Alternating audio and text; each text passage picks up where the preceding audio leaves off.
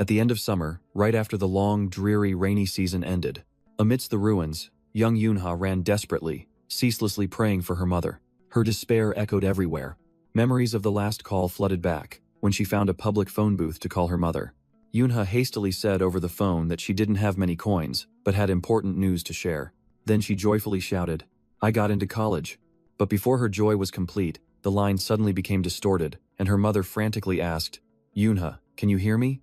Immediately after, a blood-curdling scream rang out from the other end of the line. The stream of memories was cut short, and Yuna continued to rush forward in vain, reassuring herself that her mother was fine. She froze, her face distraught and exhausted, calling out her mother's name, only to collapse when she saw her mother's body buried under the rubble.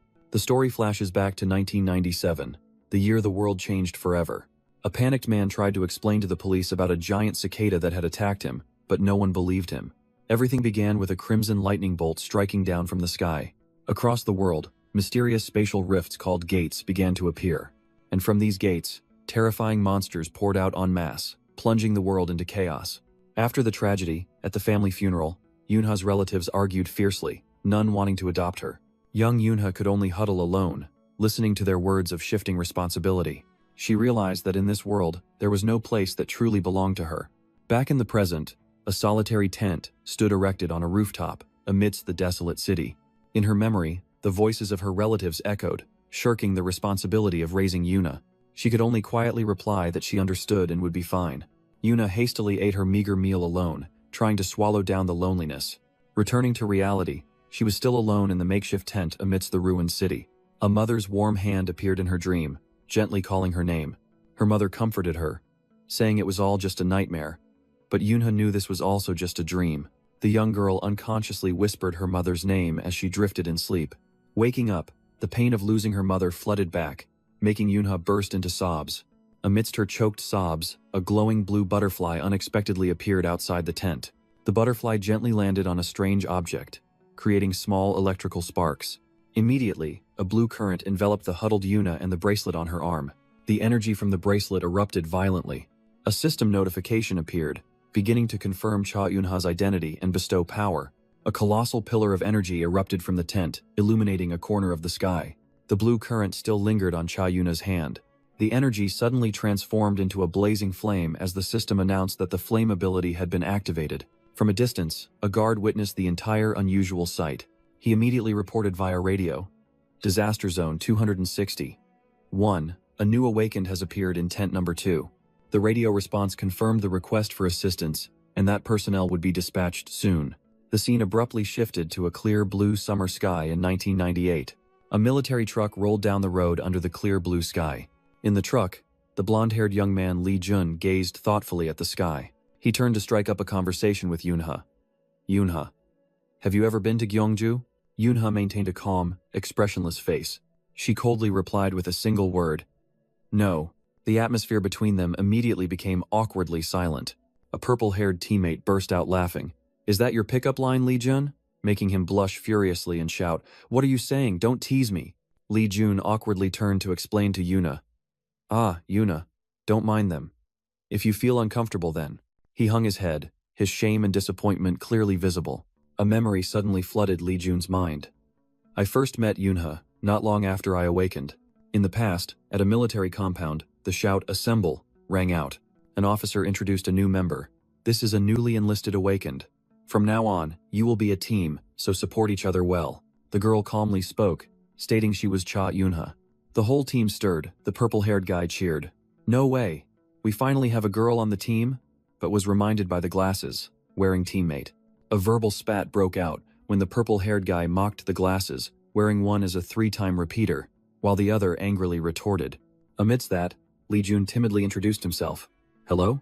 I also just enlisted yesterday." He continued self-deprecatingly. "I suddenly awakened and was dragged in here, and my ability is completely useless." When Yunha unexpectedly spoke up and asked, "What's your name?" Li Jun startled, looking up to meet Yuna's eyes, which were looking directly at him. He recalled that the first person to care about an outcast like him in the team was Yuna. Li Jun thought to himself, "Even though I'm terrible at remembering names, she is an incredibly precious friend." Li Jun curiously asked Yuna if she had made a contract with any sacred beast. On the highway towards Gyeongju, Yunha coldly replied, No. Li Jun excitedly suggested that a dragon would suit her well, as she was, after all, the strongest in the team. Suddenly, Yuna asked about his origins, causing Li Jun a moment of confusion. He admitted he was biracial because his father was American, secretly thinking his heart was racing because it was the first time she had looked at him for so long. Yunha casually remarked, "So you're blonde?" leaving Li Jun speechless at her indifference. She then asked if he knew about Queenless University. Li Jun bewilderedly asked where that was as their military vehicle continued to drive. Yuna looked up at the sky, revealing it was in San Francisco, where she once dreamed of becoming a pet groomer. Li Jun happily said that job suited her well, but then he blurted out, "Why?" causing Yunha to freeze. Realizing he had touched upon her pain, Li Jun quickly apologized.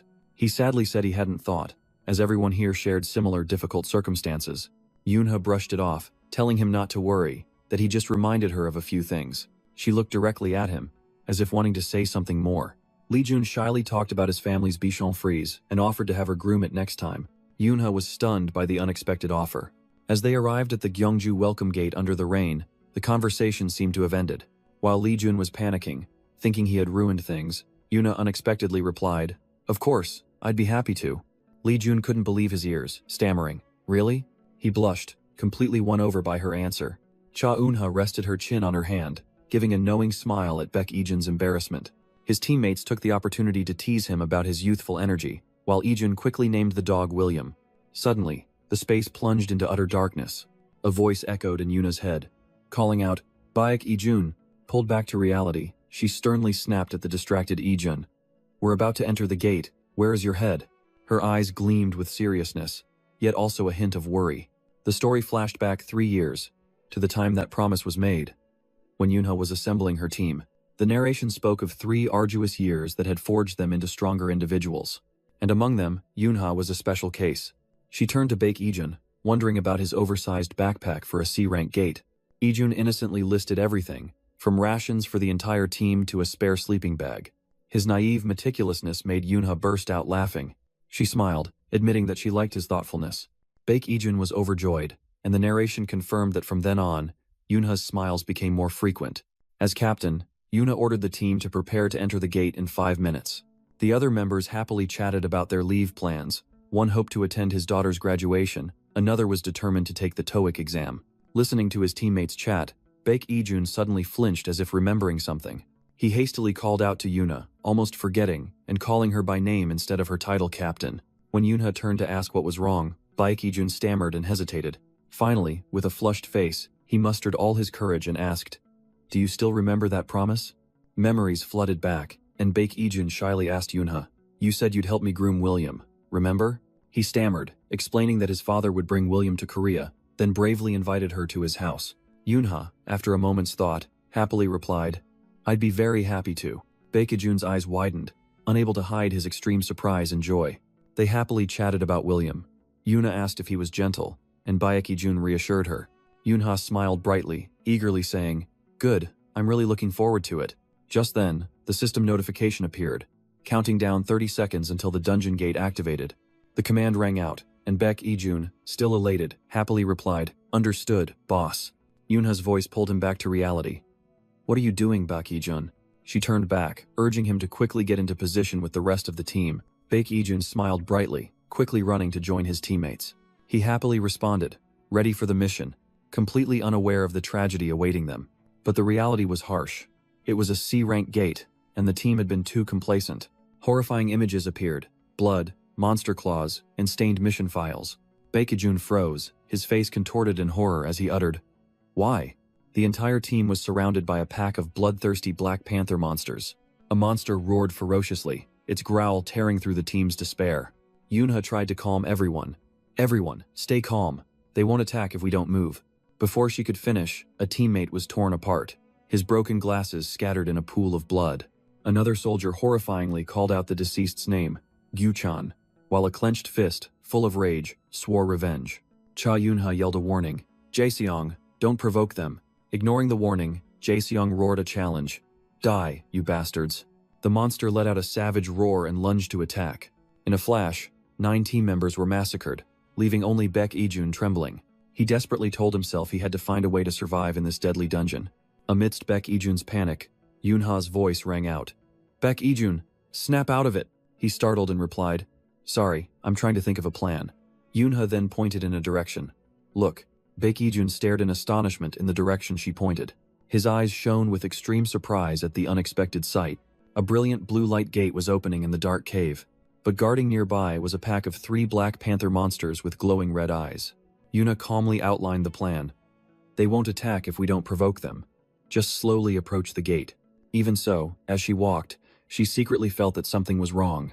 Yoonha wondered why the gate had suddenly opened, and if there was a hidden condition. As she got closer, she noticed something strange. That's odd, there's no reaction at all. She mumbled her confusion. The gate had just been active, but now it was silent. Baek Ijun hesitated, starting a terrifying hypothesis. Yoonha, what if? What if only one person can pass through the gate? Cha Eunha was stunned, unable to believe her ears. What are you talking about? Baek Ijun stepped forward, his voice heavy. I also hope that's not true. A cold system notification appeared. The gate had been activated.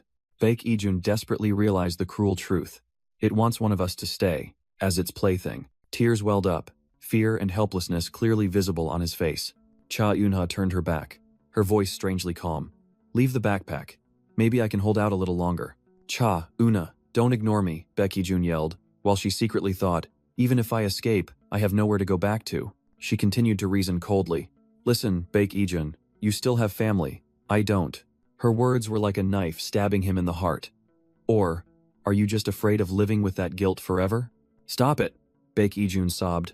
I can't leave you behind. I'd rather stay with. His words were cut short by an invisible force. A powerful surge of energy knocked Baek Ijun backward. In the darkness, a hand burst into blazing flames. Cha Eunha unleashed a fireball, using her power to push Baek Ijun towards the gate. The system began to announce that the gate would soon close. In Baek Ijun's horrified eyes, Yoonha just gently said, It's going to be a little hot. The system's countdown blended with Baek Ijun's desperate screams. His arm desperately reached out to Cha Eunha's figure, which was gradually disappearing behind the gate. She calmly closed her eyes, accepting her fate. The gate has fully closed. The scenery changed, and a heavy rain began to pour down. Baek Ijun lay motionless on the wet ground, having safely escaped. Baek Ijun trembled, tears mixing with the rain, sobbing in despair. In 1997, an inexplicable phenomenon appeared worldwide, gates. Along with that, some people began to manifest special abilities. They were called awakened ones. When modern weapons proved useless, awakened ones capable of destroying monsters were called hunters. To cope with the unprecedented disaster, the South Korean government began recruiting and managing hunters. Normally, a gate would close after the boss monster's core was destroyed, but in this dungeon, the Black Panther monster's corpse was just the beginning. A fierce explosion swept across the battlefield. The system announced the mission was complete, but then signaled the boss monster was about to appear. Cha Eunha stood alone amidst the desolate sea of fire. She was the sole survivor. Suddenly, an error warning appeared. Gate is being reset. The gate began summoning monsters again. A level 30 red-eyed black tiger was targeting her. Again, Eunha mumbled. She had gone through dozens of resets, killing countless monsters, but the boss had never appeared. She bitterly realized a harsh truth. She was trapped here. Time passed. In a damp corner of the cave, Eunha found a fallen comrade's backpack and picked up a book. It was an old TOEIC test prep book. She suddenly remembered the bespectacled comrade who always dreamed of a new life after the mission ended. Memories of others flooded back. Minseok always showing off pictures of his girlfriend, kind Haiju always bringing sunscreen, and Mihyun, who once showed her the cute bunny keychain her father gave her. All of them were gone. Cha Eunha thought to herself, she still couldn't get used to collecting the belongings of her fallen comrades. She had been trapped in this gate for so long that she couldn't even remember the last day she counted. To survive, she was forced to eat monster corpses, a task that was initially disgusting but eventually became routine. Besides the TOEIC book, all she managed to scavenge was a pack of dry rations and some bandages. Eunha tiredly thought that she had collected everything valuable, and it was time to finish. She opened her backpack and took out a red first aid kit with Baek Ijun's name on it. Her gaze paused for a moment. Baek Ijun's first aid kit. Eunha remembered that he used to be overly meticulous in preparing everything, and thanks to that, she had survived until now. She sat alone, wondering if Baek Ijun was doing well. Suddenly, the system announced that the gate had reset, and a level 30 red-eyed black tiger was tracking her. Eunha clicked her tongue, realizing there wasn't even a moment for reminiscence. The notification confirmed that the red-eyed black tiger had found her, and a pack of monsters appeared. Eunha stood up, coldly facing them. Don't waste my time, all of you charge at once, she challenged as flames erupted around her. 2 tigers lunged forward, bearing sharp fangs and claws. Yuna unleashed a fiery attack. The monster was engulfed in a roaring inferno. A terrifying explosion incinerated everything. Only night, smoke, and fading embers remained. 1, 2, Cha Eunha murmured, counting the monster corpses. Her face was pensive, silent. She thought to herself, there were clearly 3. Did one escape? Eunha suddenly felt relieved, thinking that monsters of this level had become easier to handle, and her own level had also increased. It was just another ordinary day. Still, the familiar reset, battle, and item collection. Or so she thought, until a series of glaring red system warnings appeared, signaling the emergence of a level 68 mutated red-eyed black tiger. Today, everything was different. The system continued to warn, level 68 mutated red-eyed black tiger has found you. An unusual feeling began to creep into Cha Yuna's mind. Mutated? No, more importantly, level 68? That means a terrifying pressure suddenly descended. A colossal monster with countless blood-red eyes and bizarre crystals growing on its head appeared. Facing the terrifying presence, Cha Eunha maintained her stance, gripping her knife tightly. She gritted her teeth, assessing. An elite monster. At least a mini-boss level. This monster was on a completely different level, but it might also be her only chance to escape this place. But the problem was, she had just been through a battle and her mana was almost depleted. Level 68. Can I really take it down? Eunha wondered skeptically. Regardless, she had no choice but to confront it directly. The beast let out an earth-shattering roar, then lunged to attack, sending Eunha flying. Its colossal claws slammed down, shattering the ground. Thrown back, Cha Eunha thought in horror. What monstrous strength is this? Just one swipe did that. A direct hit would surely kill me. She determined that observing would be safer, but with her mana depleted, a prolonged battle would be suicide. I have to end this fight as quickly as possible, she roared, channeling all her remaining strength. She charged directly towards the roaring beast. All her energy ignited, converging into a brilliant fireball in her palm. The mutated tiger opened its maw wide, ready to devour everything. Cha Eunha unleashed her full firepower in a destructive attack. A terrifying explosion engulfed the battlefield in a sea of flames. Damn it, my mana is depleting too fast. She gritted her teeth, trying to maintain the skill. But amidst the fiery storm, the monster's silhouette still stood tall, completely unharmed. Cha Eunha was stunned. This monster is completely fine? The flames gradually died down, leaving behind a devastated ground. The young girl coughed up a mouthful of blood, a consequence of overexertion. Collapsing to the ground, she cried out in despair. I gave it my all, and not even a single hair was singed? The monster let out a triumphant roar, asserting its invincibility. Desperate thoughts flooded her mind. Of course, it's immune to fire. Am I really going to die here? Her face smeared with blood, Cha Eunha looked up with lifeless eyes. But then, a spark flashed in her eyes as she noticed something unusual. The monster also froze, muttering. Inside my mouth. There's a wound? Even after its weakness was discovered, the beast still charged, preparing to deliver the finishing blow.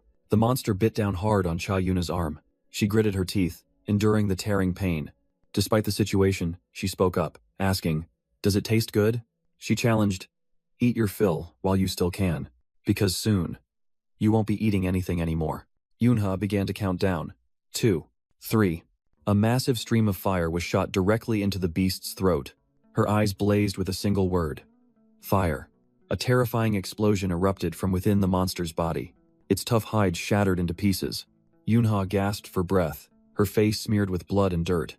Exhausted, she collapsed onto the cold ground. The mutated tiger's body exploded. She whispered in a daze. It succeeded. The system panel appeared, confirming she had defeated the first boss. Eunha lay motionless, her heavy eyelids slowly closing. Has the gate opened yet? I need to collect my comrades' relics. Her consciousness faded. I fought. I killed so many. This much, they'll surely understand, she thought before completely losing consciousness. In her delirium, an illusion of her kind mother appeared, wondering if she could finally rest.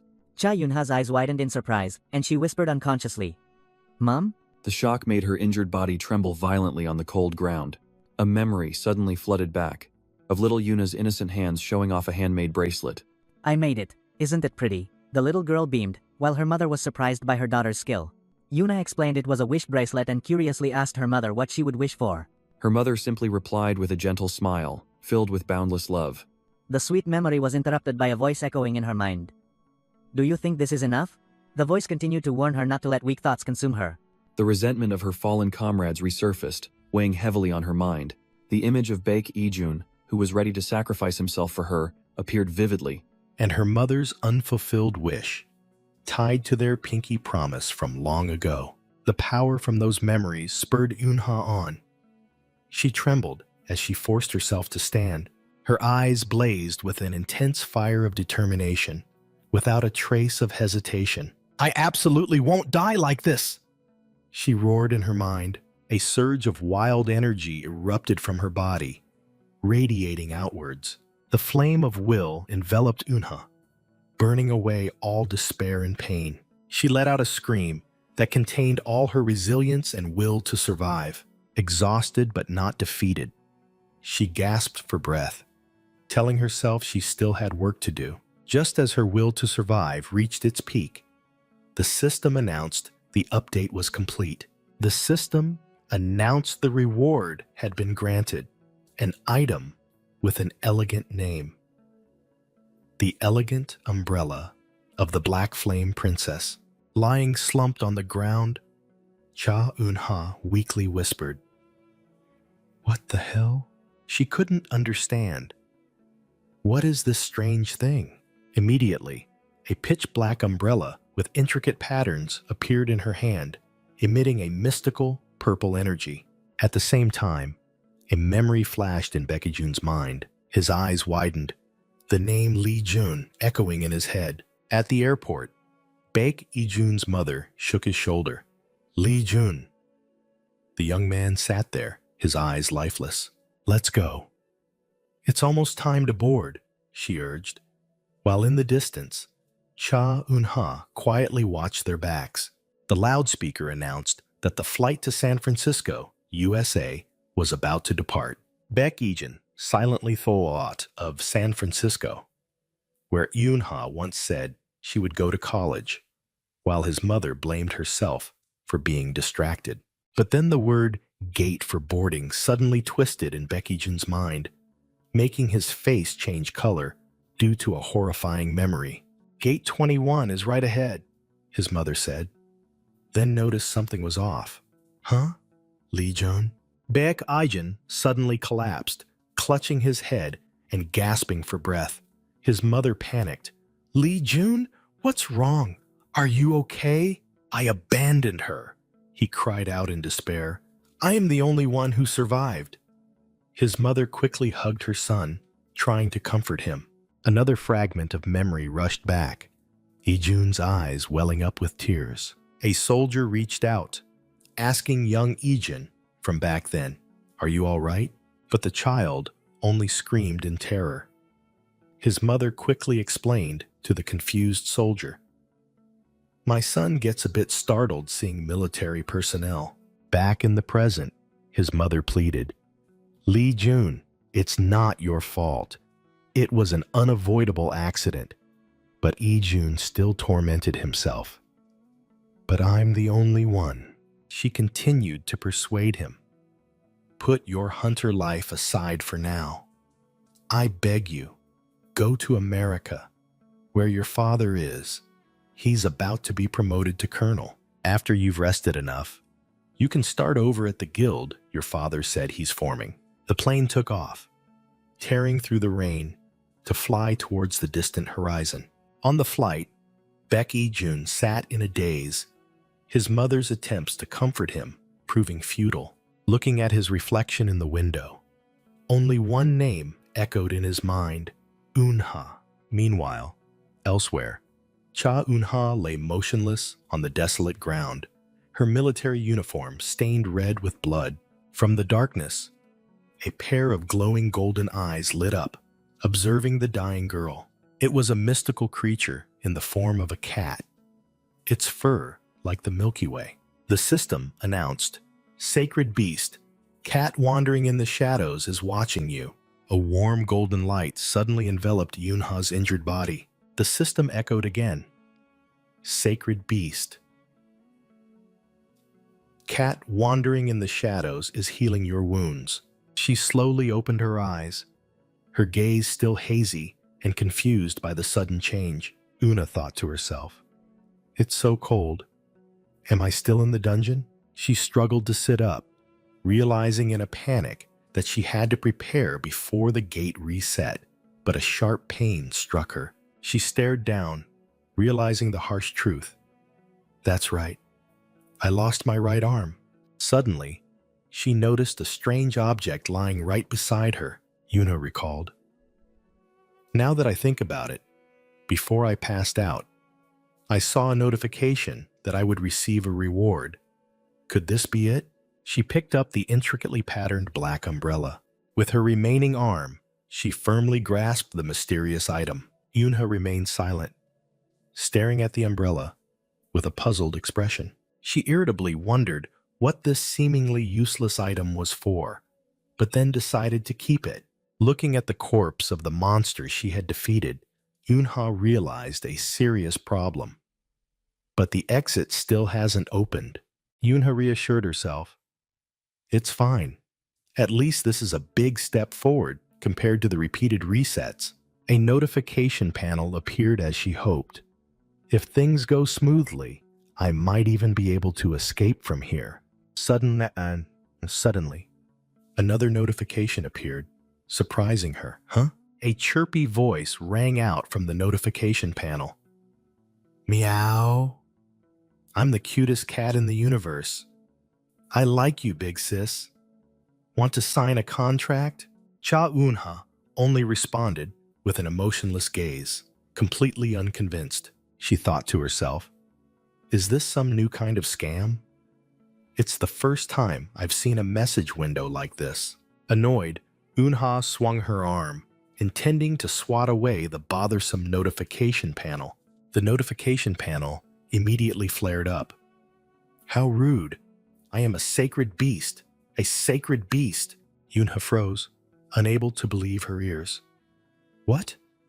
Wait, a sacred beast? She suddenly remembered what Baeki Jun had told her about the 12 sacred beasts a long time ago. According to her memory, they were 12 divine beasts protecting the East, and those who signed a contract would receive special skills. Specifically, those chosen as avatars could borrow the sacred beast's form to manifest, or even be granted power and authority beyond imagination. Yuna considered, certainly, if I sign a contract with a sacred beast, fighting will be much easier. But she looked directly at the notification panel and questioned, Hey, self-proclaimed sacred beast, I have something to ask. I recall there being no cat among the 12 sacred beasts, right? Hit where it hurt. The entity flustered. What are you saying, meow? Cats are the greatest sacred beasts. Don't doubt me. It quickly corrected itself. It was I who stopped the bleeding on your injured arm. Meow. Making Eunha look down at her wound in surprise. Did you really stop the bleeding? Eunha asked skeptically, receiving a proud reply. Yes, meow. Do you believe in my power now? Well, that depends on how you act from now on, Eunha was saying when a terrifying roar echoed, making her jump in alarm. Suddenly, a savage growl echoed from the darkness. A level 30, red-eyed black tiger majestically appeared. It had spotted its prey. Una was stunned, thinking to herself, that guy. Is that the one who escaped last time? The tiger roared in fury, its power surging as it activated its last counterattack skill. It lunged like a black lightning bolt, giving Eunha no time to breathe. A devastating pounce grazed past her. Una barely managed to roll out of the way in the nick of time. She staggered to her feet, bitterly admitting, in normal circumstances, I could have easily defeated it. But now, my mana hasn't recovered, and I've lost my right arm, she thought, looking desperately at the fierce beast. The tiger lunged again, sending her flying into the air. There's no guarantee I can win. Eunha realized the dire situation. Nevertheless, her eyes still shone with an unyielding determination. The cat entity spoke. The situation is desperate. How about borrowing a bit of my power? Yunha snapped back. What? How can I trust you? The tiger roared, preparing to deliver the finishing blow. In a panic, Yunha screamed, Damn it! If you trick me, I'll haunt you even after death. Cat! Lend me your power! She yelled, betting everything. The system immediately announced. Loading. Granting sacred beast's power. Entity name. Cha Yunha. The beast charged, intending to end everything with a single blow. But then, a hand made of blue energy began to form. Her body was being restored. Yunha's eyes glowed brightly. The tiger paused before the surge of new power. Her entire body erupted in a column of golden energy. The system announced. Body restoration complete. Attack power and agility greatly increased.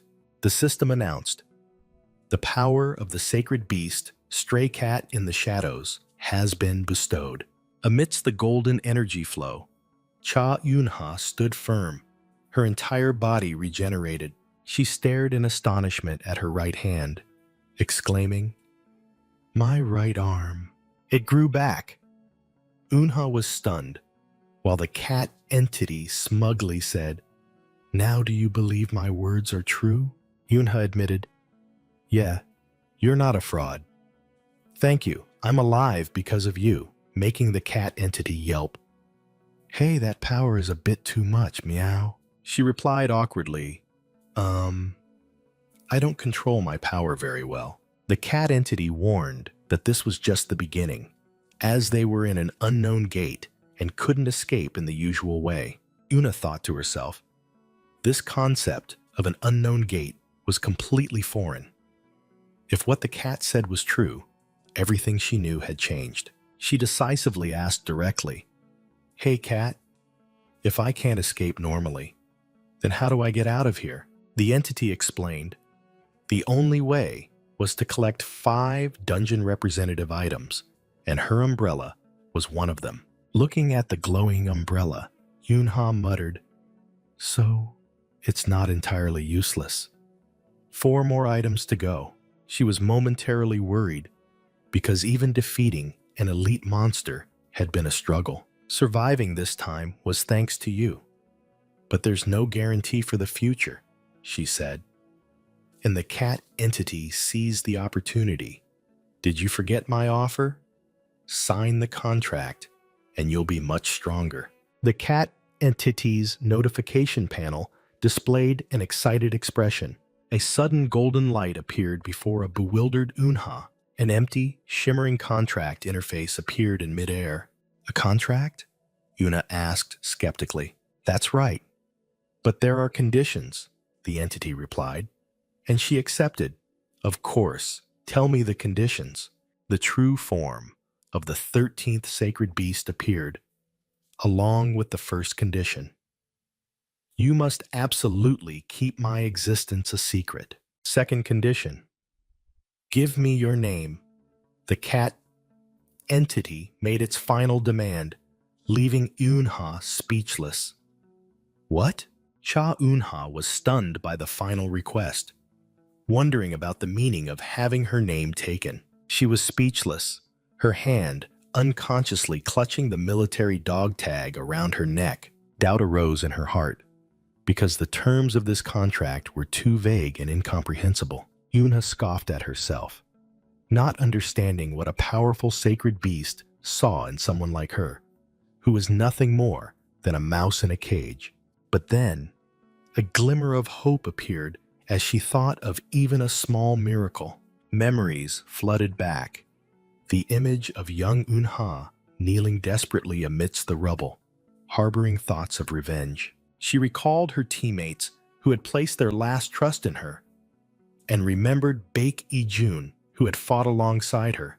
Returning to reality, her hand clenched the dog tag tightly, her eyes gleaming with steely determination. Not just my name, she growled. I'll even sell my soul. All right, kitty, she declared decisively. I will sign a contract with you. A brilliant golden lightning bolt struck down, sealing the newly established pact. A series of system notifications appeared. Contract successful, soul-bound, agility, and night vision stats enhanced. Her hand glowed brightly as the system announced she had received the Power Cat's claws. From within the light, a pair of ears and a soft cat's paw gradually materialized. The sacred cat beast appeared in the form of a shimmering golden cat, happily greeting her and hoping for her favor. Yunha stared blankly at the excitedly hovering creature, wondering, "You have a physical form now?" The mischievous cat explained that only she could see this form and urged her to try her new power. "But you should explain what kind of power it is first." Yunha tried to steer the conversation back. Suddenly, a giant sharp-clawed paw slammed down onto the ground right in front of her. A level 78 mutated black tiger with countless blood-red eyes roared, and the system warned that it had detected her. Cha Eunha was stunned, unable to believe her eyes. This one? A second mutant? The sacred cat beast appeared, enthusiastically cheering, come on, big sis can do it." The shock was too great, leaving her speechless. The thought of a second mutant repeating in her mind, the system issued a warning as the giant level 78 red-eyed black tiger had detected her presence. Level 78? Even higher than the last one. How can I defeat this thing? Yuna screamed in despair. Don't worry. Big Sis is much stronger than that guy now. The sacred cat beast reassured her, but Yunha only managed to gasp. What? Before the enemy acted, the beast roared, delivering a devastating blow to the ground. The terrifying force of the impact shattered the ground into a deep crater. However, the tiger only swiped at empty air. Yuna had dodged the attack with incredible speed. The monster let out a surprised growl, not understanding why its prey had vanished. So fast! Yuna was astonished as she realized the change in her body. She flashed an excited smile, reveling in the feeling of her body becoming incredibly agile. Provoked, the level 78 red-eyed black tiger entered rage state, its attack power skyrocketing. It opened its fanged maw wide, lunging to swallow Yunha, who was suspended in midair. No more room to dodge! I'll have to try this, she decided, raising her regenerated right arm with its strange black patterns. A black umbrella suddenly appeared. Its tip flashed and then unleashed a fierce stream of firepower. The surprise attack shot straight into the face of the roaring monster. Yunha landed safely, while the tiger was still dazed. That attack just now. What was that? She stared in amazement at the weapon in her hand, an umbrella radiating a purple energy flow, thinking to herself that this was no ordinary object. You already know how to use it? As expected. The sacred cat beast cheered, but Yunha replied, No, it feels like it just flew out on its own.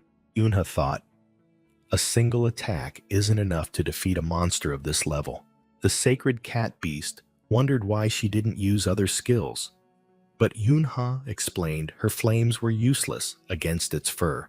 The cat then reminded her, You received authority when you signed the contract with me. Yunha suddenly remembered that she had indeed received something like that from the contract. She declared, Even though I've never used the sacred beast's skills, now I'll use everything I can.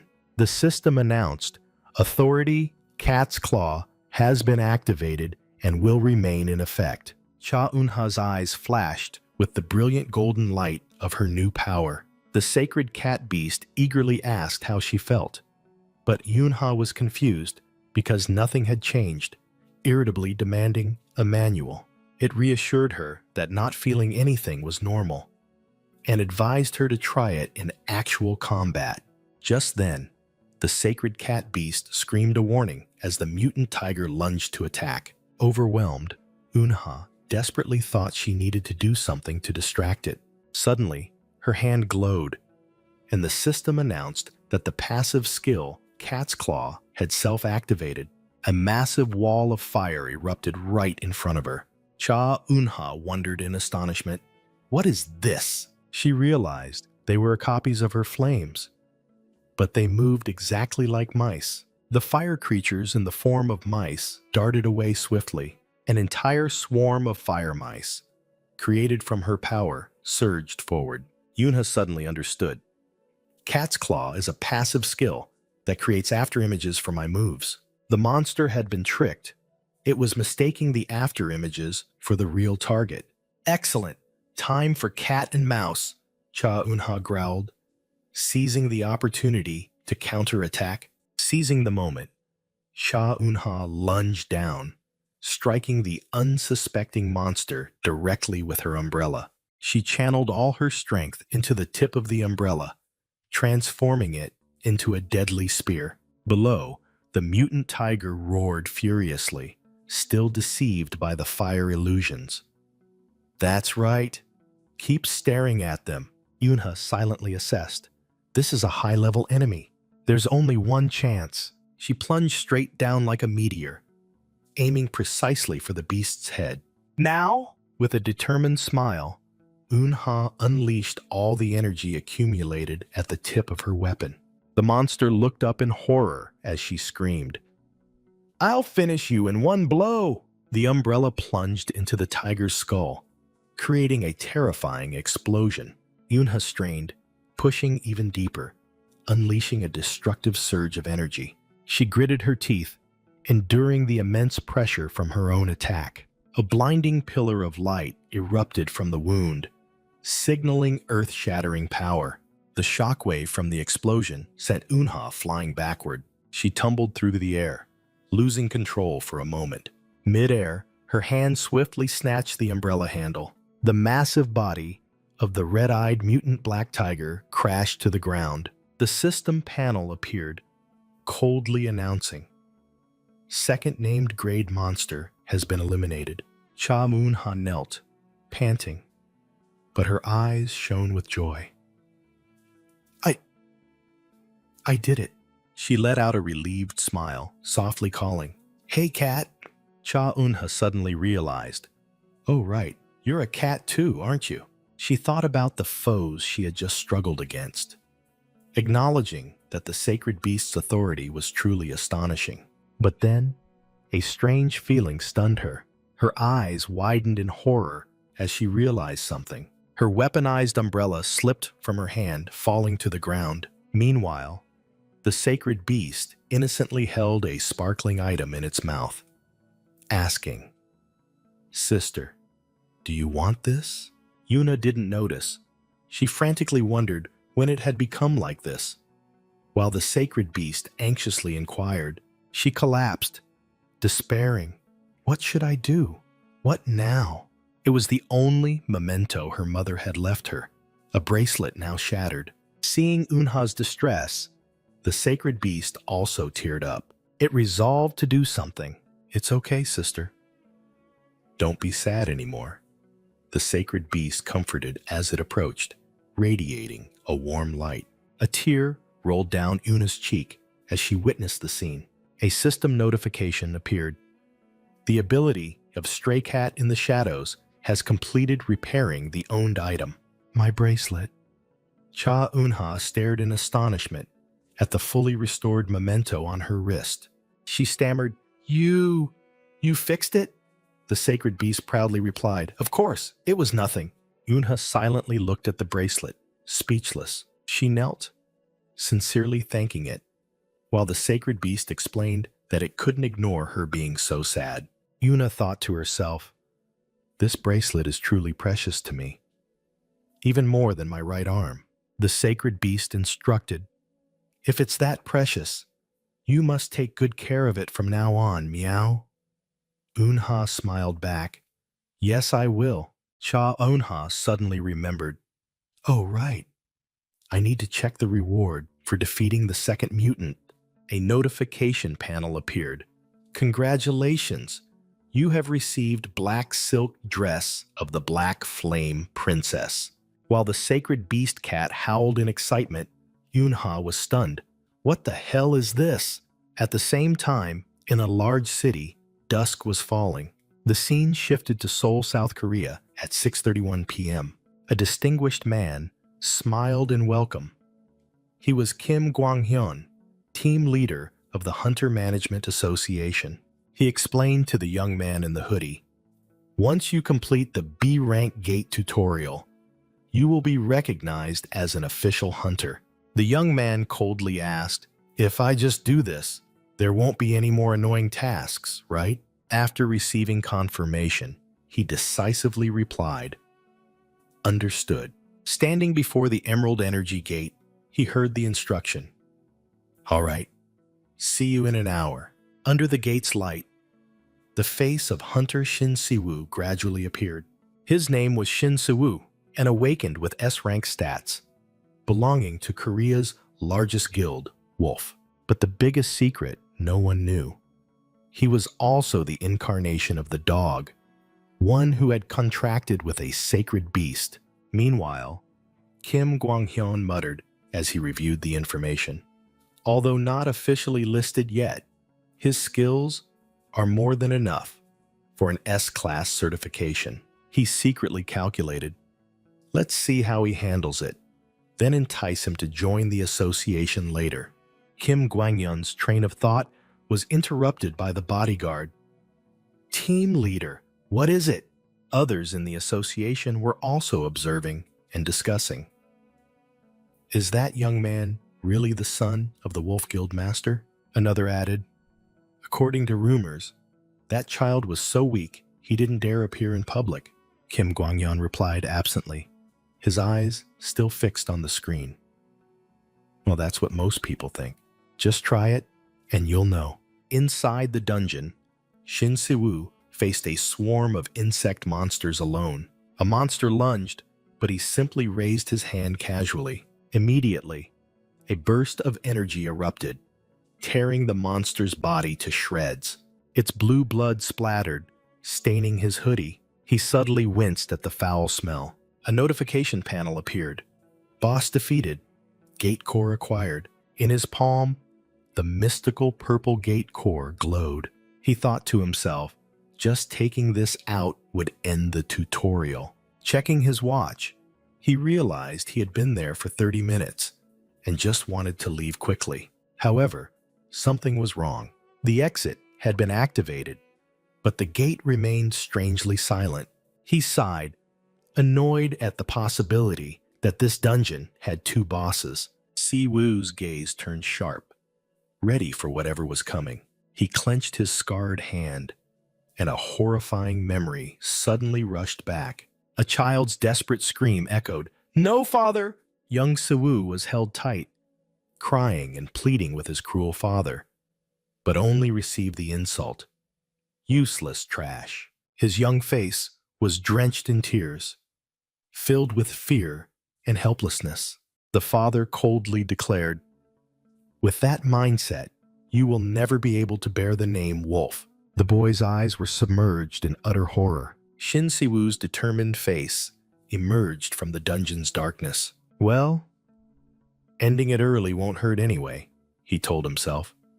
"Find it quickly, deal with it, and then go home." His leisurely footsteps echoed in the silent space of the cave. He thought to himself, "This is my first time entering a dungeon outside of simulation training. It doesn't feel much different, does it?" A memory suddenly resurfaced. He recalled his trainer once asking, "Have you heard about the Nameless Gate?" In the flashback, the trainer explained that those gates defied rules.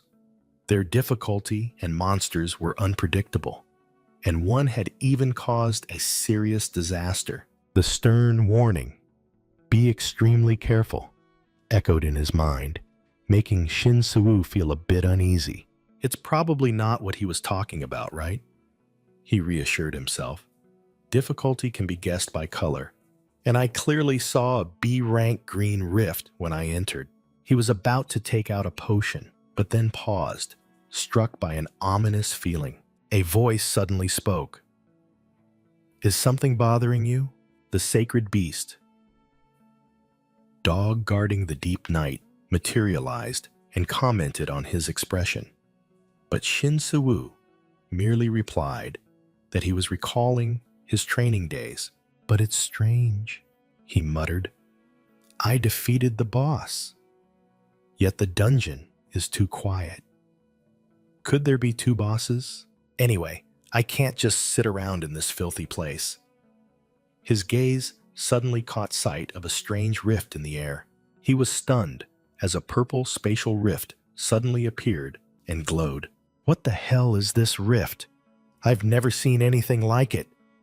He panicked as a powerful suction force pulled him towards it. He let out a groan as the rift violently erupted with energy. "Damn it, I'm being sucked in." Shin Su-woo strained, resisting in desperation.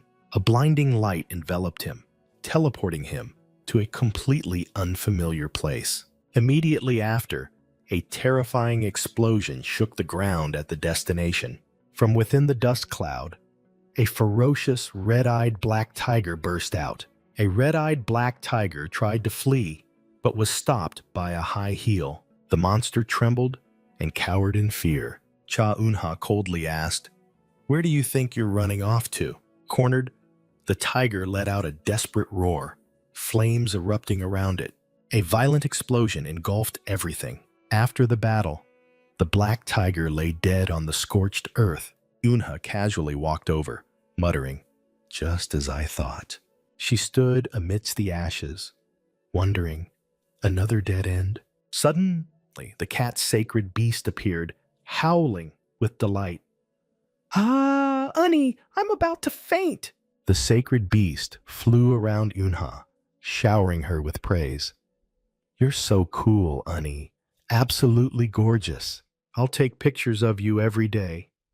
And the dress, the shoes, and the pendant too." "Ah!" Eun-ha blushed with embarrassment, while the cat sacred beast rolled around contentedly. "My dream has finally come true." She looked at her outfit again. "Does it suit me?" "It looks bulky, but it's light and offers good defense." Eun-ha recalled that thanks to the dress and umbrella, she had received both the Black Flame Princess's spiked heels and the Black Rose pendant. "Now, I just need to defeat the fifth named monster to get enough clues to leave here. But it hasn't appeared for weeks, and the tigers run away as soon as they see me." The desolate landscape was devoid of any monsters. The cat sacred beast wondered if they had learned their lesson, but Eun-ha dismissed it. "No way. They don't look smart enough for that. There's nothing left here. Let's head back to base." Eun-ha decided, and the cat sacred beast happily agreed. Night fell, and a campfire crackled. Suddenly, a series of notifications appeared. "Congratulations. You have received Himalayan salt, black pepper, mustard, and ketchup." The cat sacred beast enthusiastically served the meal, while Cha Eun-ha secretly thought it was unexpected for a sacred beast to be useful for such mundane tasks. Sitting by the fire, she realized she had grown accustomed to life here, with monster meat, which once made her nauseous, now being her main food. Una spoke up, saying she had something she was curious to ask. With a heavy expression, she asked if she could escape this place. The cat's sacred beast narrowed its eyes, giving a meaningful smile. It asked in return, "You want to leave?"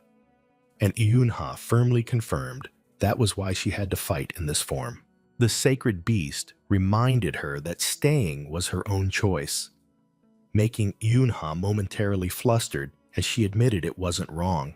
The tension was evident on her face. To lighten the mood, the cat's sacred beast rubbed against Eun-ha's cheek, happily announcing that today marked 1 year since they met. But those words only made Eun-ha bitterly realize that it had been 2 years since she got trapped. Memories flooded back. She thought of her comrades' families, still anxiously searching for their loved ones, and the torment of not being able to return their dog tags to them. She wondered if her mother's death anniversary had passed, and hoped that her grave was still being carefully tended. And then, the image of Baeki Jun appeared in her mind. Worry arose, wondering if he was okay, or perhaps a horrifying memory of his tear-stained face resurfaced. Back in reality, Yunha gritted her teeth, suppressing the storm of emotions. She suddenly stood up, startling the cat-sacred beast. The cat bewilderedly asked what was wrong, wondering if the sauce wasn't good. Yunha reassured it that the meal was delicious, and it wasn't the reason. Then, with eyes burning with determination, she declared, "Right now, all I can think about isn't wanting to, but needing to escape from here." Cha Eunha clenched her fists, resolving, "If I can't obtain the final black flame item, then I'll risk my life to force open this gate's exit." The cat-sacred beast quickly tried to dissuade her. "No, honey. You've fought enough. You need to rest today." But she only replied, "I'm not really tired." It frantically screamed, "It's very dangerous outside.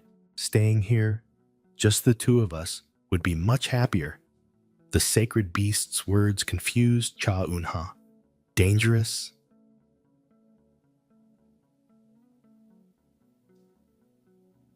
Before she could understand what it meant, a strange spatial rift appeared. Suddenly, a series of red warnings appeared. The system, announcing damage detected, suspected external interference. Forcibly resetting gate, Cha Eunha was bewildered as she was enveloped by a surge of energy.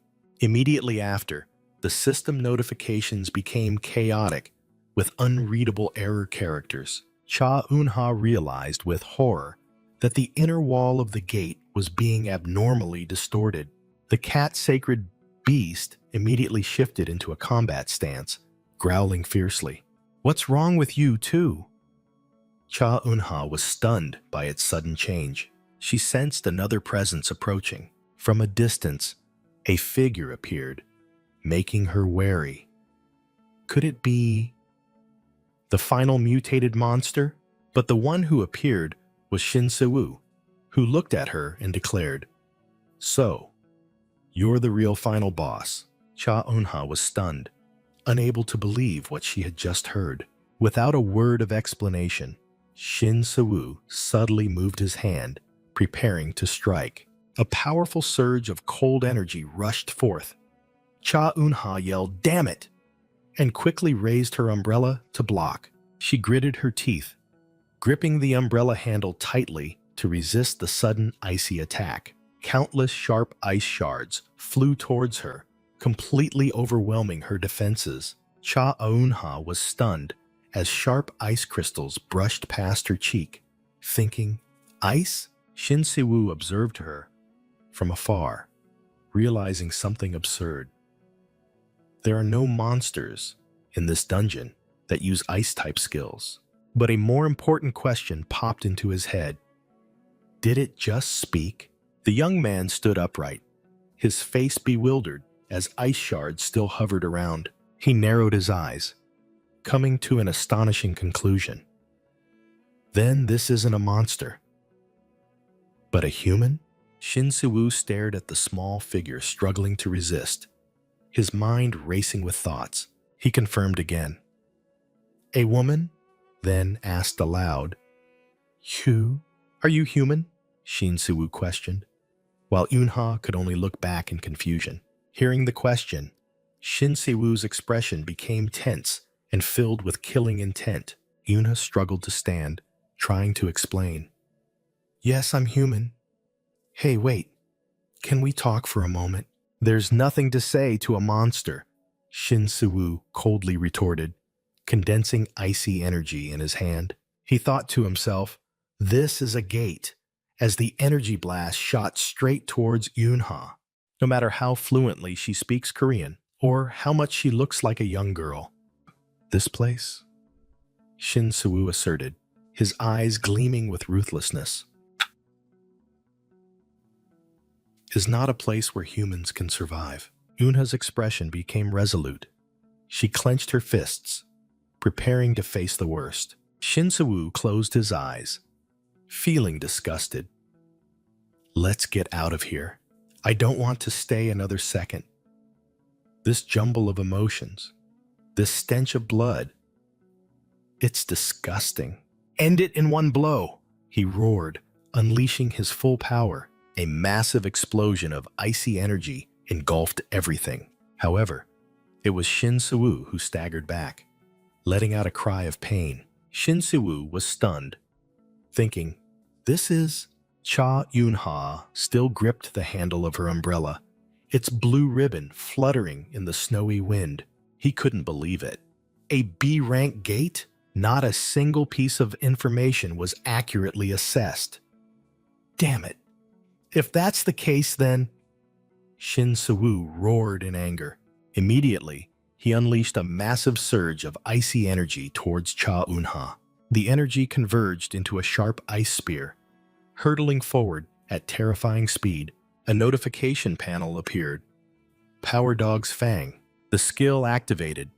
Shin Suwu's hair turned stark white, and a giant wolf spirit manifested behind him. With his new power, he roared, I absolutely cannot back down. Cha Yunha narrowed her eyes, sensing the killing intent. Are you really trying to kill me? She decided not to hold back anymore. I was only dodging. It seems there's no other choice. Shin Siwoo was astonished to see Cha Eunha's figure hovering in midair. Her entire body erupted in brilliant flames. You're an awakened too, aren't you? Well then, as long as I don't kill you, it's fine. A fierce explosion of fire engulfed the space. Her umbrella was also enveloped in raging flames. Cha Eunha unleashed a destructive fire attack towards her opponent. Landing on the ground, she confidently thought. He won't be able to easily block this level of firepower. But Shin Siwoo merely muttered, calmly standing behind a massive ice wall. He reassessed his opponent seriously. She's not someone I can take lightly. Cha Eunha moved like lightning, lunging to attack. If you just hide behind that shield, you won't defeat me. Shin Siwoo stood there, his hair stark white, ice condensing at his feet. Suddenly, a drop of pure water fell, signaling a change. His gaze was sharp, focusing all his power into the upcoming attack. With just a flick of his finger, a massive surge of icy energy was unleashed. Cha Eunha braced herself, her flames clashing against that terrifying power. She immediately realized, this feeling is completely different from the previous attacks. Could it be? The figure of a giant spectral wolf appeared, clashing fiercely with Eunha's flames. But then she exclaimed in surprise as a torrent of water rushed in. Water? Shin Siwoo was submerged, roaring in helplessness. Damn it! I let my guard down. Trapped in the water sphere, he was stunned. Can he control water too? His consciousness fading, he despaired. Am I going to die at the hands of a human? He passed out, his body sinking deep into the cold water. At the same time, Cha Eunha was also exhausted, calling out for her mother in a daze. Mom! A warm voice from a distant memory echoed. Eunha, wake up. The image of her deceased mother appeared, reminding her of the pain of loss. Just then, a brilliant golden cat appeared from thin air. Cha Eunha weakly looked at the strange creature. A cat? Its glowing golden eyes looked directly at her, conveying a silent message. The sacred beast's words echoed in her mind, a final command. Don't die. But Eunha had no strength left. She gasped. I can't breathe anymore. In her despair, the voice of the cat's sacred beast echoed in Cha Eunha's mind. Don't die, sis! A brilliant golden light enveloped her, pulling her from the shadow of death. Her entire body floated in midair, supported by divine energy. Yuna slowly opened her eyes, her pupils now glowing with a dazzling golden hue. The cat sacred beast materialized, asking, "Are you awake?" Unha was stunned. "Little cat, did you save me?" "What about that guy?" "More importantly, check your head," the sacred beast urged as a series of system notifications appeared. Yunha was astonished as she touched the newly appeared crown, exclaiming, "The fifth item?" She glared at the cat in her mind. "So you've been hiding it all this time?" A new title was bestowed, Black Flame Princess, making Unha bewildered. Black Flame Princess? Facing the system's choice, she didn't hesitate. "I don't know what it's for, but if I can, I'll use it right away." "If I don't want to die!" she screamed in her mind and activated the title. The system announced. Her innate ability, Flame, began to evolve. Meanwhile, Shin Siwoo remained trapped in the giant water sphere. He exclaimed in surprise, "You," secretly thinking that the girl seemed to have vanished in an instant. A snap of fingers echoed, and Unha reappeared amidst a vortex of dark purple energy. With a confident smile, she embraced her new power as the system confirmed. Black Flame Princess successfully activated. Shin Siwoo could only stare blankly and utter a confused, "Huh." He frantically searched. Where did she go? Unaware that Unha was right below him. With powerful, glowing golden eyes, Cha Unha now exuded a completely different aura. Cha Unha realized the nature of her new power. No calculations needed, just pure will. With her blazing golden eyes, she declared that the flame would now be the embodiment of her will. A massive surge of dark energy shot straight down towards the bewildered Shin Siwoo. He could only manage to think, "What is this?" The insane speed of the attack left Shin Siwoo no time to react, and he was struck. He was sent flying by a fierce explosion of purple energy. Shin Siwoo stared in shock at the dark flames that were still burning brightly. He realized with horror that even his ice shield couldn't extinguish them. Elsewhere, a young hunter curiously asked about the identity of the Black Flame Princess. His teammates began to recount the legend of a beautiful yet incredibly dangerous entity. They warned that if one encountered her, the only option was to run without looking back. The young hunter dismissed it, believing the story of soul-burning flames was just a children's scare tactic. He walked away, scoffing that those old ghost stories were truly bland. How childish, he thought to himself as he put on his headphones. Back in the battle, Shin Siwoo's question echoed, "What exactly is the Black Flame Princess?" He looked at Cha Unha with extreme horror, stammering, "You are the Black Flame Princess?" Shin Siwoo was utterly helpless, secretly admitting that he couldn't predict her moves. He clenched his fists, tense to the extreme. Cornered, facing an overwhelmingly powerful enemy and the stench of blood, Shin Siwoo began to panic. Fear and painful memories made his hands tremble uncontrollably. Shin Siwoo clenched his hands, his eyes filled with determination. "But that doesn't mean I can stop here," he roared, his hair turning white and icy energy erupting. Facing Cha Unha, who was radiating a stream of deep purple magic, he told himself, "I have to get through this." An earth-shattering explosion resounded. Two streams of energy, one icy blue, one dark purple, collided fiercely. At the epicenter of the confrontation, the powers of the two sacred beasts roared. Suddenly, the wolf sacred beast materialized behind Shin Siwoo, growling a warning. "Be careful, I smell a cat." "What? A cat?" Shin Siwoo was bewildered, while the sacred beast affirmed. "That's right." The sacred beast continued to assert, pointing towards Cha Unha. A strong cat smell is coming from that woman. Shin Se-woo was confused. So she's not a humanoid monster? But she doesn't look like a beast-type monster either. Idiot. Is this the time to worry about that? The sacred beast snapped as Shin Se-woo was sent flying by an attack. He gritted his teeth, making a firm decision. Just take her down first, then figure it out. Shin Se-woo pressed both hands onto the melting icy water beneath his feet. He channeled all his magic, causing the surrounding water to begin churning. Cha Eun-ha stood still, quietly observing her opponent's actions. Let me make you taste the water you melted. Shin Se-woo growled. Immediately, two giant whirlpools formed beneath both their feet. Cha Eun-ha was swept into a ferocious water vortex.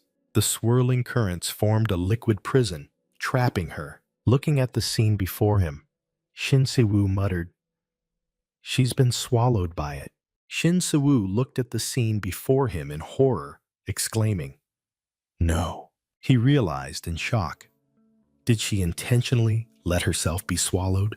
The aftershocks of the whirlpool's power still lingered, making Shin Se-woo stumble. Suddenly, a voice echoed amidst the frantic heat. "I want to talk to you." In a strange space, the two walked together under an umbrella. Shin Se-woo was flustered, his heart pounding, stammering. Actually, he still couldn't compose himself in this perplexing situation.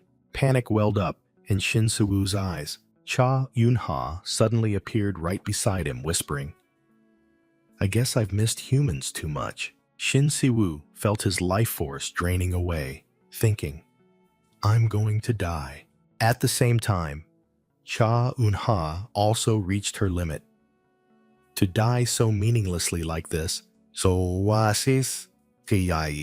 the water prison suddenly shattered, and the girl stumbled and fell towards Shin Se-woo.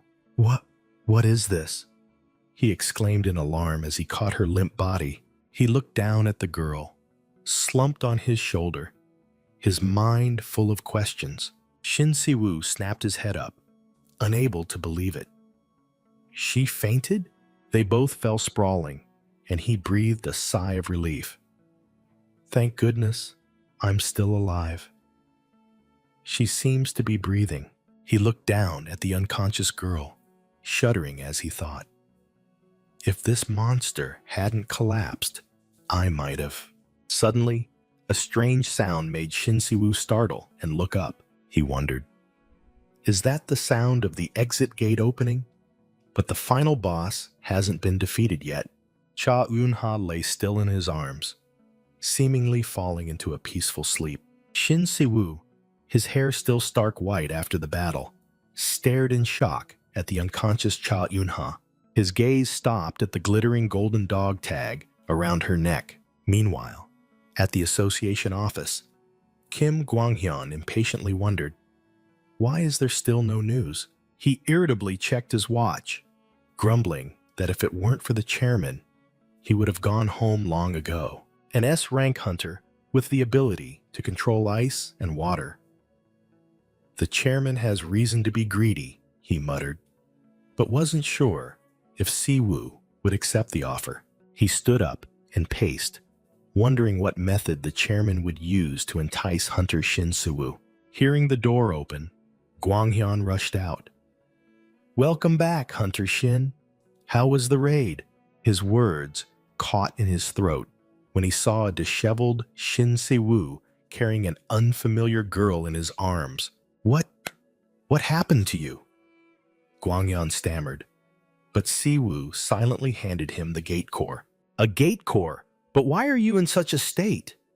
"It was only a B-rank gate," he asked in confusion. "Do you need first aid?" Shin Se-woo suddenly grabbed Gwang-hyun's collar, growling, "Not me." He jerked his chin backward, his eyes firm. It was her. The black umbrella was neatly placed beside where Cha Eun-ha had been laid down. The girl with long black hair lay still and motionless on the sofa. Kim Gwang-hyun squinted, his mind full of questions. Who is this? Outside, the Hunter Association building still stood tall under the sunlight. A moment later, Gwang Hyun was nodding profusely on the phone with a wry smile. Yes, yes. I'll contact Hunter Shin right away. He hung up, leaving only a heavy sigh. Gwang Hyun collapsed into his chair, exhausted and yelling in despair. This is such a headache, Hunter Shin Si-woo. Shin Si-woo silently observed the girl, thinking, there don't seem to be any serious external injuries. Kim Gwang-hyun reassured Shin Si-woo that the girl only had a slight fever from exhaustion, though he wasn't entirely sure. Shin Si-woo nodded slightly, thanking him for the information. Gwang-hyun grew curious about the girl's identity, noting her jet black hair was a rare sight. He thought to himself, her dress and umbrella made it look as if she had just stepped out of a costume party. Suddenly, Gwang-hyun froze when he noticed a bloodstain on her sleeve and quickly warned him. Shin Si-woo swiftly grabbed Gwang-hyun's wrist, stopping him. He warned sternly, if she wakes up, even I won't be able to stop her. Gwang-hyun stammered in astonishment, unable to believe an S-rank hunter would say such a thing. Shin Si-woo picked up Cha Eun-ha and declared he would leave. Despite Gwang-hyun's frantic protests, he firmly rejected the invitation to join the association, stating that he already had a guild. Si-woo reiterated their old agreement, then coldly turned and walked away, refusing once more. As he left, Gwang-hyun desperately called after him that he would contact him later. His voice still echoed in the hallway, demanding that Si-woo answer his calls. Left alone, Gwang-hyun slumped back in his chair, exhausted, lamenting Si-woo's situation. He wondered if he had encountered some formidable monster. Then suddenly, an idea flashed through his mind. He recalled the details: long black hair, a black dress, and an umbrella. A terrifying truth emerged. That appearance perfectly matched the Black Flame Princess from urban legend. A memory suddenly flooded back, the clatter of knives and cutting boards echoing in warm yellow light. The image of Eun-ha's mother, preparing a meal in the kitchen, flashed briefly. Back in the present, Cha Eun-ha was still in a deep sleep. In a daze, Cha Eun-ha whispered about her mother and breakfast, wanting to sleep a little longer. Her peaceful sleep was suddenly torn apart by a painful sensation, and she writhed in her subconscious. Voices echoed in her head, urging Eun-ha to wake up quickly amidst the pounding pain. Back in reality, the girl was sound asleep on a luxurious bed in a sun-drenched room. The brilliant morning light streamed through the large window, illuminating her sleeping form. Eun-ha stirred slightly, slowly sitting up with a still sleepy expression. She looked around in shock, realizing she was in a completely unfamiliar place and wondering where she was. A click sound from the door startled Eun-ha, making her fall off the bed. A middle-aged woman opened the door and stepped in, exclaiming in surprise at the sight before her. The woman smiled kindly, saying she would go call the young master right away. As soon as the woman turned away, Eun-ha quickly retreated to the bed, curling up in a defensive posture. Seeing this, the woman worriedly asked if she was all right, if anything was uncomfortable. Eun-ha's wary reaction flustered the woman, making her panic and not know what to do. The woman gently extended her hand, apologizing for possibly startling the young girl. Eun-ha stared blankly at the outstretched hand, her eyes still filled with fear. She silently told herself this was a human, not a monster, while the woman patiently continued to ask questions. Still wary, Eun-ha glanced towards the door, confusion evident on her face. Her last memory flooded back. She clearly remembered fighting the blue-eyed hunter. Just then, a calm voice came from the door. "It seems you're awake." A blue-haired young man entered the room, whom the maid respectfully called young master. The blue-haired young man allowed the maid to leave after she had finished her work. The room door closed, and he quietly stepped inside. He asked Cha Eunha. How are you feeling? Eunha immediately recognized him as the one who had rushed in to kill her. Without warning, she sprang up, unleashing a swirling torrent of purple dark energy. The blue-haired young man simply stood still, calmly observing her reaction. His hands hung loosely, signaling that he had no intention of fighting. Yuna's eyes glowed with a deadly yellow hue, and she growled defensively. The young man raised both hands, trying to de-escalate the situation. I apologize if I startled you. But Eunha didn't let her guard down, her sharp gaze still fixed on him. He continued, I'll have them prepare some rice porridge for you. Can you eat it? Eunha remained silent, suspicion clearly visible on her face. You don't need to be so wary, the young man said gently. He presented an undeniable argument. If I intended to harm you, I would have done so a long time ago, making Eunha silently admit it was true. Yuna checked her body and realized that, apart from her chronic headache, she no longer felt any pain. She was even astonished to find that all her wounds had completely vanished. You tried to kill me before, Eunha challenged. Why the sudden change in attitude? He explained.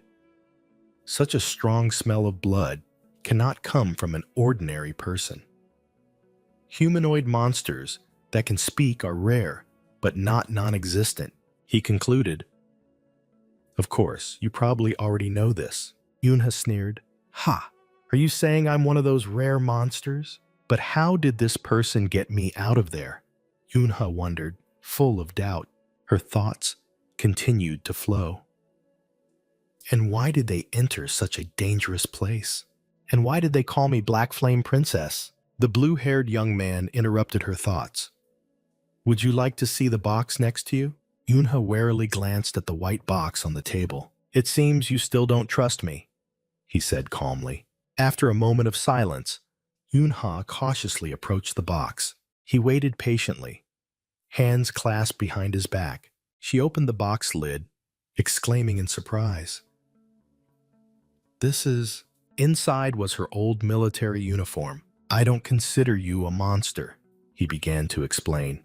First reason, the gate opened even though you weren't dead. That means you're not a boss monster. He continued to recount finding the military uniform in a nearby human shelter. Third, monsters always attack humans unconditionally. But when you opened your eyes, you didn't attack me. And the last reason is, he took a step forward. A pair of gleaming, golden military dog tags were held out in front of Eunha. She froze, her eyes wide as she looked at the familiar memento. No monster would wear old hunter dog tags like these. Welcome to the world. 30 years later, senior, Eunha sat on the floor, completely unable to believe what she had just heard. What? 30 years? Shinsu explained. Your military ID card, Senior, is no longer issued to hunters in this era. While you were asleep, Senior, I wanted to find your family, he added, but I couldn't identify the name on the card.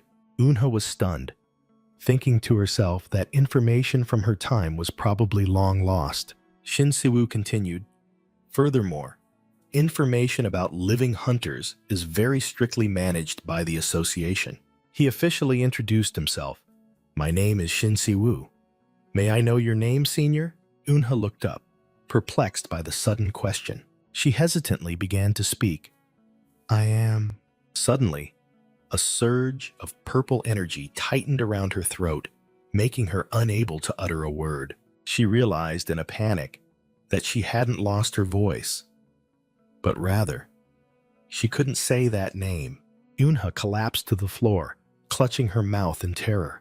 Memories of her pact with the sacred beast flooded back. You must give me your name. Her eyes widened, extreme fear evident on her face. The sacred beast's words echoed. That name will belong to me, and you will no longer be able to use it. Seeing her silence, Shin Se-woo said with an understanding look, I know it's hard for you to believe. But dates don't lie, he said, holding out a phone. Yoonha was stunned when she saw the words May 12th, 2031 on the screen. What is this? She asked, pointing at the strange object, making Shin Si-woo dumbfounded. The young man awkwardly replied, "Ah, this is a smartphone. A phone? How do you make calls without number buttons?" Yoonha asked blankly. Yoonha still couldn't believe it. "Do you expect me to believe that?" She grabbed a newspaper, and the words Monday, May 12th, 2031 caught her eye, making her think to herself, "No way." Cha Eun-ha's face was pale with horror as she wondered, "Is it really 2031? She calculated in her head. May 12th? So more than 30 years and 2 months have passed? Panic set in as she realized, if 30 years have passed, wouldn't I be 50 years old now? But another illogical thought arose. Then why? Do I look almost the same as before entering the gate?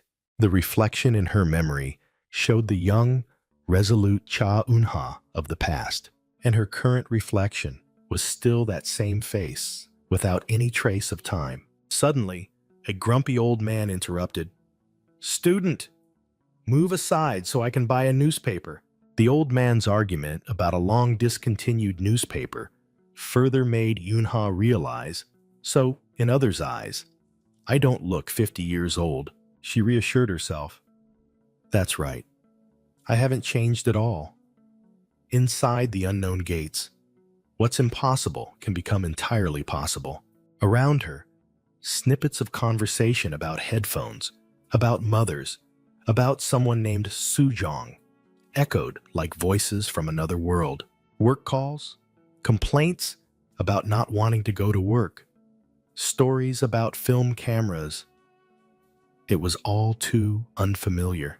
Eun-ha was lost among the crowd discussing TV shows, phone cameras, or someone who had just debuted as a content creator. Laughter about quitting games drifted past her ears, along with the sight of modern cars. She looked up, overwhelmed by the skyscrapers soaring into the blue sky. Amidst the unfamiliar city, Cha Eun-ha walked aimlessly, completely lost. Meanwhile, from a distance, a whispered voice rang out. "Right, let me check." A young man with messy black hair, leaning against a white car, was watching her with his arms crossed. Suddenly, their eyes met, and neither could hide their surprise. Cha Eun-ha was determined. She wanted to witness firsthand the world outside the gate. She sought out a familiar neighborhood under the twilight. Each step echoed as she entered a place full of memories. But Eun-ha was stunned to realize that this place had vanished, completely changed from before. Memories of a slum flooded back, a place where homeless people gathered after the gate disaster. Now, that place had become a small park, with only one tree standing there. A sign clearly read, "Tree of Hope, since September 1997. She looked up at the tree, whispering, "Only you remain." "When did you grow so big?" A voice from the past echoed. A promise that when the tree grew, the nightmare would end. Yuna closed her eyes, pressed her hand against the tree trunk, lost in a flood of memories. Her face was tinged with deep sadness as she faced reality. Night gradually fell, enveloping the scenery. The strange young man's phone displayed the time. 8 p.m., 2031. He approached, saying, "Shall we go home now?" Eun-ha still stood under the tree, looking up at the white ribbon on the branch. As the young man added that it was late, she turned around, asking blankly, "Where to?" The young man looked at her, realizing the smell of blood still lingered even though she had been outside for quite a while. He thought to himself that this girl truly had nowhere to go, then decided, "To my place first." He added that they still had many things they needed to confirm with each other. Cha Eun-ha silently sat in the car, her distant gaze fixed out the window. In the quiet room, Cha Eun-ha sat alone, collapsing in despair. The ticking of the clock echoed, as if counting each heavy moment passing by. She clutched her head, writhing amidst the chaotic thoughts tormenting her mind. "You're there, aren't you?" "Cat?" Yunha whispered, and a shimmering golden cat figure immediately appeared. The sacred beast cat cheerfully asked, "Are you feeling better, Unny?" Yunha didn't return the cheerfulness. She coldly asked, "Taking my name, what does that mean?" The cat panicked. That's a necessary condition of the contract. But Yuna had realized something. You had it, didn't you? She held up a necklace, her voice sharp. "Why didn't you tell me? I was going to give it to you." "Really?" But unexpected things kept happening. The cat stammered in defense. It tried to change the subject by grooming itself. But Yunha growled, "Why didn't you give it to me sooner?" Clutching the necklace tightly in her hand, she choked out, "You know how hard I tried to escape that place. You know I wandered frantically around the gate searching for the fifth named monster. But why? Why didn't you tell me you had the last item?" "The sacred beasts." Cat trembled, stammering, "Unny, that." "We played together, ate together, slept together. We talked so much. Why didn't you tell me?" Cornered, the cat wailed in tears, "Because you're the only family I have." Cha Eunha froze, completely taken aback by the confession. The sacred beast, cat continued to sob. "The outside world is too scary, and everyone hates me. I've always been lonely. I just wanted to play with you a little longer, so..." It pleaded desperately, eyes welling with tears. "So, please, don't hate me, Unny." The sacred beast cat sobbed, calling Yuna in remorse. Yuna gently extended her hand. "I understand. It's okay, come here." To atone, the sacred beast cat hastily apologized and donated 100,000 coins, which Yunha temporarily accepted despite not understanding their purpose. She picked up the small cat, accepting that no matter the outcome, she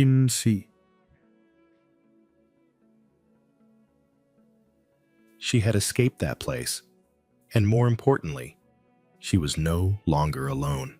At a modern villa, another encounter was taking place. Shin Siwoo presented a document explaining that it was a copy of the first-generation hunter list. Yunha sat on the bed, silently opening the box containing her past. The document clearly stated the time and location of the past tragedy. C-Rank Gate in Namdaekyun, March 26, 2001.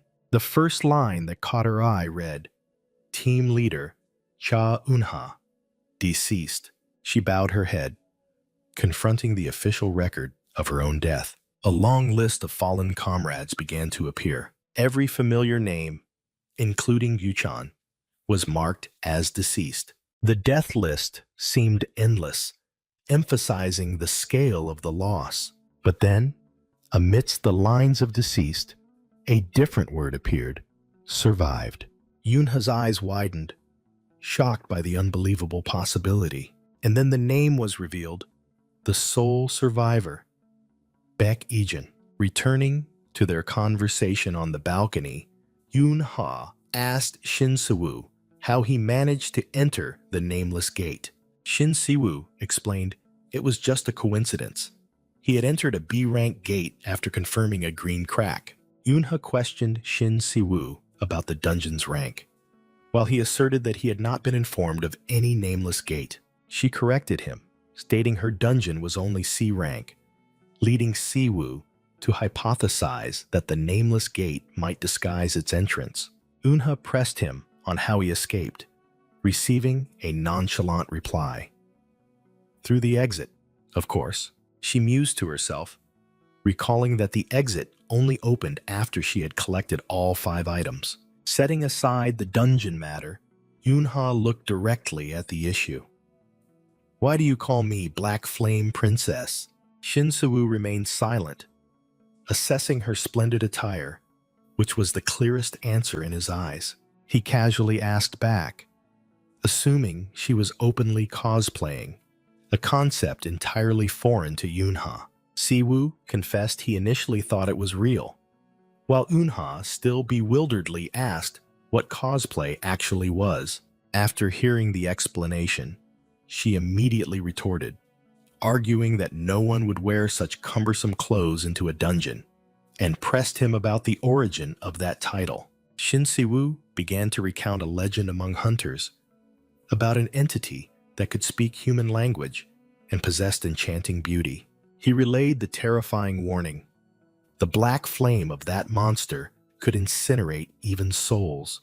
Yunha claimed she had never heard of it, but inwardly couldn't help but notice the chilling similarities to herself. She wondered if this was truly just a simple ghost story. Suddenly realizing something, Eunha abruptly changed the subject, asking if Siwoo had read through the entire list of those who had died.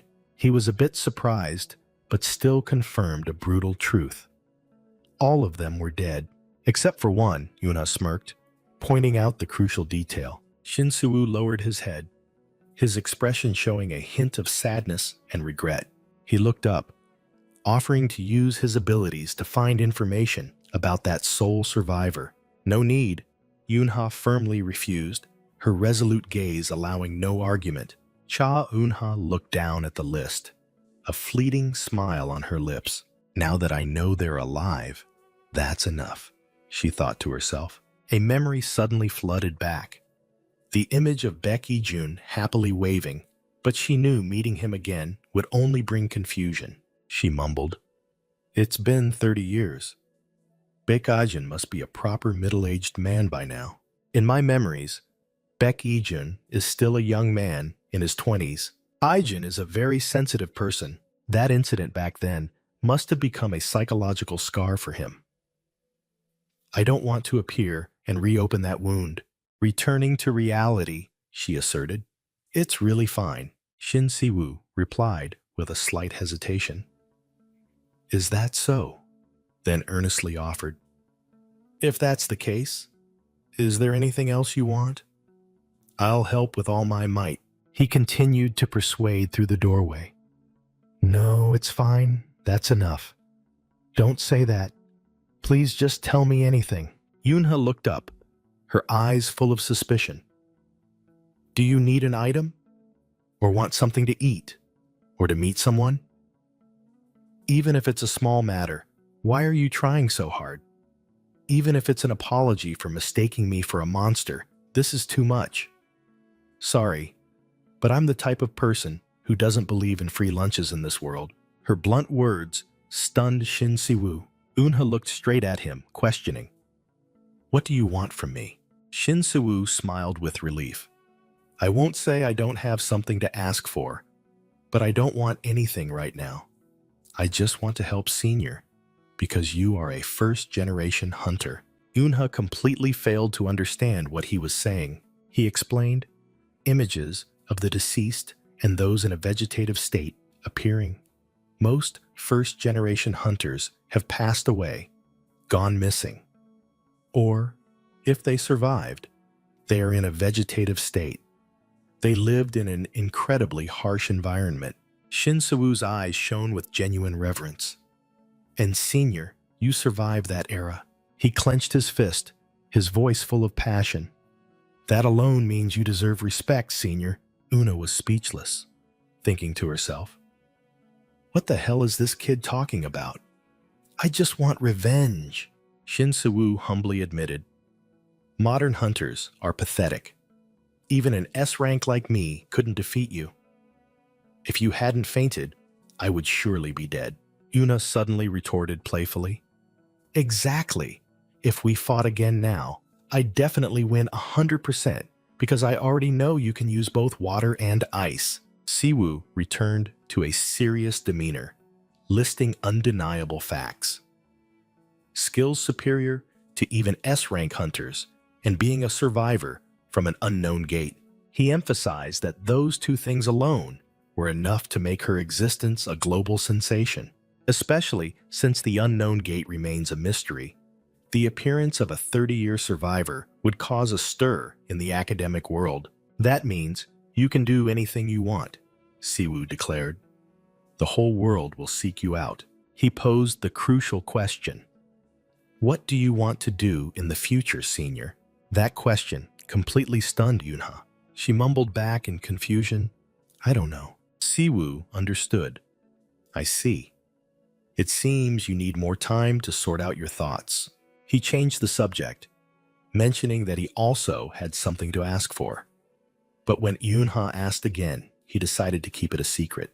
Siwoo explained that he didn't want to make the request while she was confused. Instead, he gave Yunha his business card and affirmed that he would make the request seriously, staking his honor on it.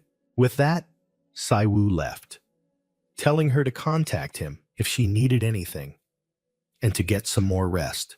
Yunha stood alone in the unfamiliar room, a sense of displacement washing over her. She questioned herself in despair. What do I want to do in the future? In a place with no acquaintances, no familiar surroundings. Does my old self no longer exist either? She unconsciously tightened her grip on her wrist. Una's eyes shone with determination, mixed with pain, as she faced the harsh reality.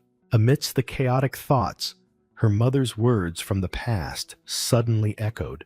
Unha, I want you to live your own life. In the memory, Unha firmly told her mother that she didn't need to go to university and would start working right away.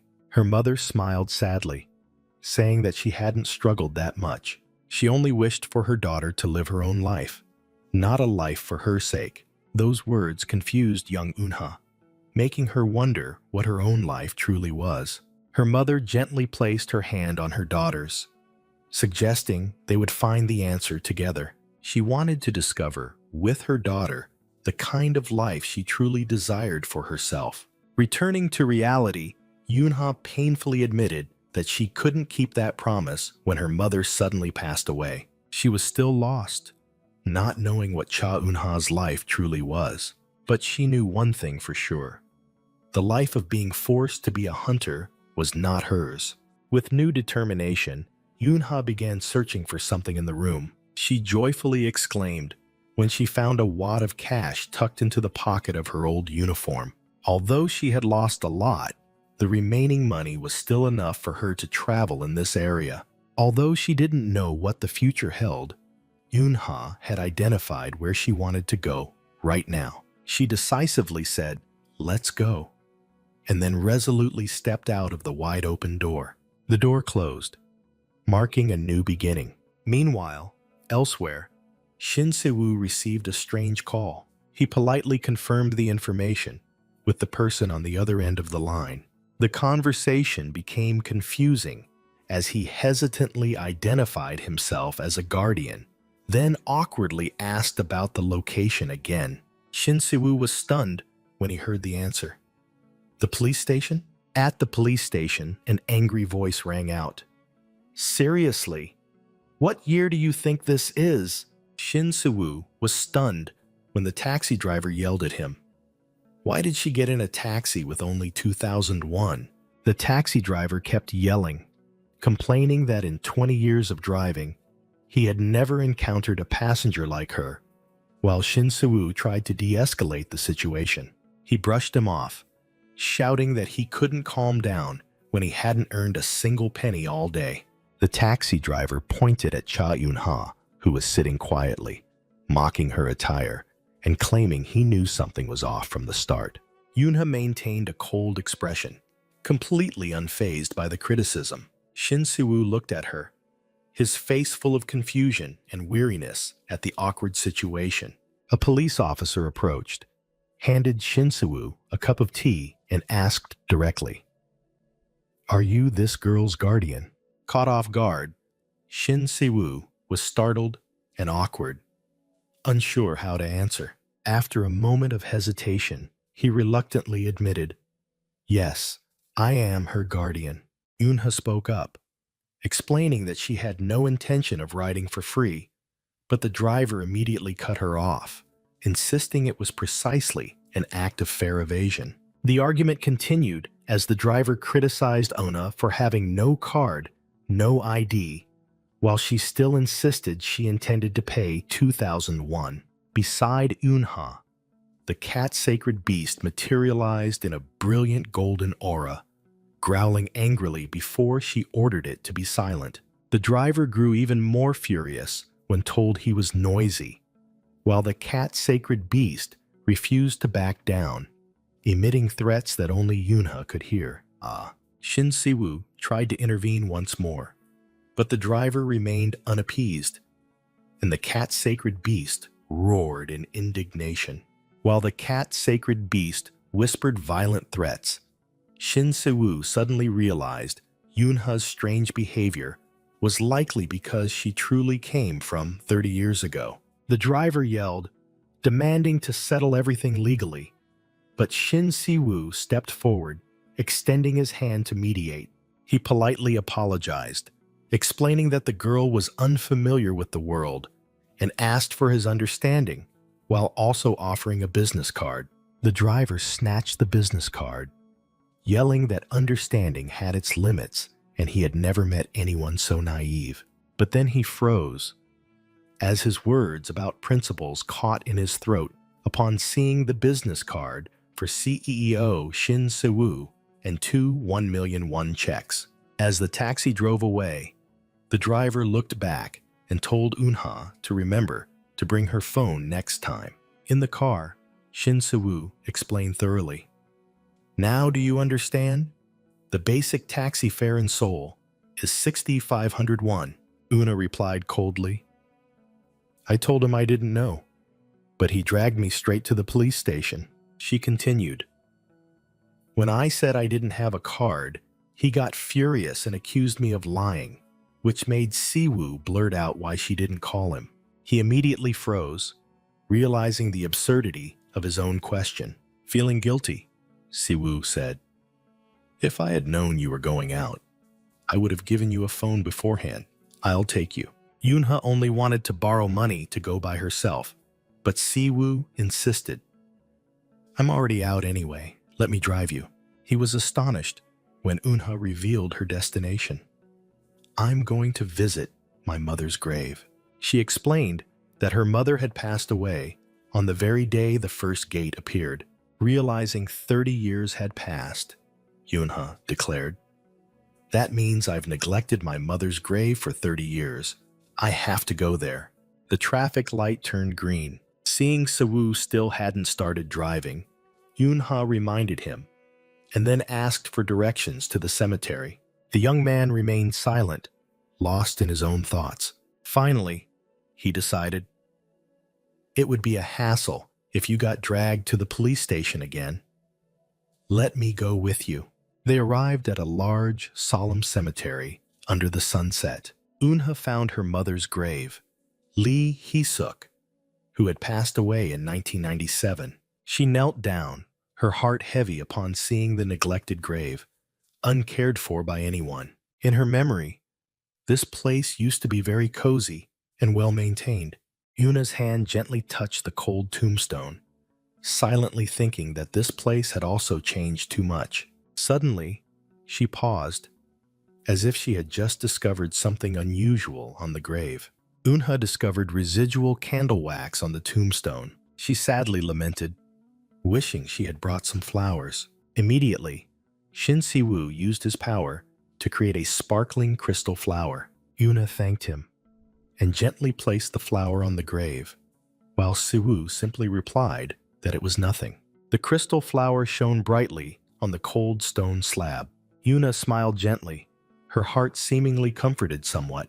The light from the flower illuminated her face, dispelling the sadness. She explained that she had used the money earned as a hunter to move her mother's grave to this location.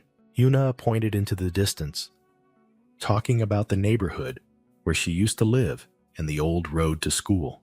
She recalled the small mountain near her home, steep, but with a beautiful night view. Memories of afternoons spent hanging laundry with her mother, watching the sunset, were still vivid in her mind. Unha mused, that was her life back then. Bakit si Miss? a life she couldn't find amidst the piles of monster corpses in the dungeon. She thought to herself that even though 30 years had passed, she still wanted to return to that place. Yunha believed that her life was definitely still out there somewhere, and now she was determined to find it again. Una suddenly realized that the large apartment complex over there was where the Tree of Hope they once visited was located.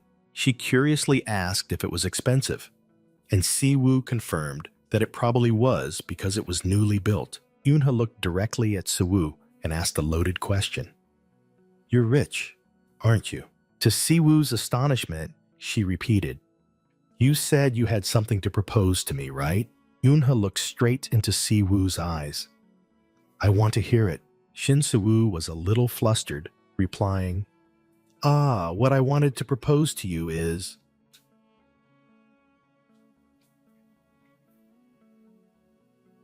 "I want you to be a hunter for our guild, just for 1 year." Yunha was stunned. A hunter job? For a whole year? While the Sacred Beast Cat yelled, "Are you crazy?" Siwoo calmly confirmed, "That's right, just 1 year. Consider it a freelance contract." Yunha wondered about the 12.0 profit-sharing clause, not understanding what it meant. He generously explained, "It means you keep 100% of what you earn, and we'll pay an additional 20%. Yunha was still skeptical. What do you gain from this? While the Sacred Beast Cat warned her not to trust the swindler's sweet words, Shin Siwoo smiled meaningfully. "Actually, a lot." He looked at her, admitting, "Considering your skills far surpass mine." The Sacred Beast Cat flew into a rage. "Money, money. Do you think you can lure her away with money?" The cat tried to bribe her. "Sis, I'll give you another 100,000 coins." But Yunha ignored it, questioning Siwoo. "How do you know what I want?" Siwoo hit a nerve. "You want that apartment, don't you? I'll help you buy back the entire apartment complex." The offer made Una waver, while the Sacred Beast Cat helplessly yelled, "Swindler!" She indifferently took the coins. But these coins are useless in the real world, Una thought to herself with steely determination.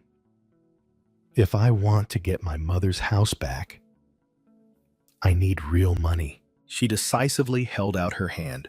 "All right, deal." Meanwhile, at the association office, an official grumbled, "Please stop talking about the Black Flame Princess. It's all nonsense." Kim Gwanghyun teased, "You were scared of Red Mask when you were little, weren't you? It's written all over your face," which made the official even more annoyed. But then, Gwanghyun's face turned serious. "I'm being completely serious. Hunter Shin himself said so." The old official trembled, confessing that he feared the hunter-sucking monster more than the Black Flame Princess. In the office, he grumbled, asking Kim Gwanghyun about Shin Siwoo, then yelled, demanding that they absolutely had to recruit this hunter. Gwanghyun was skeptical, thinking Siwoo wouldn't leave his family's guild, but his superior dismissed it, saying their relationship wasn't good at all. The official argued that there must be some hidden reason why Siwoo established his own hunter management company. Gwanghyun admitted that Siwoo was unpredictable, always making others uncomfortable with his smile. The official grabbed Gwanghyun's collar, emphasizing that the association desperately needed an S-rank hunter to maintain the balance of power. He warned that if the association's influence weakened, chaos would erupt as powerful hunters acted on their own whims. Finally, he slammed the door, sending Gwanghyun away, yelling at him to immediately forget the ridiculous Black Flame story and focus on Shin Siwoo. A female colleague saw Gwanghyun being scolded and asked about it, but he only grumbled about the rigidity of those in the association. Gwanghyun stormed off, declaring that no one should look for him and ignoring his colleague's question. With a determined expression, he strode away, vowing not to return until he unearthed the truth. Elsewhere, someone was browsing the web, typing while stroking the glowing sacred beast cat. The screen displayed Wolf Guild in the search bar. A series of results appeared, praising Wolf as the #1 guild, the pride of Korea. More detailed information showed that the guild leader was Shin Gui-hoon, the nation's second S-rank hunter. That person scrolled through forums, where hunters were eagerly discussing guild rankings.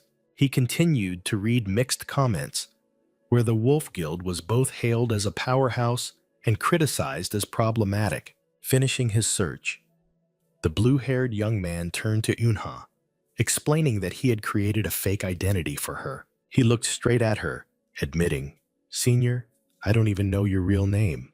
With a slight smile, he asked, "You still don't intend to tell me?"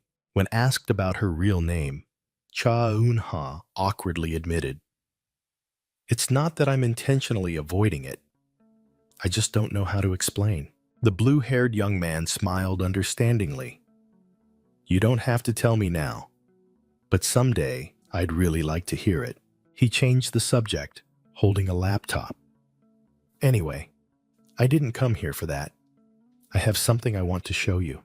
On the screen was a lively program exploring the history of Korean hunters with BJ, King Godsu, and Haping.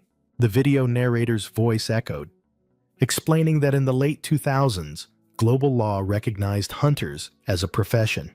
After that milestone, public perception of hunters completely changed.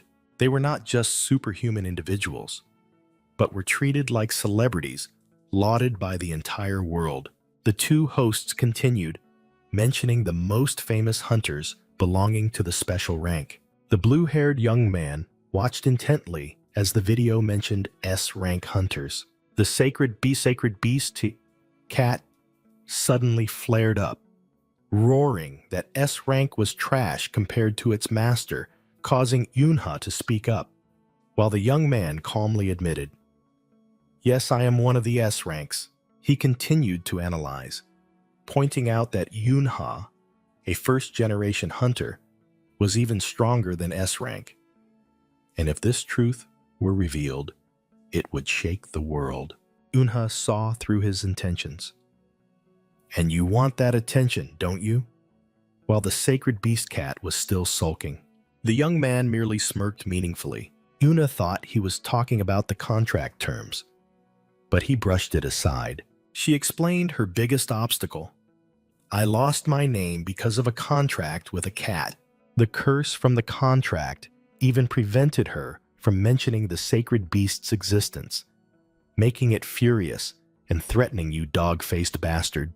Eunha concluded that she had no way to attract attention without putting herself in a difficult position. "Contrary to expectations," the young man replied gently. "I understand," which surprised Eunha. He showed deep empathy, thinking about how Senior was forcibly conscripted and used as a living weapon. "I completely understand why you're fed up with the hunter life." Finally, he offered a surprising solution.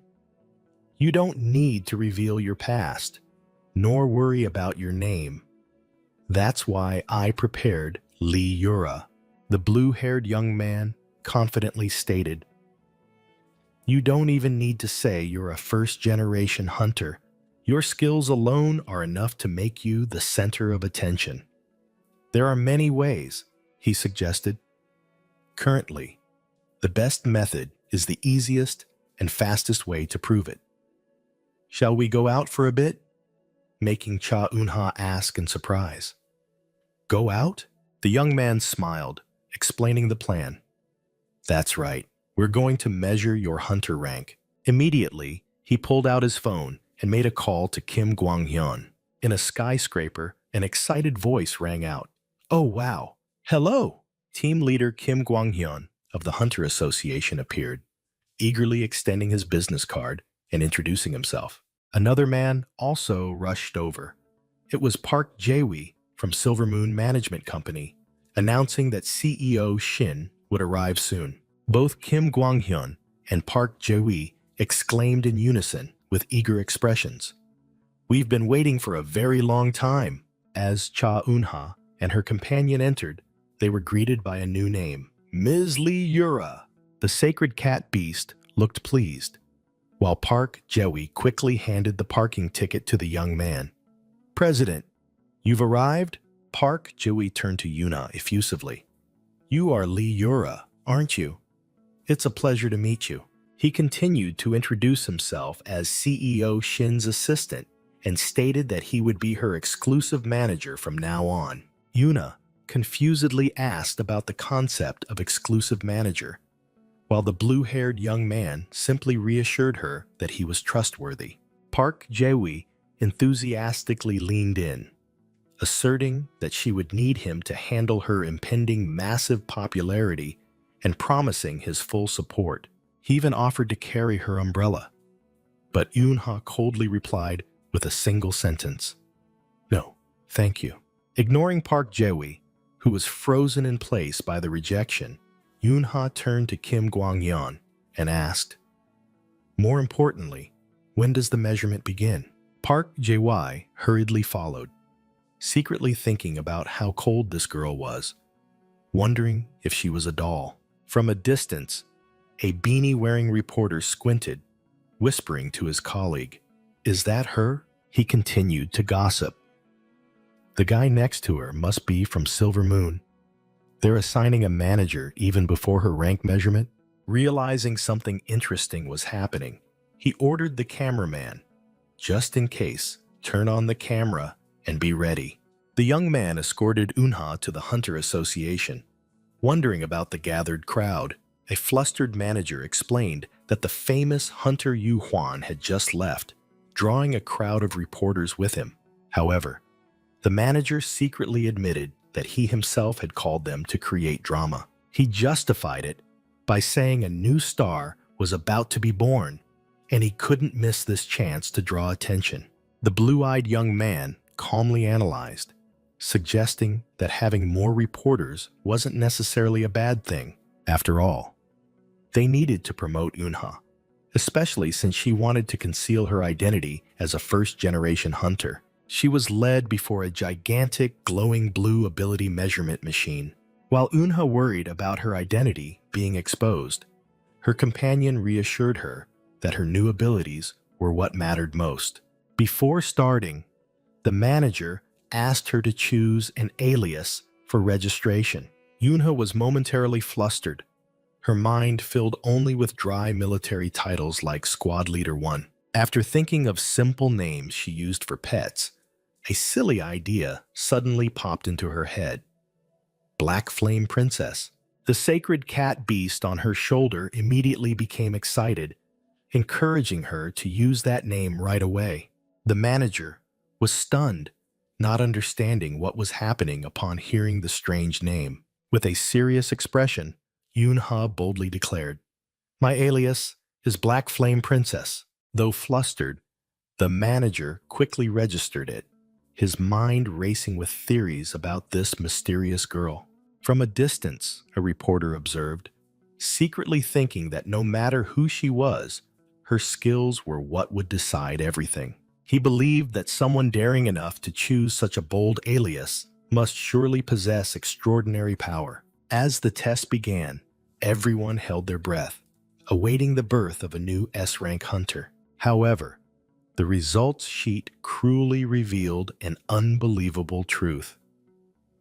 Overall evaluation, F rank.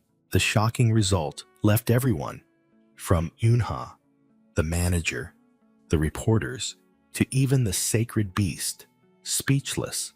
The sacred cat beast was stunned, frozen in place.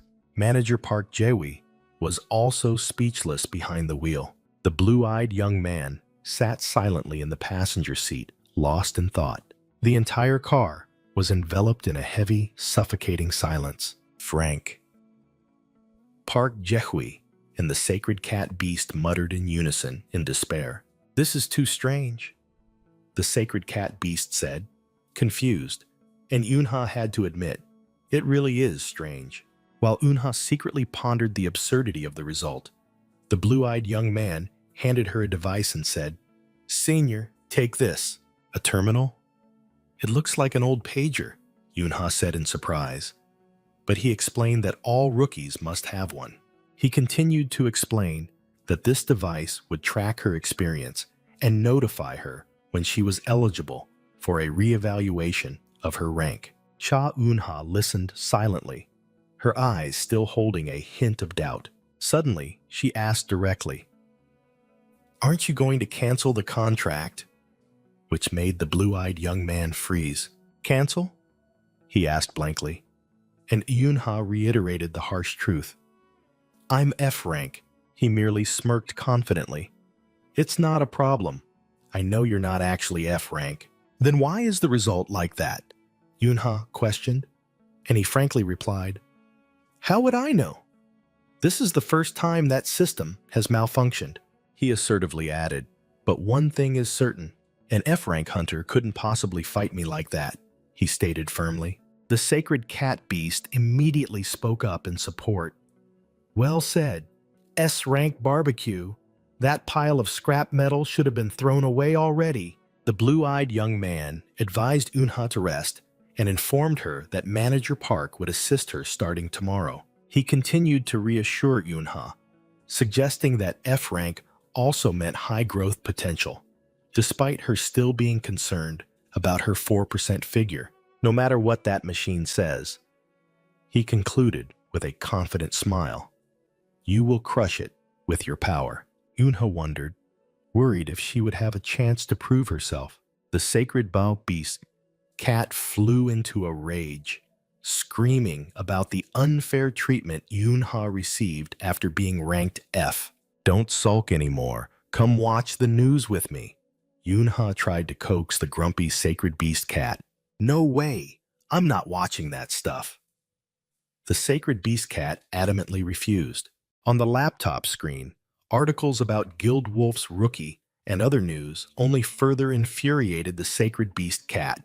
Eun-ha looked at the screen dejectedly, wondering, so this is what it feels like to be F-rank? She scrolled through a barrage of mocking online comments, thinking to herself that she had anticipated this. Suddenly, a comment mentioning Black Flame Princess caught her attention. Una was confused, reading the debates about an urban legend she had never heard of. Curious, she began typing search keywords, just as there was a knock at the door and a call of Hunter. Park Jae-wi, the new manager, poked his head in with a radiant smile, cheerfully wishing her good morning.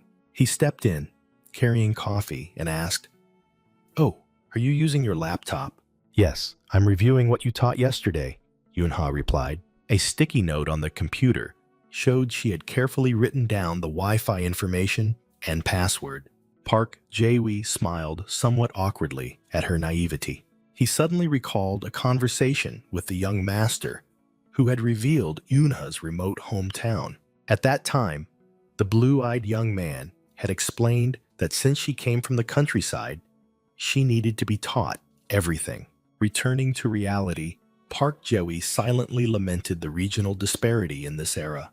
He still didn't understand why an F-rank hunter received so much attention.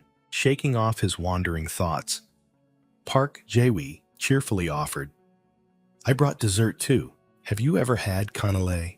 Cha Eun-ha replied blankly, "Canale? No, I've never heard of it." Park Jae-wi happily opened the pastry box, explaining that since he didn't know her preferences, he had bought all sorts.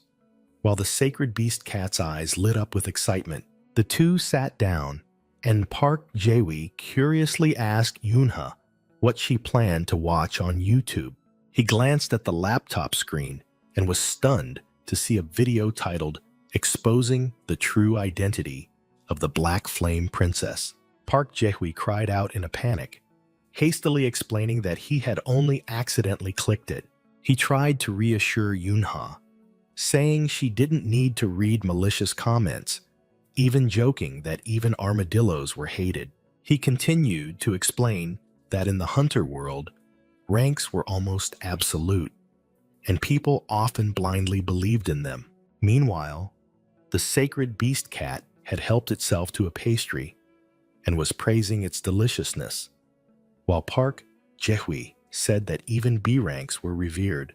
However, he seriously asserted that he didn't believe ranks were everything, even though they were very important. He argued that some A ranks were worse than B ranks, and vice versa, because people had more value than just a single letter. Park Jae-hui guessed that the reason Eunha became a hot topic wasn't just her rank, but also her somewhat risky outfit. Eunha firmly replied that this wasn't a concept, and she wouldn't change, because she needed all of these things. Startled by her reaction, Park Jae-hui hastily waved his hands, clarifying that he didn't mean to criticize. A system interface appeared, explaining that her blazing flame outfit was an equipment set, and its effects wouldn't activate if even one piece was missing. Park Jae-hui awkwardly apologized, trying to re-explain his point. He enthusiastically encouraged her, saying she had strong allies like the Wolf and Silver Moon guilds backing her. With a confident expression, he asserted that she would soon realize that ranks and rumors didn't mean much. Eunha looked up, seemingly pondering his words. A complex emotion flickered in her eyes. Seeing her silence, Park Jae-hui thought she didn't want the pastries anymore, but Eunha quickly took them and thanked him. Park Jae-hui suddenly remembered something, excitedly telling Eunha, "Oh right, I heard one of the hunters today is a streamer." He continued to ramble about a famous BJ and advised her to take the opportunity to go live. As Eunha entered the gathering area, all eyes of the other hunters turned to her with scrutinizing gazes.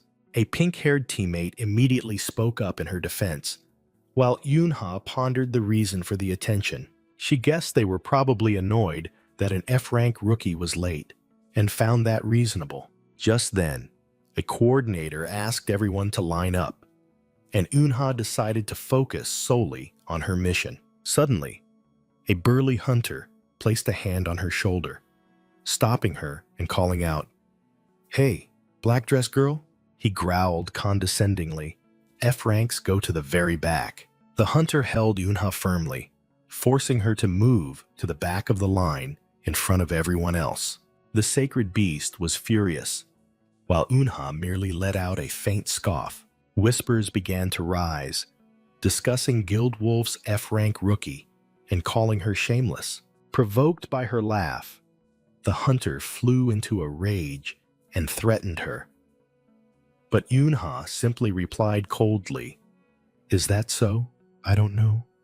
She turned away indifferently, ignoring the stunned man. Just then, a bald old man yelled, and the association staff announced that the dungeon gate was about to open. The gate began its activation process, emitting intense energy as a countdown echoed. The bald old man clicked his tongue in annoyance.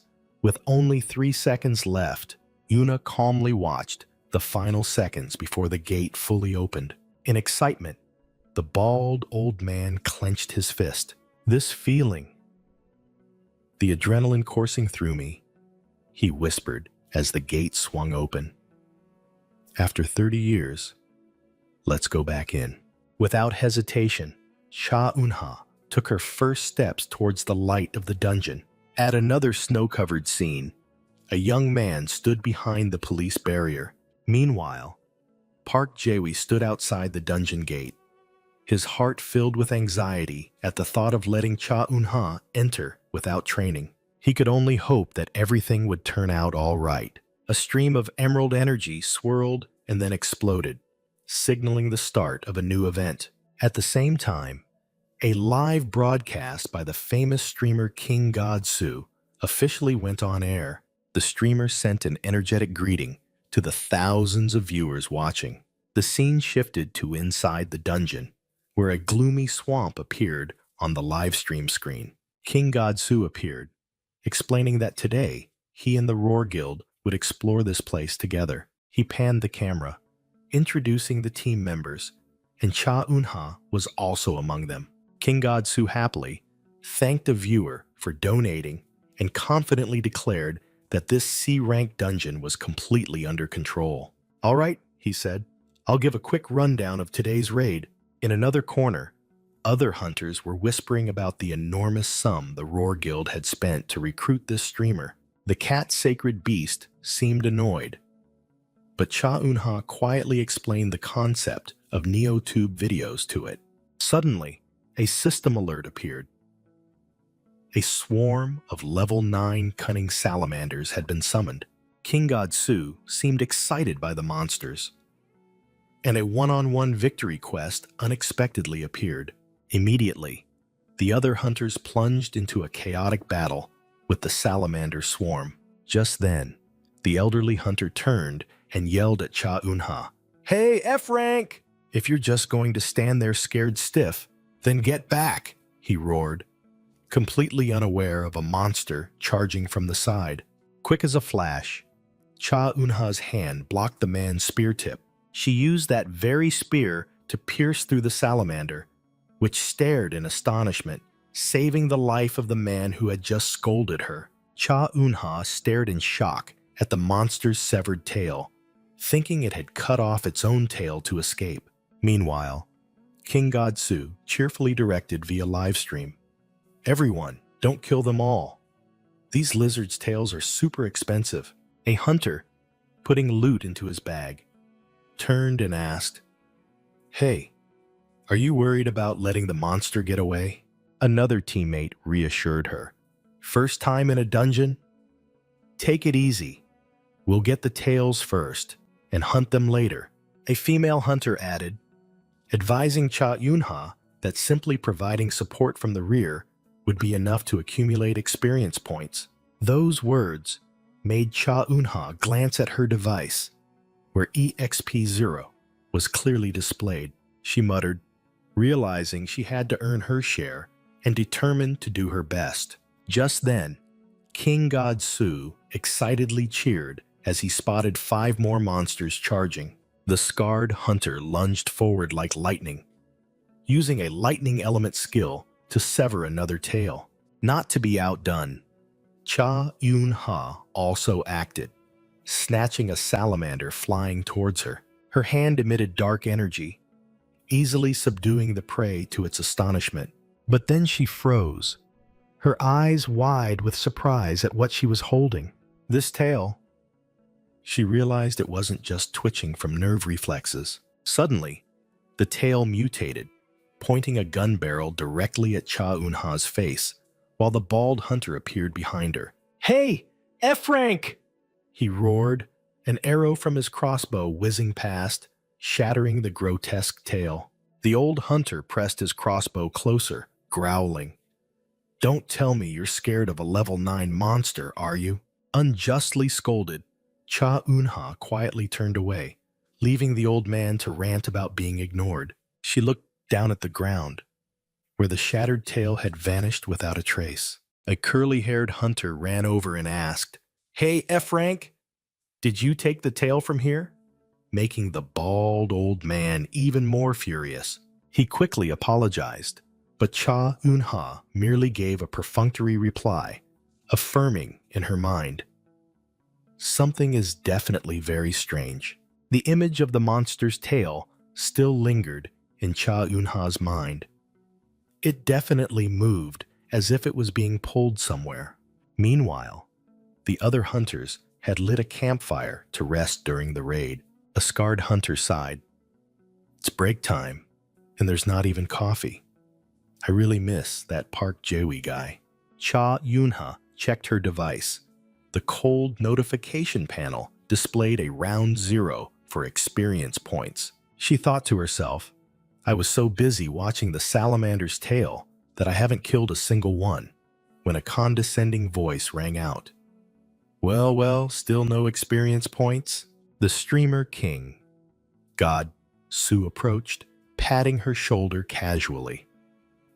"Don't get too discouraged. Everyone's like that at first." He sat right down, next to Cha Eun-ha, live streaming as he asked, "You're the Black Flame Princess of the Wolf Guild, right?" despite the cat sacred beast yelling. "Get lost!" King God Su ignored it, continuing to speak into the camera. "Don't be so tense. I'm just trying to give you some advice as a senior." Cha Eun-ha replied coldly, her gaze unwavering. "I don't need any advice." The streamer rudely put his arm around her shoulder. "Don't refuse. Everyone has their weak moments. There's nothing to be ashamed of," he prattled on. "Newbies usually target small monsters thinking they're weaker, but they forget they're faster," which made Cha Eun-ha retort, "No, not always." While the live stream chat was buzzing, King God Su continued to preach. "Just aim for the big ones. They're usually slower," despite the cat sacred beast screaming. "She's even faster than you idiot," he concluded. "It's a shortcut. But if you only target big ones, you'll gain experience very quickly." Amidst the helpless shouts of the cat sacred beast, Cha Eun-ha merely replied indifferently, "Is that so?" While the cat sacred beast was so furious it wanted to throw a tantrum on the ground. King God Su then pointed at her umbrella. "Ah, that's just an accessory, isn't it? It's great that you're investing in your image, but it won't hinder the battle, will it?" he asked. But Cha Eun-ha replied decisively, "This isn't an accessory." Suddenly, a violent tremor shook the ground, startling both of them. In another part of the camp, other hunters also panicked. What was that? An earthquake? But with eyes wide in terror, Cha Eun-ha realized the truth. "No, it's monsters!" King God Su immediately stood up, reassuring and commanding everyone. "All hunters, follow me. We'll eliminate them before they reach the campsite." King God Su confidently instructed Cha Eun-ha. "Princess, just stay here. Some monsters will get through, so go all out." He winked mischievously. "Don't forget what I told you. For the big ones, just hit them once and run." The system panel appeared, warning about the cunning salamanders level 13 with their venomous tongues. A gray-haired hunter screamed as a monster suddenly appeared right in front of him and his teammates. He roared assertively, "It's fine. I can handle it," while gathering a blue fireball in his hand. However, Cha Eun-ha frowned, thinking to herself, "Is this just a simple ambush? Am I being too sensitive?" The bald hunter approached mockingly. "Hey, F-Rank. Scared again?" Which angered the cat sacred beast on her shoulder. The cat roared curses that only Eun-ha could hear, making her glance at it. The hunter growled, "Are you laughing? If you're so free, why don't you go protect the gatherers?" Two other hunters flinched in fear at the man's aggressive attitude. Suddenly, Cha Eun-ha's eyes widened in horror. She sensed a more terrifying threat approaching. The bald hunter, who had been scolding her, suddenly froze, then yelled, "Over there! Run this way, immediately." A young hunter turned back blankly. "Huh? What do you mean?" Unaware that a deadly shadow was already behind him, he screamed in terror as a giant monster emerged from the water, swinging its massive jaws towards him. A shout echoed amidst the chaos. It's the boss monster!" The system panel coldly confirmed. Queen of the Swamp level 20 has appeared. The boss monster let out an earth-shattering roar, spreading terror. Two other hunters froze, only able to stammer two words. "Boss?" The Queen of the Swamp stood towering, its oppressive aura engulfing all the panicked hunters. An orange-haired female hunter ran, shouting, "Level 20? That's too high a level!" while her teammate tried to reassure, "Everyone stay calm and retreat immediately." The bald old hunter frantically yelled, trying to stop everyone from acting rashly. If it wanted to attack, it would have done so long ago. He reassured the worried orange-haired female hunter. Indeed, the Queen of the Swamp just stood there whimpering, tears streaming down as night slowly fell. The bald old man turned to scold Cha Eun-ha, warning her not to provoke the monster recklessly. My sister is not as foolish as you all. The cat sacred beast indignantly spoke up in defense, to which Yunha calmly replied. Despite deciding to obey, Yunha still felt that something was extremely wrong. She secretly analyzed that a boss monster couldn't just appear without reason and stand still like that. Suddenly, the bald old hunter angrily yelled at two gatherers who were fumbling on the ground. "Help! My bag!" One of them cried out as they were pulled by an invisible force. Both were dragged across the ground, straight towards the towering queen of the swamp. Amidst the desperate screams, Yunha and the bald old hunter could only stare in shock at the tragic scene. "It's not the bag," Yunha said coldly, while the bald old man was still confused. She explained that it was the salamander tails in the bags trying to return to their boss. "Drop the bag immediately," Yunha yelled, but the hunter hesitated, reluctant to lose his loot. He cried out in despair, unable to accept having to discard the valuable spoils. The other hunters agreed, complaining that they couldn't waste the entire team's effort. They reassured themselves that the boss was only reacting instinctively to the tails. But Yunha was skeptical, her gaze sharpening. Is it really just a reaction? Her 30 years of combat experience told her that monsters could also have emotions and attachments. The system panel appeared, confirming her deduction. Queen of the Swamp, level 20, is in distress. The system announced a skill had just been activated. Mother's Tears. The Queen of the Swamp roared in fury, its attack power soaring. The skill, Mother's Call, was enhanced, sending the screaming hunters flying. A hunter fell sprawling, exclaiming in horror. "It's stronger now." The bald old hunter yelled, "Throw away the bag! If you want to live, throw it away." The young hunter struggled in vain. "The strap, it won't loosen." Cha Unha shouted loudly, showing him a way to survive. "Use a dagger to cut it." Obeying, the hunter quickly drew his dagger, but he was thrown back by a strong force before he could act. The dagger flew far away, and the hunter was dragged towards the monster. Another teammate frantically warned, "Be careful, it sees you." Surrounded by the salamander tails, he could only scream as the Queen of the Swamp approached. Amidst the desperate cries for help, the system announced, "The Queen of the Swamp is merging with its child's tails." The monster's body glowed as it absorbed the first tail and began to level up. Its level continuously increased, each merged tail adding more power. Cha Unha stared blankly at the scene, muttering, "Level?" The monster let out a sky-shattering roar, and its level continued to rise. After scanning for the remaining tails, it locked its target onto the panicked hunter. The Queen of the Swamp lunged with a fatal attack. At that critical moment, Cha Unha rushed forward to shield the hunter. Saved from death, the hunter with the bandaged arm stammered his thanks to Cha Unha. The bag containing the monster tails was thrown down, sinking into the swamp water. Immediately, the system continuously announced, the Queen of the Swamp was merging with its tails and continuously leveling up. Upon reaching level 30, the monster had completely transformed, letting out a terrifying roar at the group of hunters. Two hunters exclaimed in horror, realizing the boss's level had far surpassed C rank.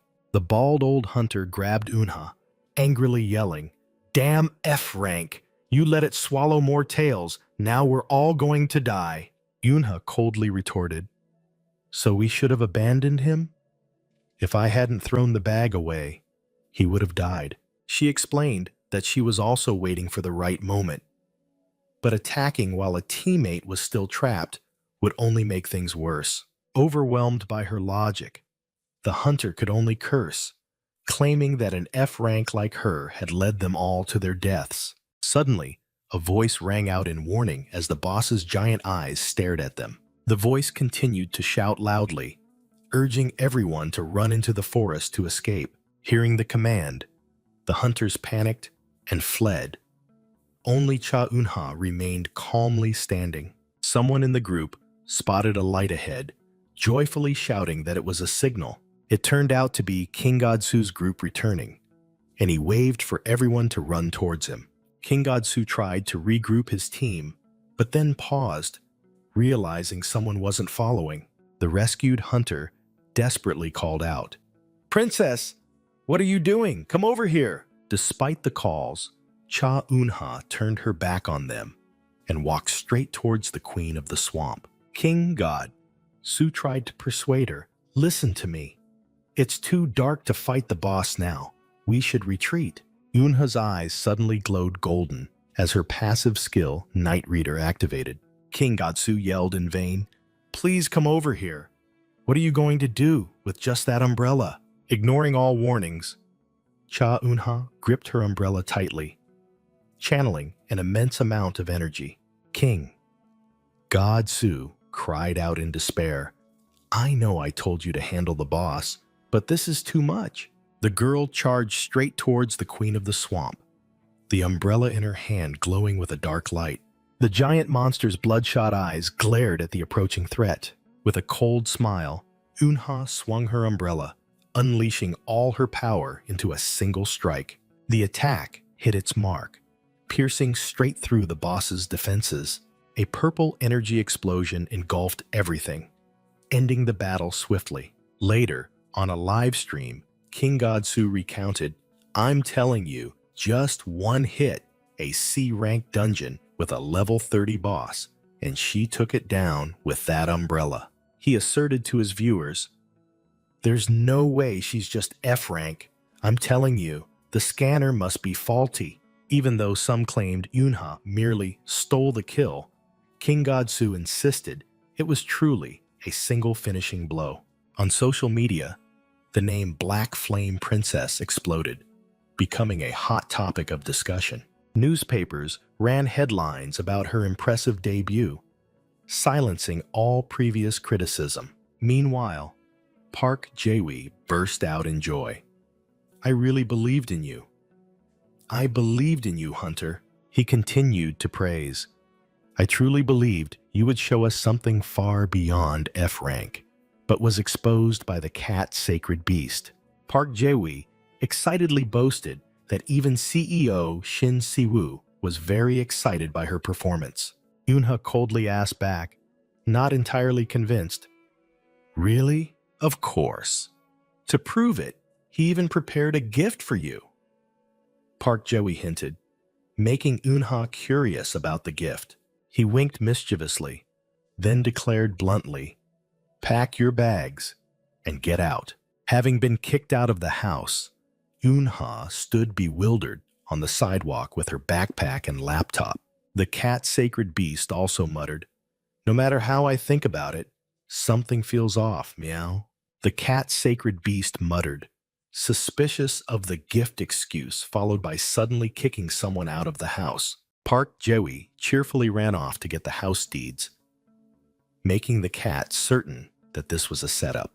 In a panic, the cat sacred beast screamed in its mind, "This is a scam!" Just then, a luxurious white car slowly approached and stopped. Shin Si-woo rolled down the car window and asked in surprise, "Senior, why are you here alone? Where's Manager Park?" The cat sacred beast frantically screamed, trying to warn Eunha that the guy had run off with the house deeds. Shin Si-woo calmly explained, "I told Manager Park to go ahead so we could go check it out ourselves." The cat remained furious, thinking Shin Si-woo was too naive to let a scammer run off with the house deeds. Eunha only wondered one thing. While the cat sacred beast was still screaming in her ear, Shin Si-woo was dumbfounded when Eunha said that Park Jae-wi had only told her to pack her bags and wait for a surprise. He suddenly realized his surprise plan had caused a disastrous misunderstanding. Shin Si-woo awkwardly said, "Ah, that's right. I have a gift I want to give you, Senior." Then he delivered a line that stunned Eunha. The house deeds manager Park mentioned aren't mine. They're yours. The car stopped in front of a bustling night district. Shin Si-woo opened the car door and announced, "This is where you'll be staying for the next year, senior." Cha Eun-ha looked up, stunned by a towering and magnificent skyscraper. The cat-sacred beast screamed in astonishment, while Yoon-ha couldn't believe that the contracted residence was this luxurious. Shin Si-woo led the way through the magnificent main lobby, explaining the basic living rules. The digital display in the elevator lit up with the number 17. The elevator doors opened, and Shin Si-woo continued to instruct Eun-ha on how to use the building's modern security system. Shin Si-woo invited, "Do you want to open the door yourself?" Apartment 1702. Cha Eun-ha silently looked at him, seemingly waiting for something. "No need to thank me," Shin Si-woo said, extending his hand. But a handshake wouldn't be bad. Eun-ha looked bewildered. "You have to give me the key for me to open it. Why are you suddenly holding my hand?" Shin Si-woo awkwardly explained. "Door systems have changed a lot over the past 30 years. Now people use passcodes, not keys," he said, pointing to the digital keypad. The door opened, and Eun-ha stepped into an unexpectedly luxurious and spacious area.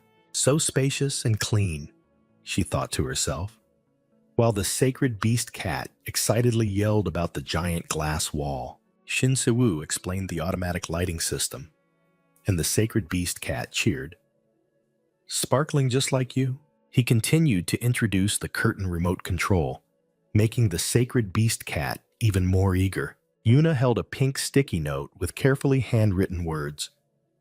"Please don't break it." She stared at the words, a flicker of surprise appearing in her eyes. "Ah, that's the light usage guide," Shin Si-woo said, while the sacred beast cat had to admit he was more thoughtful than it had imagined. He smiled faintly, adding, "Just in case you get confused."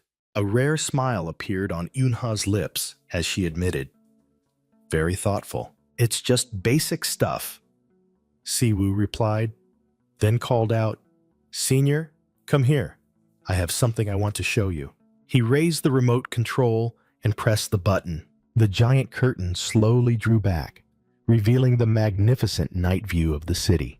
"Night view," Yoon-ha whispered, completely overwhelmed by the splendid beauty. Shin Si-woo asked, "Does it resemble the Seoul night view you once saw?" Shin Si-woo explained his decision to Cha Eun-ha. He smiled, recalling, "I remember what you said in front of your mother's grave." He continued to explain his reason for choosing this apartment was for her convenience in visiting, admitting he wasn't sure what she would think. Yuna interrupted, her eyes scrutinizing.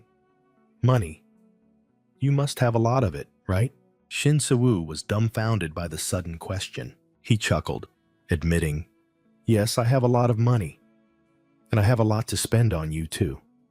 "Didn't you know?" "Of course not," Yoon-ha replied, "especially when you're spending this much money on a mere guarantor." She seriously faced him, questioning, "Tell me, why are you doing all of this for me?" Shin Si-woo avoided her gaze. "Didn't I already tell you?" He was about to use the old excuse, but Yoon-ha cut him off decisively. "Don't talk about first-generation hunters anymore. Tell me the real reason." "I have the right to ask, don't I?" she asserted, with a firm gaze. Shin Si-woo fell silent, an unreadable smile on his lips. He softly asked, "If you knew the reason, and it turned out to be something trivial, would you cancel the contract?" Yuna shook her head. "That's not why I'm asking. I just want to understand," she said sincerely, standing opposite him amidst the city's splendid night lights. She quietly looked outside, waiting for an answer. Shin Si-woo lowered his head, a sad smile fleeting as memories flooded back. Past voices echoed in his mind, full of pressure. "Don't disappoint us, young master. We thought it was a success, but it turned out to be a miserable failure." He clenched his fist, haunted by the harsh command. You are the only one who can do it. Shin Siwoo was haunted by the voices, full of pressure. Snap out of it. If you do well, you are our only hope. Facing Yunha, Shin Siwoo forced a smile. It's terrifying. He confessed, monsters are horrible, and I can't stand the smell of blood. That's why I want to quit being a hunter. Simply put, I'm running away. As the successor of the Wolf Guild and one of the few S-rank hunters, it sounds ridiculous, doesn't it? He closed his eyes, ignoring everything. Responsibility, duty, honor, I don't care. I just want to grab all the riches and run far away. So, I want to hide behind a stronger hunter. Go ahead and laugh if you want. Cha Eun-ha unexpectedly cut him off, her gaze firm. Living a life you don't want is worse. I understand. Shin Siwoo froze, completely unprepared for this reaction. He stammered, asking again in astonishment. Huh? That's your answer? Yuna calmly replied. Yes. Anything else you want to say? Cornered, Siwoo could only mumble. No. Yunha coldly changed the subject. So, is the interior explanation done? Yes. It's all done. If you have any questions, just ask Manager Park.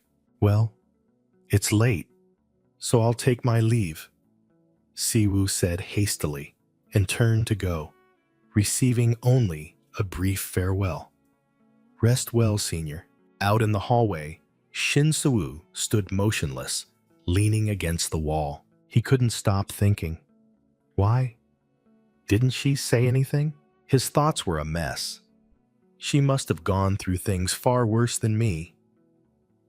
Yet she didn't say a single word to criticize my cowardice. Does she think I'm joking? No. That expression says otherwise. Yunha's face and her words, I understand, kept replaying in his mind. He sank deep into complex thoughts, trying to decipher her reaction. Leaning against the wall, he desperately wondered, why? So, why didn't she say anything at all? On the phone screen, a series of shocking news reports about the return of Black Flame Princess Cha Eun-ha appeared. Bae Ki-jin, in his casual bathrobe, silently read each line of news. He clenched his fist, Yuna's image etched deeply into his mind. Behind him, an assistant began to report the schedule. Tomorrow at noon, you have lunch with the NYC council members, followed by a series of meetings with the European Association, and then a video conference with the Mexican Association the day after tomorrow. The assistant concluded, I'll pick you up at 11 a.m. tomorrow. But Aijin coldly ordered, book a flight. He turned back, his eyes burning with determination. To Korea, as soon as possible. The assistant was flustered. But your schedule. We also need to consider public opinion in Korea. Bae Ki-jin merely smirked. He scoffed. Public opinion? What a joke. An overwhelming aura emanated from Bae Ki-jun as he looked straight ahead with absolute confidence. But then his smile suddenly turned bitter. Am I still in a position to care about anyone's thoughts? Meanwhile, in a luxurious apartment in Korea, Park Jae-wi exclaimed with delight. Wow, this place is beautiful. He enthusiastically introduced to Cha Eun-ha. What do you think? Do you like it? And received her nod. Eun-ha admitted, I've never lived anywhere this beautiful. Meanwhile, the cat-sacred beast complained about the lack of a cat door. Park Jae-wi laughed loudly. Our director truly cares about you, Hunter Lee. But he secretly thought that fulfilling the director's requests was truly torture. A memory suddenly flooded back when he was still stunned by the request to find an apartment in the expensive Star Forest area. At the Had's time, Shin Sai-woo calmly dismissed his suggestion, asserting, we need a place with good security.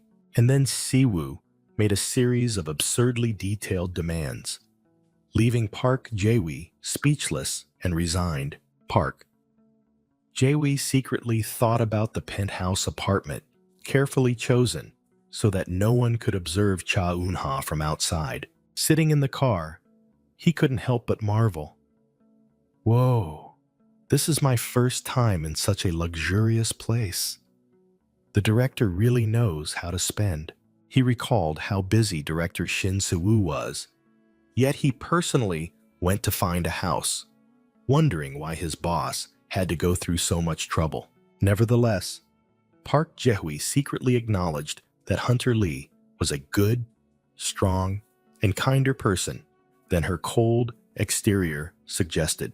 Meanwhile, Eun-ha found this dedication a bit excessive, and she asked, "The place we're going to is a B-rank gate, right?" Pulled back to reality, Park Jae-wee quickly confirmed and explained that the gate had just opened at a bustling shopping mall with the country's largest aquarium. He recounted that the gate appeared right in the middle of a queue of people, causing their wolf guild to receive an emergency deployment order.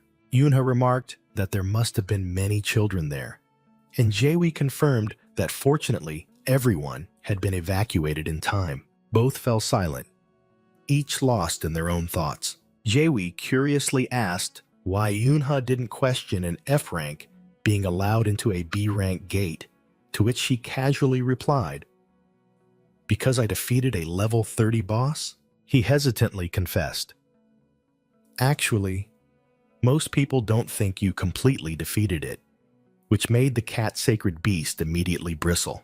"They think you were just kill-stealing, delivering the finishing blow after others had done all the work."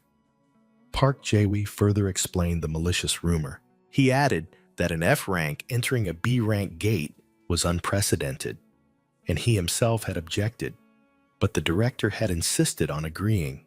Park Jae-wee began to stammer, trying to choose his words carefully so that Eun-ha wouldn't misunderstand that he was doubting her abilities. The cat sacred beast squinted and asked, "Why are you suddenly babbling like that? Did you eat something weird?" Faced with the direct question, Park Jae-wee could only remain silent, sweat pouring down his face. Finally, he said bluntly, "It means everyone thinks you use connections to get in here," which made the cat sacred beast roar. Those damn bastards. He seriously warned that even though this was a miracle, other hunters might not welcome her. Ultimately, that could cause troublesome issues during combat. His warning seemed to foreshadow an imminent fierce confrontation. Cha Eun-ha gracefully dodged a splash of mud, landing neatly on the ground. A group of nearby hunters scoffed, suggesting that Black Flame Princess also had a few tricks up her sleeve.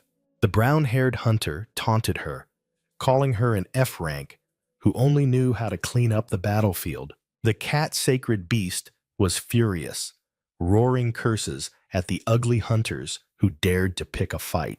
Una casually retorted, "And what if I don't clean it up?"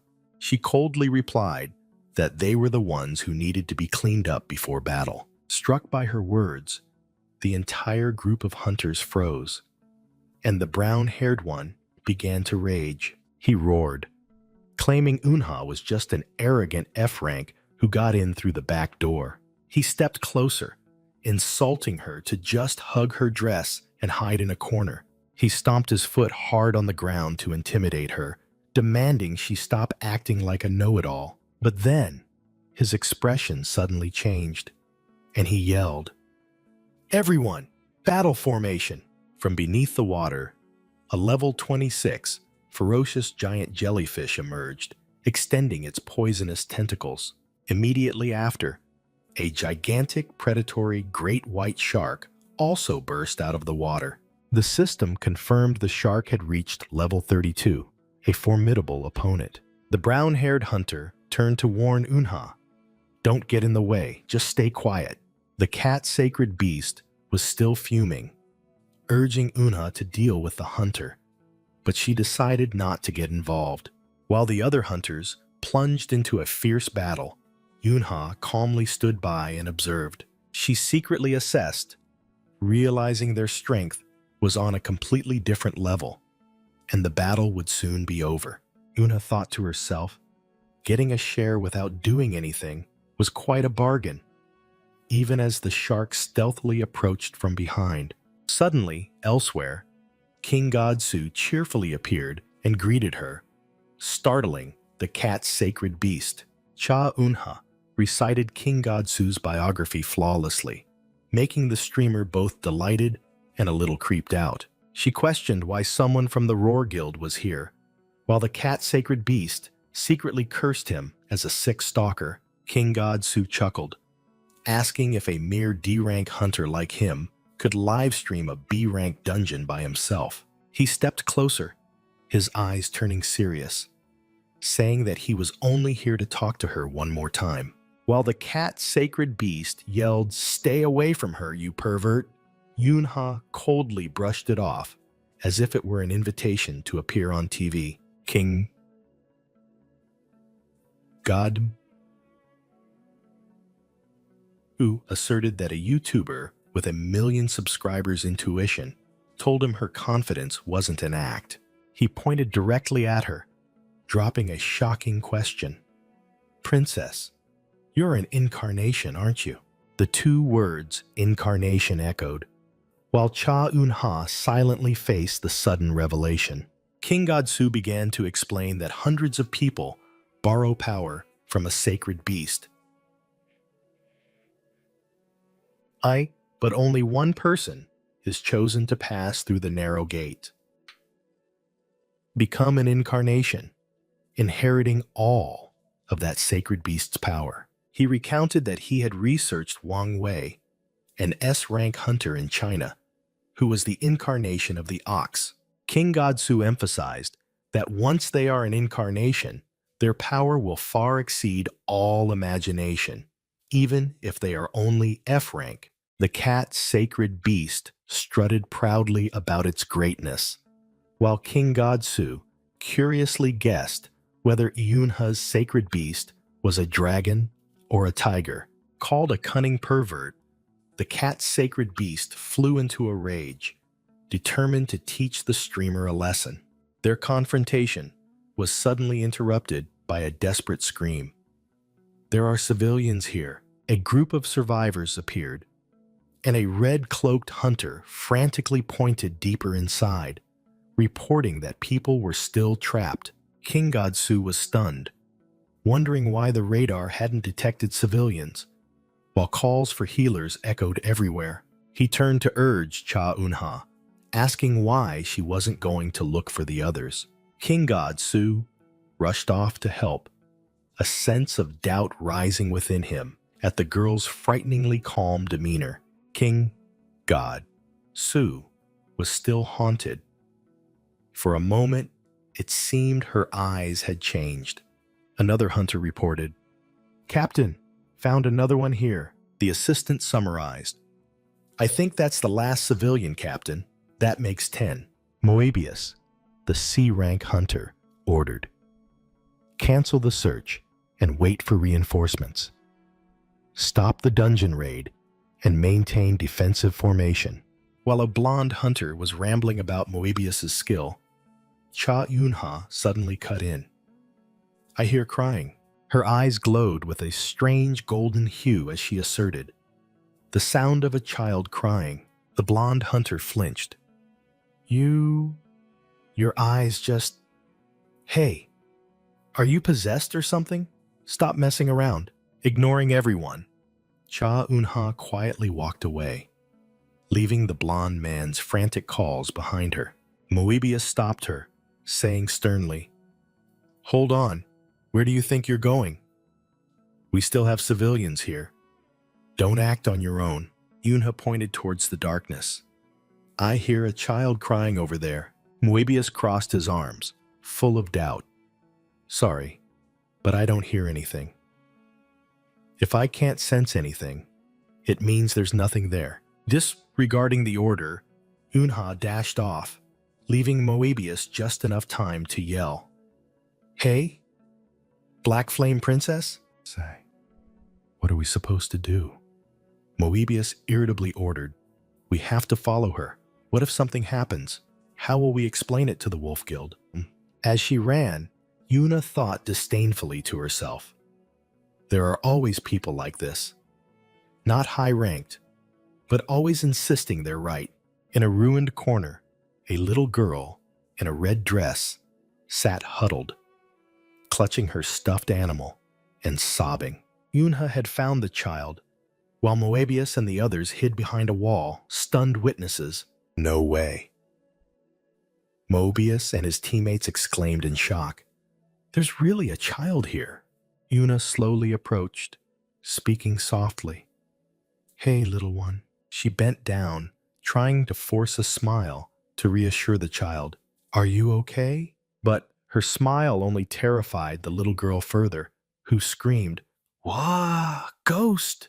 There's a ghost! The ghost is looking at me and smiling. The little girl sobbed for her mother, while an ash-blonde hunter kindly inquired, and Cha Eunha was at a loss for what to do. Eunha timidly asked her name, and the little girl sniffled, replying that she was An Yeri. The ash-blonde hunter continued to ask Yeri about her mother's clothes. He smiled gently, promised to find her mother, and advised the little girl to get her injuries treated first. An Yeri's eyes welled up with tears, and she happily agreed, profusely thanking the kind uncle. The hunter ordered his teammates to take Yeri back to the main camp and prepare for the search. Carried away by another hunter, and Yeri turned back to wave goodbye. The cat-sacred beast was indignant that Yunha's credit was stolen, but she quietly accepted it. A teammate curiously asked the ash-blonde hunter about the search team's plan. He explained that they had to cancel the previous search due to an attack by a horde of monsters. He concluded his explanation with a meaningful smile directed at Eunha. A memory suddenly flooded back. Eunha saw herself in the past, standing before a superior officer. The young girl, with a dirty face but resolute eyes, firmly replied, That's not it. The officer acknowledged her superior talent, but also pointed out that wasn't the issue. He looked directly at her, asking if she truly understood why she had been summoned here. Eunha dutifully replied, believing the training objective was to eliminate monsters according to the scenario. The officer refuted her, exposing her brutal actions, stomping on heads and tearing apart monster corpses. His accusation rang out. You were unnecessarily cruel. With a stern expression, the officer ordered her to reread the hunter's code of conduct. Eunha began to recite each rule by heart, her face devoid of emotion. The officer questioned, We are trained to kill monsters, but the hunter's rules never say we must exterminate them. Why do you think that is? He explained to Cha Eunha that those two rules were far more important than simply catching and killing monsters. With a somber expression, he shared, Everyone here has lost their family. I too have lost my daughter. Eunha froze, silently listening to her superior's painful confession. Memories of her teammates' indignation flooded back. Why did you have to go so far? The monster is already dead. Eunha bowed her head, admitting, I'm not saying I don't understand your hatred. In another flashback, she herself had once cried out in despair. We lost our families too. But killing monsters won't bring them back. The officer looked directly at her, asking decisively, Do you understand? He held out a small package, his voice full of hope. The number of people you couldn't save will be nothing compared to the number of people you are about to save. His unexpected act of kindness made Eunha turn back in surprise. The officer smiled warmly.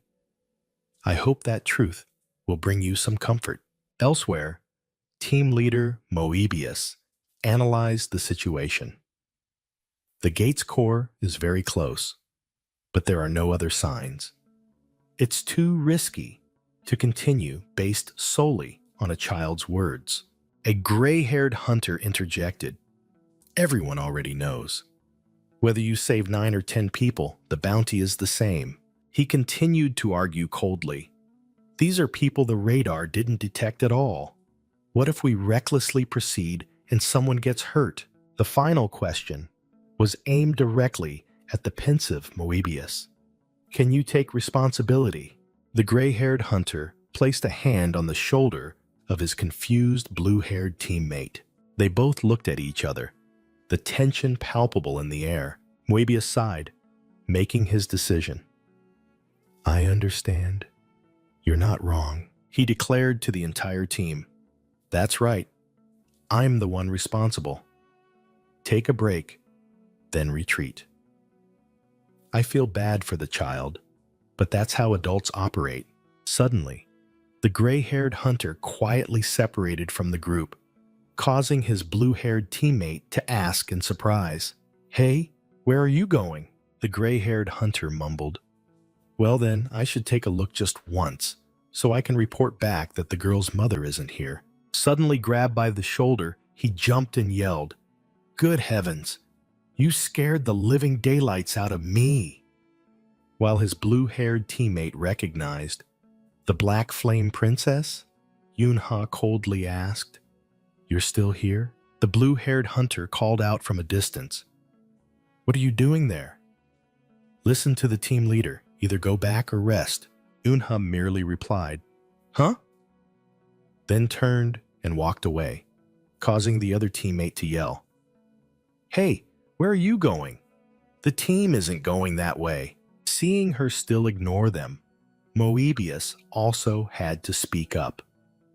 Hey, princess. While the other person grumbled, This girl, honestly. The blue-haired hunter then ran over and grabbed Yunha's arm, growling, Hey, I told you it's the wrong way. The main team is in the opposite direction. Yuna firmly declared, I must continue searching. We've already scouted to the core of the gate, haven't we? So I'll go deeper to check. While her teammate was still bewildered, and F rank wants to go alone, Moebius spoke up. I heard you. That's why I'm going deeper to check. The gray-haired hunter mumbled, This girl is truly crazy, and began to analyze. There are 2 main reasons a hunter dies or gets injured in a dungeon. Moebius raised a finger, beginning his lecture. First, when there's an unexpected accident, he continued, his gaze fixed on Yunha. Second, when they foolishly enter a dungeon beyond their level. From what I can see, Moebius raised 2 fingers, concluding, It seems you're about to fall into both of those categories. Yuna retorted without hesitation. So what? Moebius froze, realizing her seriousness.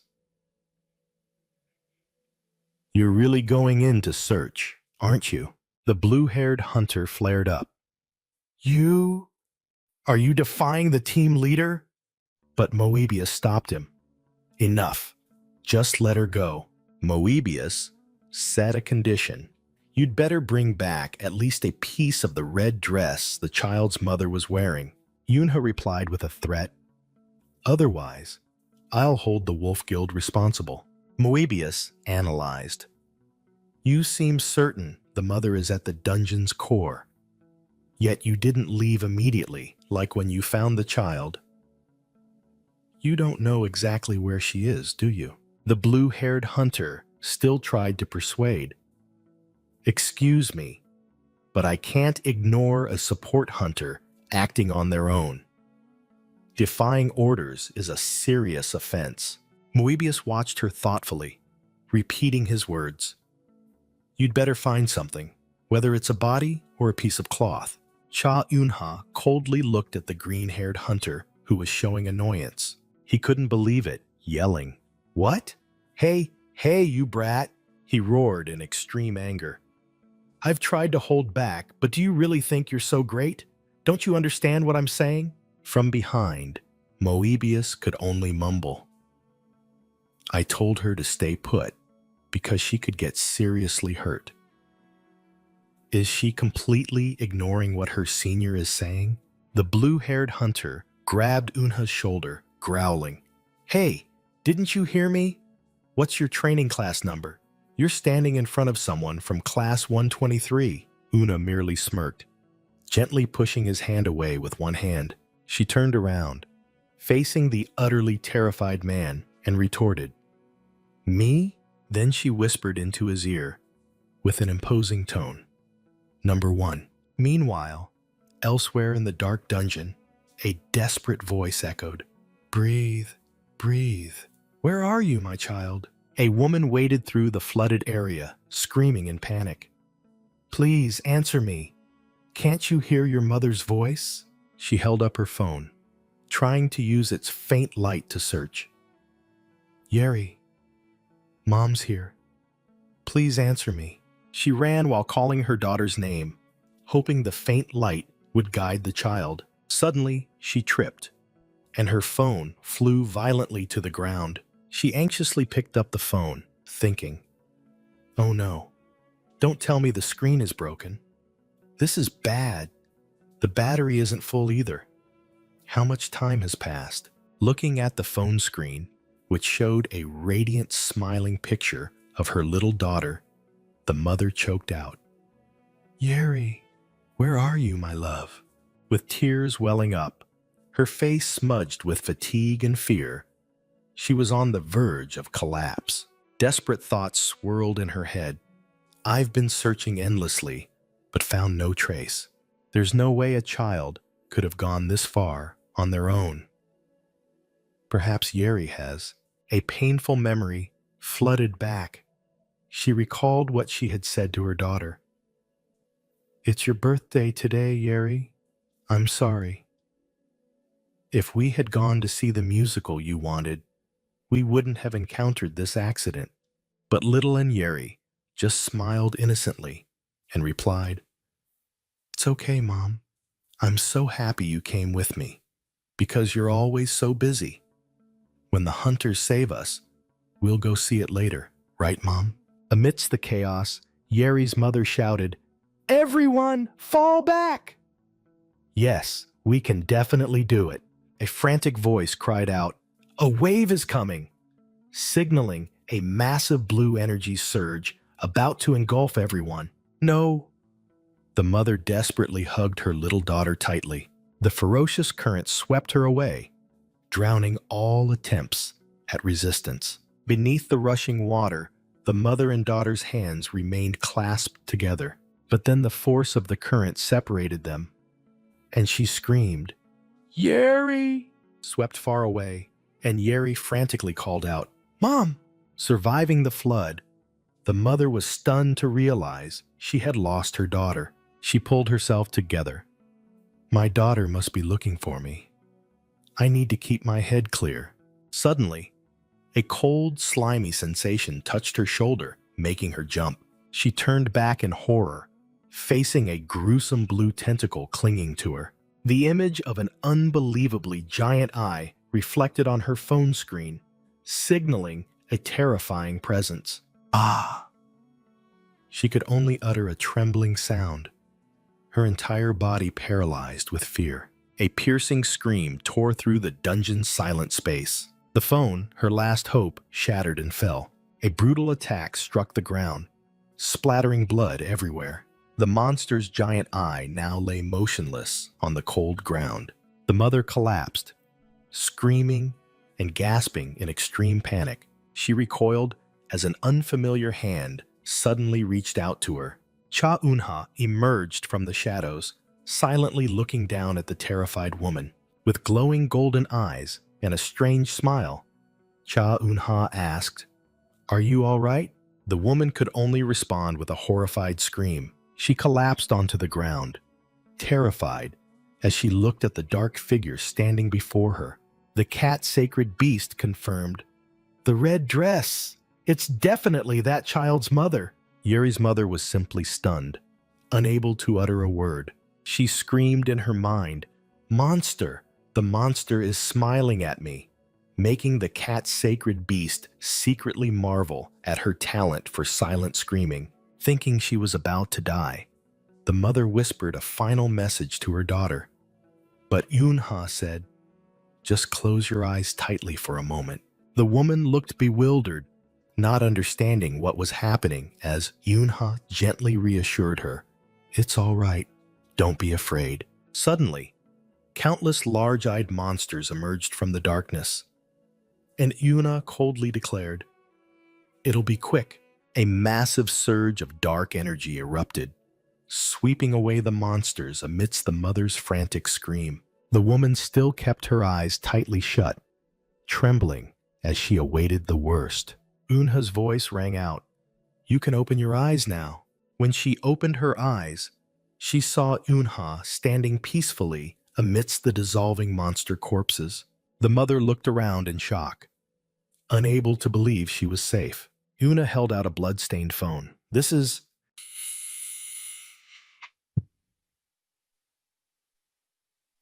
"Your phone." The cat sacred beast reminded her, making Unha flustered and apologize for the bloodstains on the phone. She hastily offered to wipe it clean, but the mother was still dazed, only shaking her head in refusal. Recovering from the shock, the woman asked, "Are you a hunter?" Cha Unha smiled faintly, replying with certainty, "Yes." Cha Unha returned the phone, saying that Yeri was waiting. The mother burst into happiness upon seeing her daughter safe. Yeri whimpered for her mother, running into her arms. As the mother and daughter reunited, the cat's sacred beast on Yunha's shoulder mumbled a reminder for them to be grateful to their savior. Suddenly, a worried shout rang out, questioning where Unha had been all this time. A blonde-haired young man ran over, his face distraught, as he called her Yura. He was in extreme panic upon seeing the bloodstains on Unha, while the cat's sacred beast wondered about the unfamiliar name. The young man continued to fret, urging Unha to get immediate treatment. Amidst the chaos, Yeri's mother and daughter bowed deeply, thanking the hunter who saved their lives. The woman spoke, hoping to know her savior's name. That question made Unha pause, lost in thought about a name. A memory suddenly flooded back. She recalled her title as Black Flame Princess. In the past, a manager had asked her what title she wanted to choose. That person promised that if she completed the contract, the young girl, Lee Yura, would achieve everything she desired. Her mother's gentle voice echoed, promising to help her find the life Unha truly longed for. But then a terrifying memory rushed back. The image of little Unha desperately calling for her mother. The promise of revenge for her mother was overshadowed by the old officer's advice.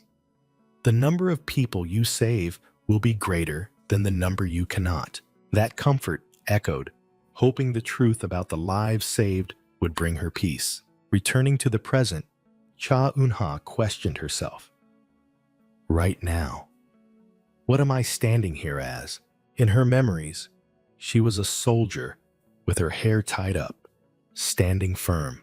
Now, in a splendid dress, she wondered, what hasn't changed? Why am I here? Right now, I am not Black Flame Princess, nor Lee Yura or Cha Unha. I am Halam. I am simply one of the hunters. Nothing more, nothing less. A hunter. From a distance, another group of hunters was observing her. The green-haired young man seemed restless and uneasy. Team leader Moebius put an arm around him. Are you worried she'll tell them what happened earlier? Moebius reassured him. Don't worry. If she wanted to say something, she would have already. Besides, acting alone is a breach of contract. Speaking out would only harm her. Another teammate agreed, but the green-haired young man shook his head. No, it's not that. It's just something she said that keeps replaying in my head. Moebius remained silent, listening intently. What did she say? Moebius pressed, but the green-haired young man hesitated. It's nothing important, just nonsense. Moebius saw through him. But you're still thinking about it, aren't you? He smiled, encouraging his teammate to tell the truth. The green-haired young man finally confessed. Well, I asked her which training course she graduated from. And guess what she said? She said she was from the first batch. The revelation stunned Moebius. The gray-haired teammate burst out laughing. Seriously? Why are you bothered by such nonsense? There's no way a first-batch trainee could have survived without us knowing. He continued to analyze. So, there are only two possibilities. Either she's crazy, or a dead person has come back to life. You must have misheard. But the green-haired young man insisted. Stop joking. You saw it too, didn't you? The pressure emanating from her is no joke, Moebius thoughtfully admitted.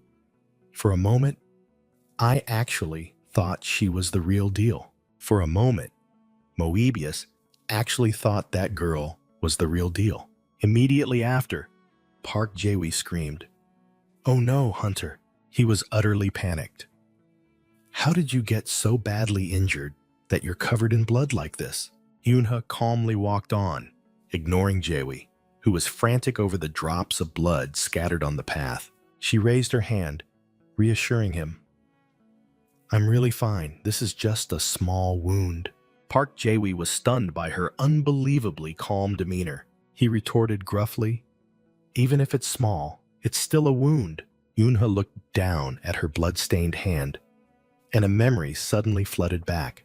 In the past, her mother had been just as panicked when she accidentally cut her hand.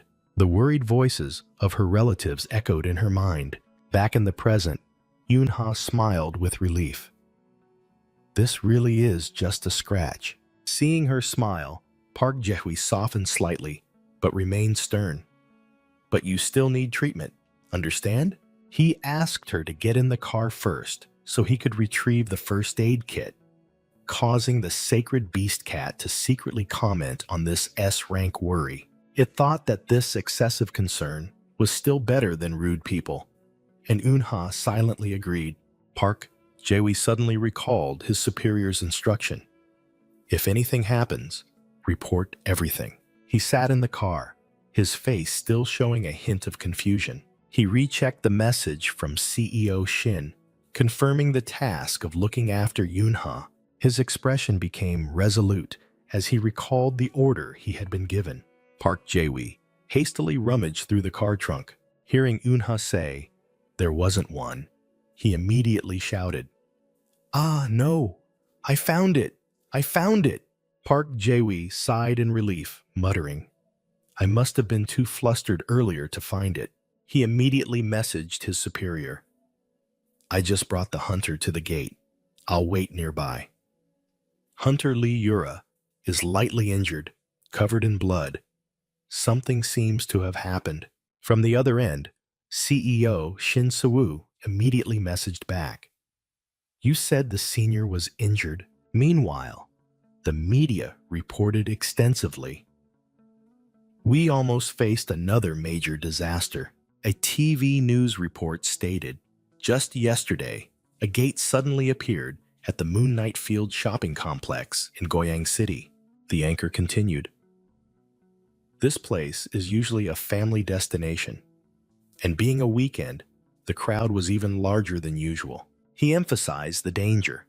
A B-rank gate appeared right at the ticket counter of Moon Knight Land, putting long lines of people in a perilous situation. The anchor further explained. Recently, unstable gates that don't match radar readings have been appearing more and more frequently.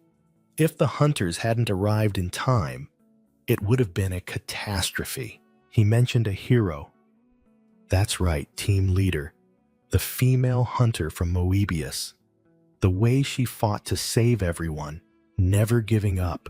Yuri's mother appeared in an interview, emotionally stating, "Black Flame Princess saved us. If it weren't for her, my daughter and I wouldn't be here. We are incredibly grateful." But immediately after, public opinion began to rage. Saving people is good and all, but who would be crazy enough to send an F-rank hunter into a B-rank gate? This is clearly proof of a shady deal between the Wolf Guild and the association. Online forums exploded with criticism, claiming that the measurement equipment must have been faulty. Negative comments flooded in. The Wolf Guild has really been a mess lately. Netizens relentlessly mocked, from suggesting the Wolf Guild was on the verge of collapse to ridiculing Cha Eun-ha as merely an attention seeker. The biggest question raised was, so why isn't the Wolf Guild speaking up? Elsewhere, Shin Si-woo quietly sat in front of his laptop screen, observing everything. He subtly clicked his mouse, thinking, everything is going according to plan. The rumors about Baekrang have almost vanished. Thanks to the senior taking all the criticism, all attention is now focused on her. Shin Si-woo smirked. One more year of this, and the name Baekrang will be completely erased from the Wolf Guild's history, vanishing without a trace. He looked at a video titled, "Why Does Everyone Hate Black Flame Princess?" A satisfied smile appearing on his face. Everything is perfect. Shin Si-woo clicked, finishing his work with a satisfied expression. But even though everything seemed perfect, a sense of unease about Cha Eun-ha still crept into his mind. That worry became justified when a message from Park Jae-hui appeared, reporting that Eun-ha had exited the dungeon covered in blood. Shin Si-woo's gaze turned sharp as he read the news. He sat deep in thought at his desk, staring at his phone with a complex expression. After a moment of hesitation, his finger slid across the screen, deciding to call her. The call began awkwardly, with Shin Si-woo trying to find a reason for his actions. Finally, he admitted, "I heard you were injured, so I called to check on you." His concern was met with Eun-ha's indifferent reply, and the crisp sound of potato chips being crunched. He still tried to advise her to get checked out, even if it was just a scratch, while the chewing continued steadily. Confused by the strange sound, he wondered if he had called at the wrong time. But Eun-ha just told him to get straight to the point. She casually said that she was watching YouTube and snacking in unbelievable calmness. Taken aback, Shin Si-woo stammered, asking what show she was watching. Her answer left him speechless. A special program about 90s pop hits. He awkwardly asked about the program, trying to prolong the conversation clumsily. When Eun-ha asked him back if he was interested, a thought suddenly sparked in Si-woo's mind. He abruptly changed his tone, asking seriously to make sure she was alone. "Then I'll come over," he declared decisively, grabbing his car keys. "We can watch it together." Just as he opened his door to leave, he was stopped by his waiting assistant. Brushing aside the reminder about the waiting car, Shin Si-woo asserted, "I'll just be out for a moment." The assistant frantically called out, "Young master, wait! Where are you going?" He tried to remind him as Shin Si-woo continued to stride. "Your hospital appointment is coming up." Si-woo merely replied coldly over his shoulder, "I'll be back before the appointment." The assistant pleaded, "Last time you also delayed and then just skipped it. Your father is sick in bed and really wants to see you." When reason failed, he desperately asked, "What could be more important than your father's health right now?" Si-woo growled, his blue eyes flashing with determination. "Get out of the way, because this is more important." Soon after, Si-woo stood at Cha Eun-ha's door, remarking, "I didn't expect you to be a fan of 90s pop music." Eun-ha greeted him, "You got here fast," which made Si-woo confusedly wonder, "Huh? Is it raining outside?" He looked her over and said, "You don't look very seriously injured." Eun-ha casually replied, "I told you so." She invited him in, offered a towel, and asked if he wanted a beer, but Si-woo declined. Eun-ha requested, "Perfect timing. Help me connect this to the TV." while Siwoo reluctantly agreed. He sat down in front of the laptop and asked, "Should I just play the last video you were watching?" Yoonha happily agreed. The screen displayed the viewing history, an old music playlist, and several videos about Black Flame Princess herself. Shin Siwoo's eyes widened. He was completely stunned by what he saw. Yoonha, innocently unaware, even offered him dried squid and then asked, "Senior, this history, did you watch all of it?" She abruptly changed the subject. "Oh, right. I was going to ask you something. What exactly is a concept hunter?" Shin Siwoo lowered his face, confessing, "I was curious, so I tried to look it up, but I really don't understand what they're talking about." He looked up, his gaze complex. "I kept seeing that term. I'm sorry, Senior." Cha Eunha remained silent, looking at the person bowing in apology with an unreadable expression. Shin Siwoo's voice trembled with guilt. "It's all my fault. I'm truly sorry. I know how important a hunter's reputation is, and once this hatred starts, it's almost impossible to stop. I'm using you as a shield, hiding behind your shadow." He bowed deeply, a silent apology before Cha Eunha's shoes. He tormented himself. "Because I had to do it. That's the price I have to pay. It was our agreement from the start. I brought someone from another era, someone who doesn't even know how to connect a video to a TV, and threw her to the wolves." Clenching his fists, he blamed himself for letting them ruin the reputation of a hero who had just returned from hell, all because of my own selfish, cowardly needs. But a voice cut through his thoughts. "Look up." A hand gently lifted Shin Siwoo's chin. He looked up, his eyes wide with astonishment. His confusion slowly faded as he met her gaze. Cha Eunha calmly said, "Reputation? Image? I know nothing about those things. I only know one thing. You will not break your contract with me." Shin Siwoo was stunned by her firm declaration. She looked him straight in the eye. "The only person I need to worry about is you.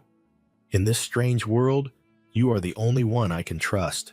So, unless you do something to break our agreement, you have no reason to apologize to me or to any of them." Her voice rang out decisively. "Don't bow your head over something like this." "So, what's the next plan?" "Instead of standing there apologizing, guide me," she asserted. "That is your job right now." Shin Siwoo subtly smirked, his eyes flashing with determination. "You're right. I understand, Senior." He thought to himself, everything she said is true. But why? Why do I still feel like something is very wrong? Outside the window, the rain fell ceaselessly, and Shin Siwoo began to explain a special term. Concept hunters are awakened individuals who don't participate in combat, either out of fear of danger or simply unwillingness. Instead, they build an image, a concept, and operate around it. Cha Eunha wondered, "A concept, like cosplay?" Siwoo replied that it was a bit different. He explained that they were more like celebrities, specializing in appearing on live streams and variety shows. Eunha then understood King Godsu's situation, and Siwoo confirmed he wasn't that type. But they're working hard too. Eunha still didn't understand. Why does everyone hate them so much? Siwoo explained that because they are usually low-ranked hunters, people assume they use concepts to cover up their lack of practical combat skills. Although public perception has improved, they are still looked down upon for not participating in dungeon raids. So, in short, Eunha stated bluntly, I'm considered a weirdo just for wearing these dresses? Siwoo had to admit it. Memories of Manager Park. Jaewee's words flooded back, and Eunha realized the reason she was getting attention was more complex than that. She fell silent, lost in her own thoughts. Seeing this, Siwoo anxiously offered to decline any invitations related to her concept image if she didn't like it. Were there any invitations? Yoonha asked. Siwoo revealed an invitation to participate in the show Star Hunter Showdown. It was a special episode with a horror theme, and he had intended to refuse it because it would cement her image in the public eye. No, I'll do it, Yoonha unexpectedly interrupted, leaving Siwoo stunned. Despite Siwoo's attempts to dissuade her, Yoonha stood firm, believing that with her current equipment, she couldn't escape this misunderstanding. Clenching her fist, she declared, "Then there's only one way. I'll shatter the prejudice against concept hunters." Siwoo was dumbfounded, unable to believe his ears. Shatter prejudice? I have a plan, Yoonha announced mysteriously. The first step. She pointed at him. Let's go shopping. You brought your car, right? Shin Se-woo was bewildered by Cha Eun-ha's sudden shopping plan. He asked again to confirm that she wanted to buy casual clothes just to reinforce her concept. Eun-ha confirmed, saying that wearing the combat dress all the time was inconvenient. She tried on a bizarre outfit and innocently asked for his opinion, leaving Shin Si-woo speechless and the cat sacred beast silently screaming. He awkwardly suggested they should check out another store. At a luxurious store, the cat sacred beast immediately fell in love with a splendid dress. When Eun-ha realized she didn't have enough money, Shin Si-woo immediately offered to pay. She politely refused, saying he had helped too much, but he simply replied that it was part of the contract. Shin Si-woo suggested adding the shopping to the contract, and Eun-ha smiled and agreed. The cat's sacred beast was visibly disappointed when Eun-ha showed a preference for a simpler designed shirt. That moment made Shin Si-woo suddenly realize it had been a long time since he had gone shopping with anyone since his mother passed away. Eun-ha decisively chose a white t-shirt, declaring that it and a pair of jeans would be enough, leaving the cat sacred beast despairingly slumped over a hanger. Shin Si-woo was surprised by her minimalist choice, while the sacred beast continued to complain. As she was about to leave, Shin Si-woo suddenly grabbed her sleeve. He pointed at her impractical high heels. He suggested they should look at shoes before heading back. Eun-ha looked down at her feet and admitted that she probably really needed a new pair of shoes. She insisted on paying for the shoes herself and opened her small wallet. Inside the wallet were only 2 coins, making Shin Se-woo unable to hold back a laugh, while Eun-ha awkwardly said it could wait until next time. Shin Se-woo smiled confidently, asserting that he was more than capable of buying her a pair of shoes. Cha Eun-ha hesitated to refuse. It's not that, but Shin Se-woo smiled, insisting she just take them, and promised he wouldn't ask for money later. Suddenly, Eun-ha remembered something. While the cat sacred beast gleefully appeared behind her, she recalled that the cat had given her coins as an apology, and a notification appeared, confirming she had been sponsored 100,000 coins, raising her total balance to 300,000. Eun-ha innocently turned to Shin Si-woo and asked, "Do you know anything about coins? What can I do with 300,000 coins?" Shin Si-woo was dumbfounded, stammering back, "You have 300,000 coins?" Eun-ha just looked at him silently, completely unaware of the magnitude of the number she had just uttered.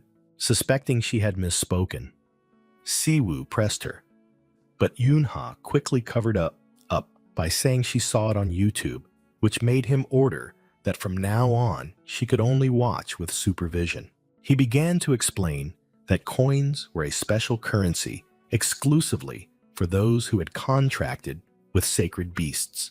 When Si-woo estimated its value at around 30 billion won, Eun-ha was so stunned she couldn't speak. The cat sacred beast immediately puffed out its chest, boasting about its financial power to its older sister. Shin Si-woo sternly warned Eun-ha that it was mostly empty boasting and she shouldn't believe it. He explained that sacred beasts usually have many followers, so they can't concentrate all their resources on one person, which angered the cat sacred beast for being underestimated. Una secretly thought, so I have 30 billion because I'm its only friend?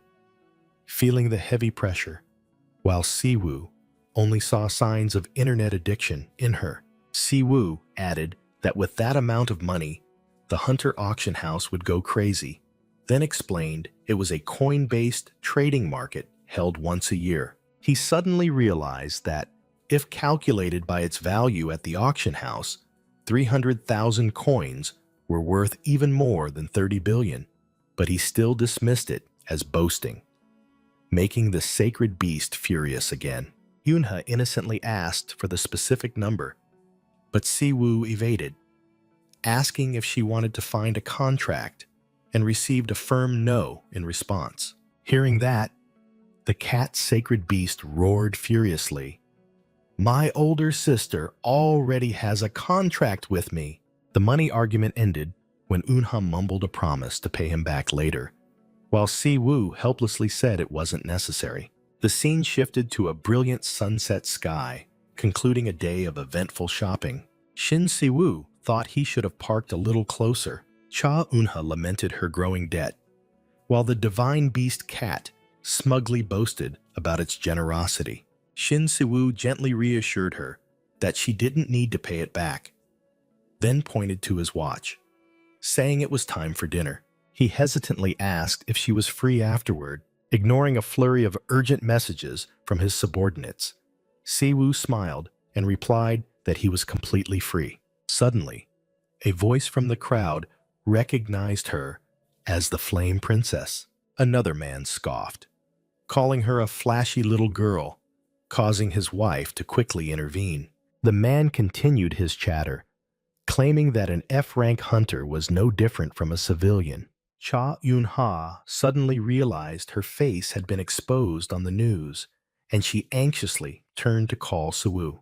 Good thing we bought this hat too, right? Siwoo said, then gently placed the baseball cap on her head. Cha Eun-ha agreed, quickly adjusting the hat to cover her face. Just then, the family accidentally let go of their child's balloon, causing a commotion. The divine beast cat cackled, while Siwoo secretly thought this was a good chance to quickly slip away to the car. But contrary to his expectations, Cha Eun-ha suddenly darted off like lightning to catch the balloon. She gently returned the balloon to the bewildered family, who could only mumble their thanks. The man from earlier, now with a changed attitude, awkwardly said that he would cheer for her, even though Siwoo had told her she owed no one anything. Cha Eun-ha couldn't shake off the feeling of unease in her heart. In his thoughts, Siwoo realized his feelings had nothing to do with her contract or status. He thought to himself, putting everything else aside, the girl before him shone brightly on her own. His gaze deepened, captivated by her overly resolute and radiant beauty. Shin Siwoo thought to himself, this girl was too precious to be buried under the label of gimmick or overshadowed by a coward like him. He silently followed Cha Eun-ha through the parking lot, his thoughts wandering. Suddenly, a terrifying memory rushed back, desperate screams echoing in his mind. I don't want to. Let me out.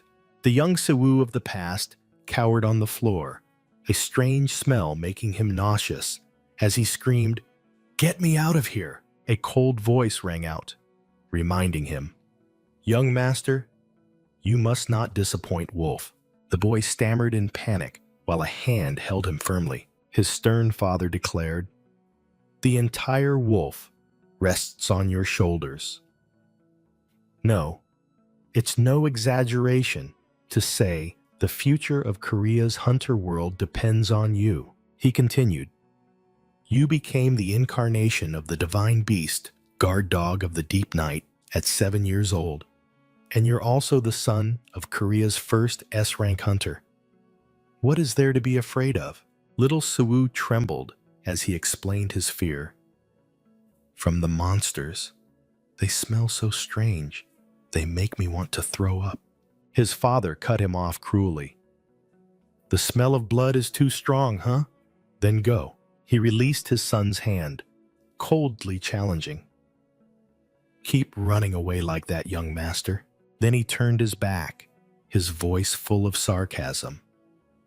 Run away from the stench of blood that any hunter must endure. Keep running away from the responsibility of the strong, ignoring the monsters pouring out of the gates to kill people, evading the duty a hunter must bear. His father turned back, his sharp gaze piercing the boy.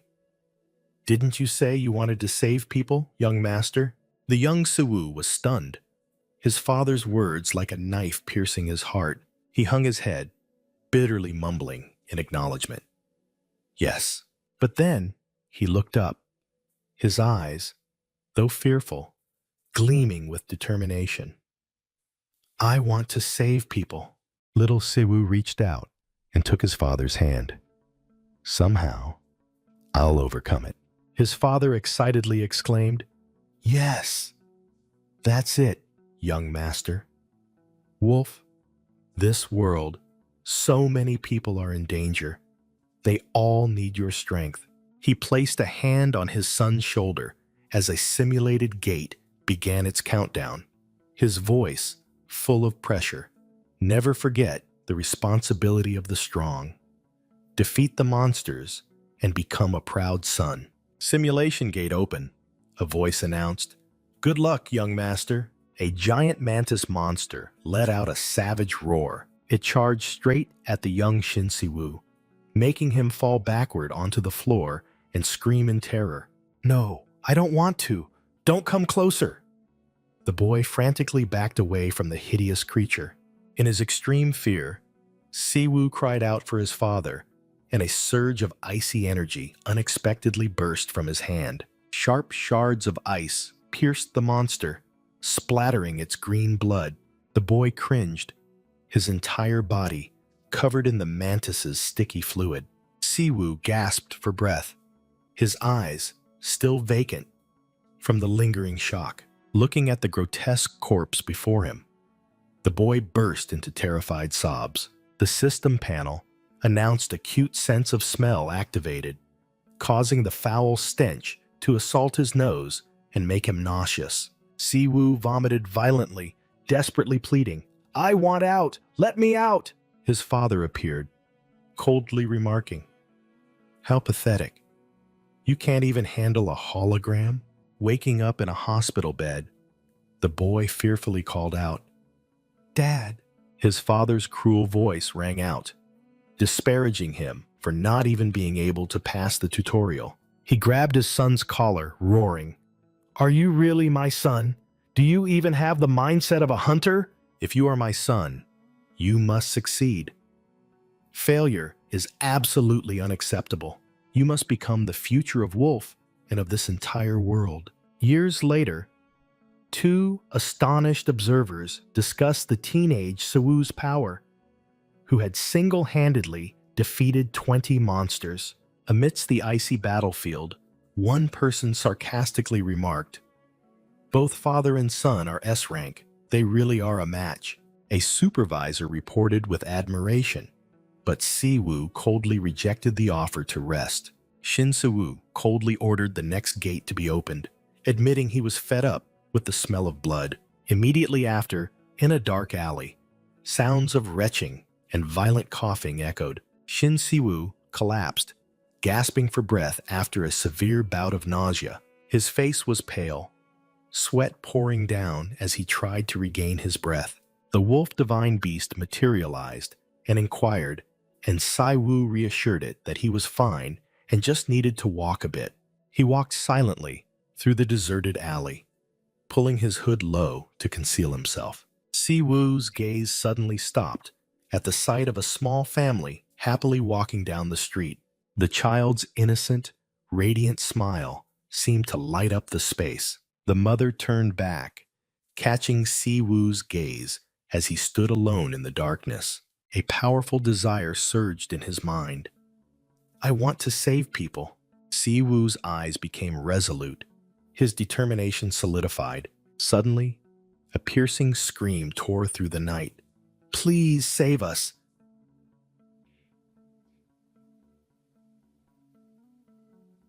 Siwoo spun around in shock, the desperate cries for help still echoing. A group of civilians was panicking, shouting for someone to call the Hunter Association. Inside a house, a boy was cornered by a slimy monster. Siwoo realized it was just a low-level monster, wondering how it had gotten there. A green-haired hunter with peculiar sunglasses suddenly appeared. The civilians rejoiced, hastily begging the hunter to save the child. Siwoo silently assessed him, noting that he looked like a professional. However, the green-haired hunter coldly replied, "Why should I? That's not my mission." The civilians panicked upon realizing the green-haired man was a hunter, but he coldly declared he only cared about the gate. Ignoring the low-level monster, the hunter snapped, "Shut up. This isn't my mission. If you have a problem, go complain to Wolf." Then turned and walked away. In Shinsiwoo's mind, a solemn voice from the past echoed, reminding him of the responsibilities of the strong. The indifferent hunter's back faded from view, leaving despair in his wake. Siwoo bitterly wondered if he had to bear such noble duties just because he was lucky enough to awaken. He walked through the deserted alley, silently questioning, "What right do you have to tell me such things?" With a fierce gaze, Shin Se-woo made a decision. "That's right. I'll give up." He wanted to abandon everything, cast aside the burdens of responsibility and duty, and then be forgotten. Memories flooded back. The young Siwoo asked in shock, "Diagnosis? Terminal stage?" His father coldly confirmed, forcing him to inherit the guild master position before he died. Siwoo weakly protested that the position required recognition, his hands nervously clenching. His father flew into a rage, roaring, "Those weak words again? Do you still not understand the pride of an S rank?" He declared that he had contacted the association, cutting off all his son's escape routes. Siwoo could only silently bow his head, accepting his imposed fate. The pride of an S rank? He wondered what the hell that was. Back in the present, Siwoo unleashed his energy, a gate beginning to form amidst a silent roar of defiance against his deceased father. He pulled up his mask, his eyes burning with a fervent desire. "If such a thing exists, please show me." The spatial gate swung open. Siwoo cried out his final plea, hoping to witness the true pride of a hunter. Inside the gate was a chaotic world, where Shin Siwoo knelt before a towering, imposing figure. It was Cha Eun-ha, her glowing golden eyes coldly looking down at him. Shin Siwoo was still stunned, sweat streaming down his tense face. "You don't need to take me home," Cha Eun-ha said. "Thanks for everything today anyway." Siwoo, laden with bags, replied, "I am not busy either. It's been a while since I've been out, so it was fun." He said goodbye as Eun-ha turned and walked towards the door. "Yeah, all right." Suddenly, Siwoo grabbed her arm, shouting in alarm, "Ah, that's right, the special program about popular songs." For a moment, his eyes flashed with determination. That was the original purpose. "I forgot," Eun-ha said, confused. "What's wrong?" Siwoo quickly concealed. "Nothing. I'll watch it later," he enthusiastically offered. "If you forget, I'll write down the YouTube address for you." Eun-ha shyly thanked him and closed the door. Siwoo smiled and waved goodbye one last time. "Yeah, be careful." But as soon as he turned away, his smile vanished, replaced by a pensive expression. He thought to himself, "Senior always smells of blood." But that last scent was different. Meanwhile, in a luxurious building under the nightlights,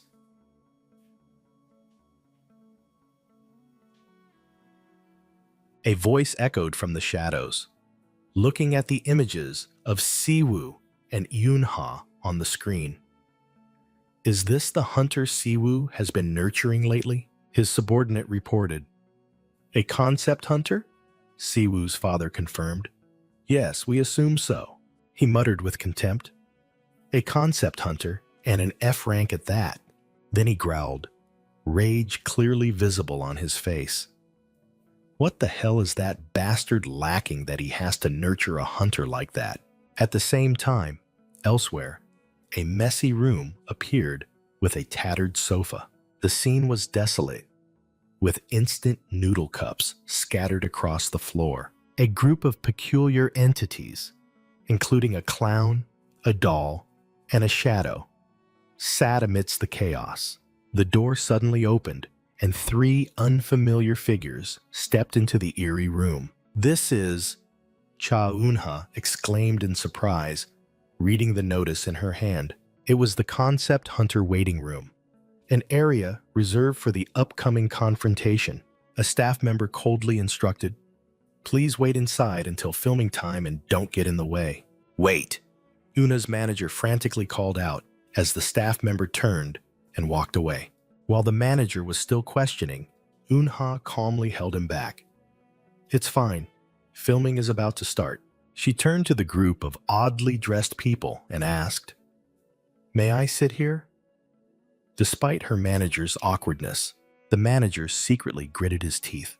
Even though he knew he shouldn't cause trouble, he couldn't accept how they treated a hunter from the Wolf Guild. He tried to negotiate with the stocking man. "Excuse me, could we get private makeup assistance?" The staff member sarcastically replied that the contract clearly stated concept hunters must prepare themselves. "Prepare ourselves?" The manager was stunned by the blunt answer. He turned to call Una in desperation. "I'll be in the lobby for a bit," the manager told Eun-ha. "You rest. I'll go with these people." He cheerfully said goodbye and quickly left. But as soon as he was out the door, the manager's expression became extremely serious. Looking at his phone, he declared firmly, "I can't let this slide."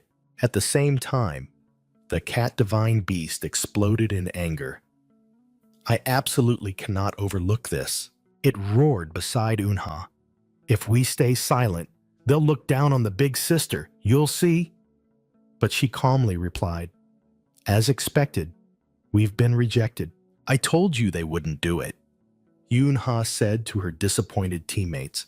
The entire group of concept hunters, who were appearing on air for the first time, sat silently around the table, waiting. The cat divine beast bared its fangs and growled at the curious stares. "What are you looking at?" While Eun-ha remained completely silent, the gat-wearing man anxiously said to the stocking man, "Right, that staff member was a bit much." A voice chimed in invitingly. "Yes, if we worry, only we lose out. Just eat this first." The kind clown uncle offered food to Cha Eun-ha, advising, "This is your first time filming, isn't it? You should eat while you have time. You'll be very hungry later." The clown uncle handed chopsticks to Eun-ha, while the gat-wearing man tried to restore order. "You all stop it too.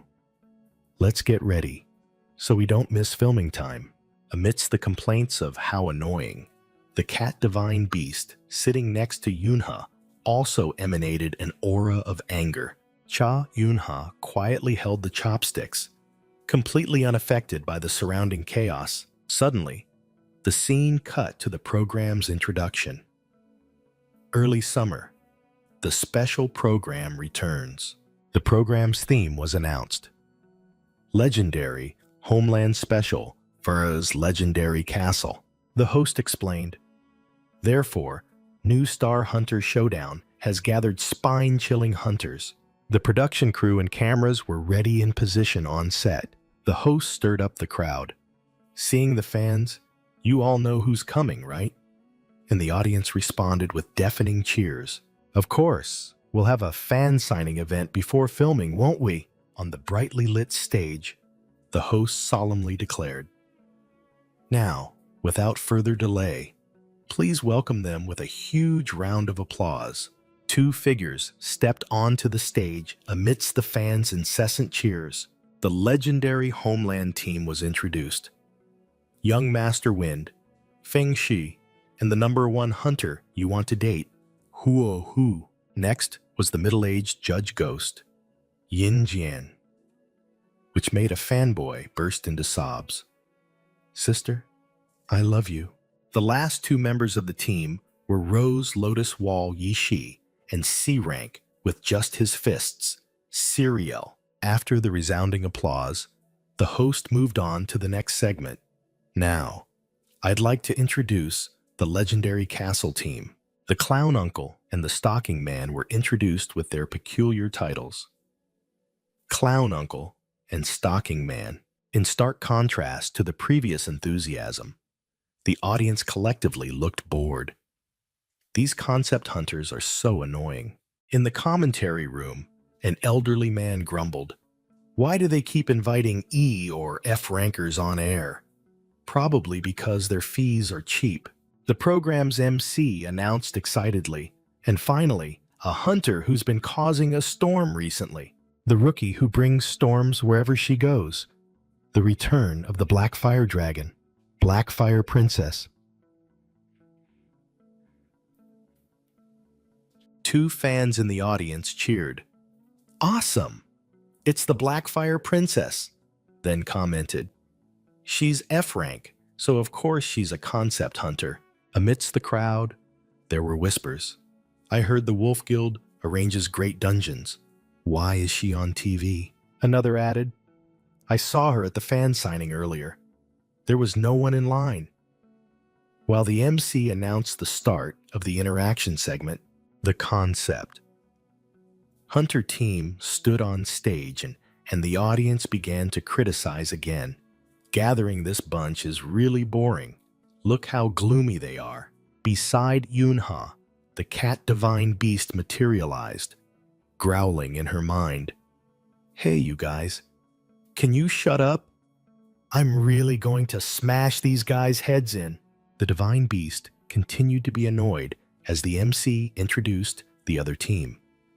The reactions are completely night and day. Meow!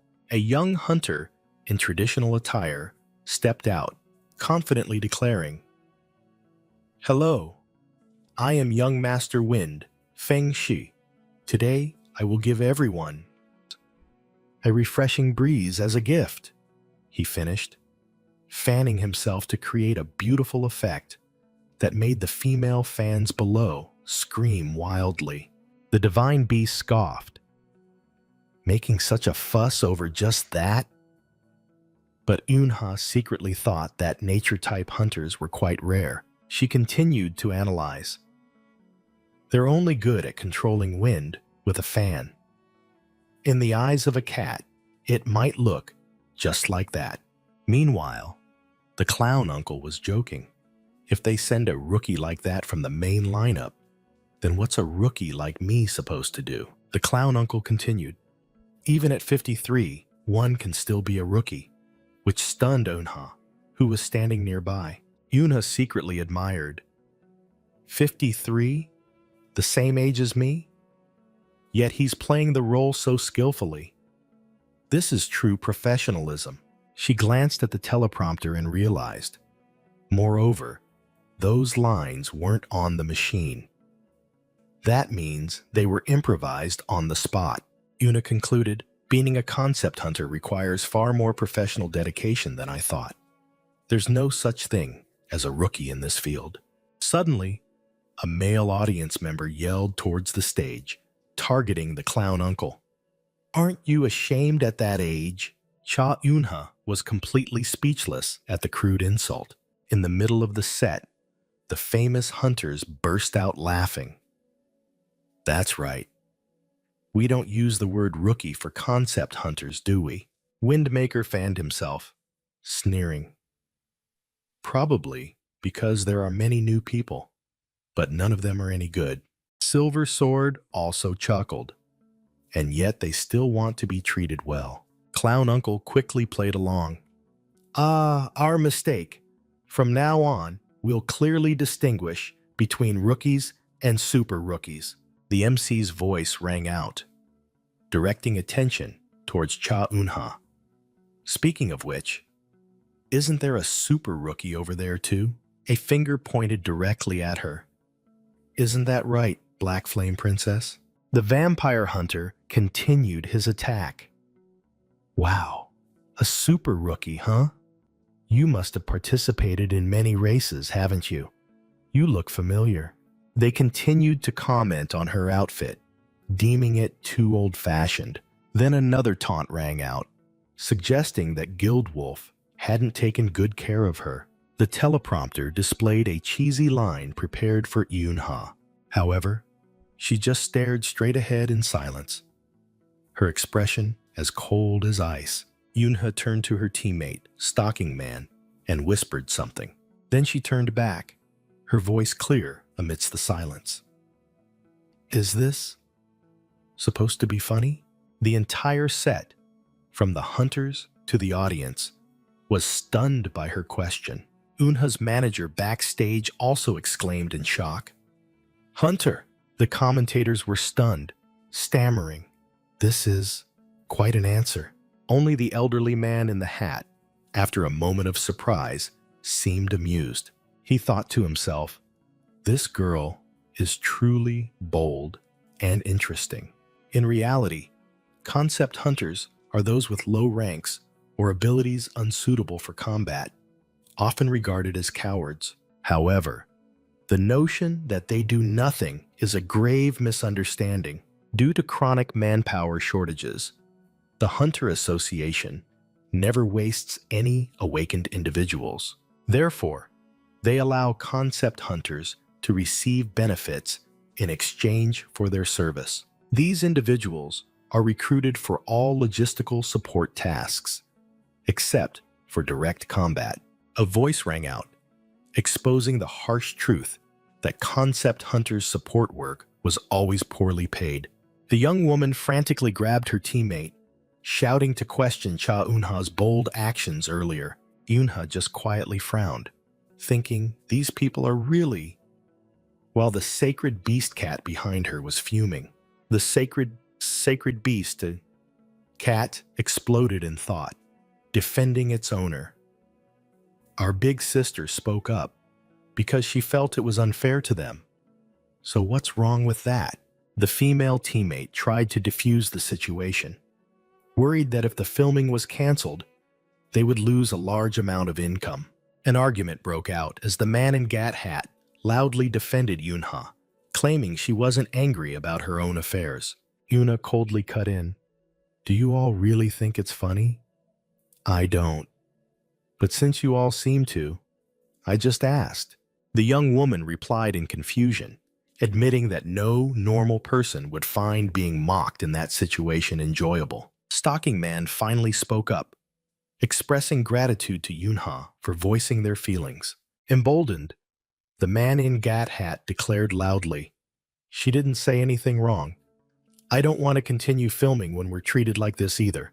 He vented his pent-up frustration, pointing out the injustice of them being ignored while famous hunters, even inactive ones, were still praised. I've entered dungeons 6 times this year. Why should I be a laughingstock? He roared, and the sacred beast cat on Eun-ha's shoulder enthusiastically cheered. Well said. Just as he declared he couldn't continue filming, a voice came from the colorful clown shoes. Trouble. Clown Uncle crossed his arms and explained that if one person quit, the entire shoot could be completely canceled. The man in Gat hat questioned Clown Uncle, suggesting that he should be the angriest. But the sacred beast cat felt embarrassed hearing him speak normally. Clown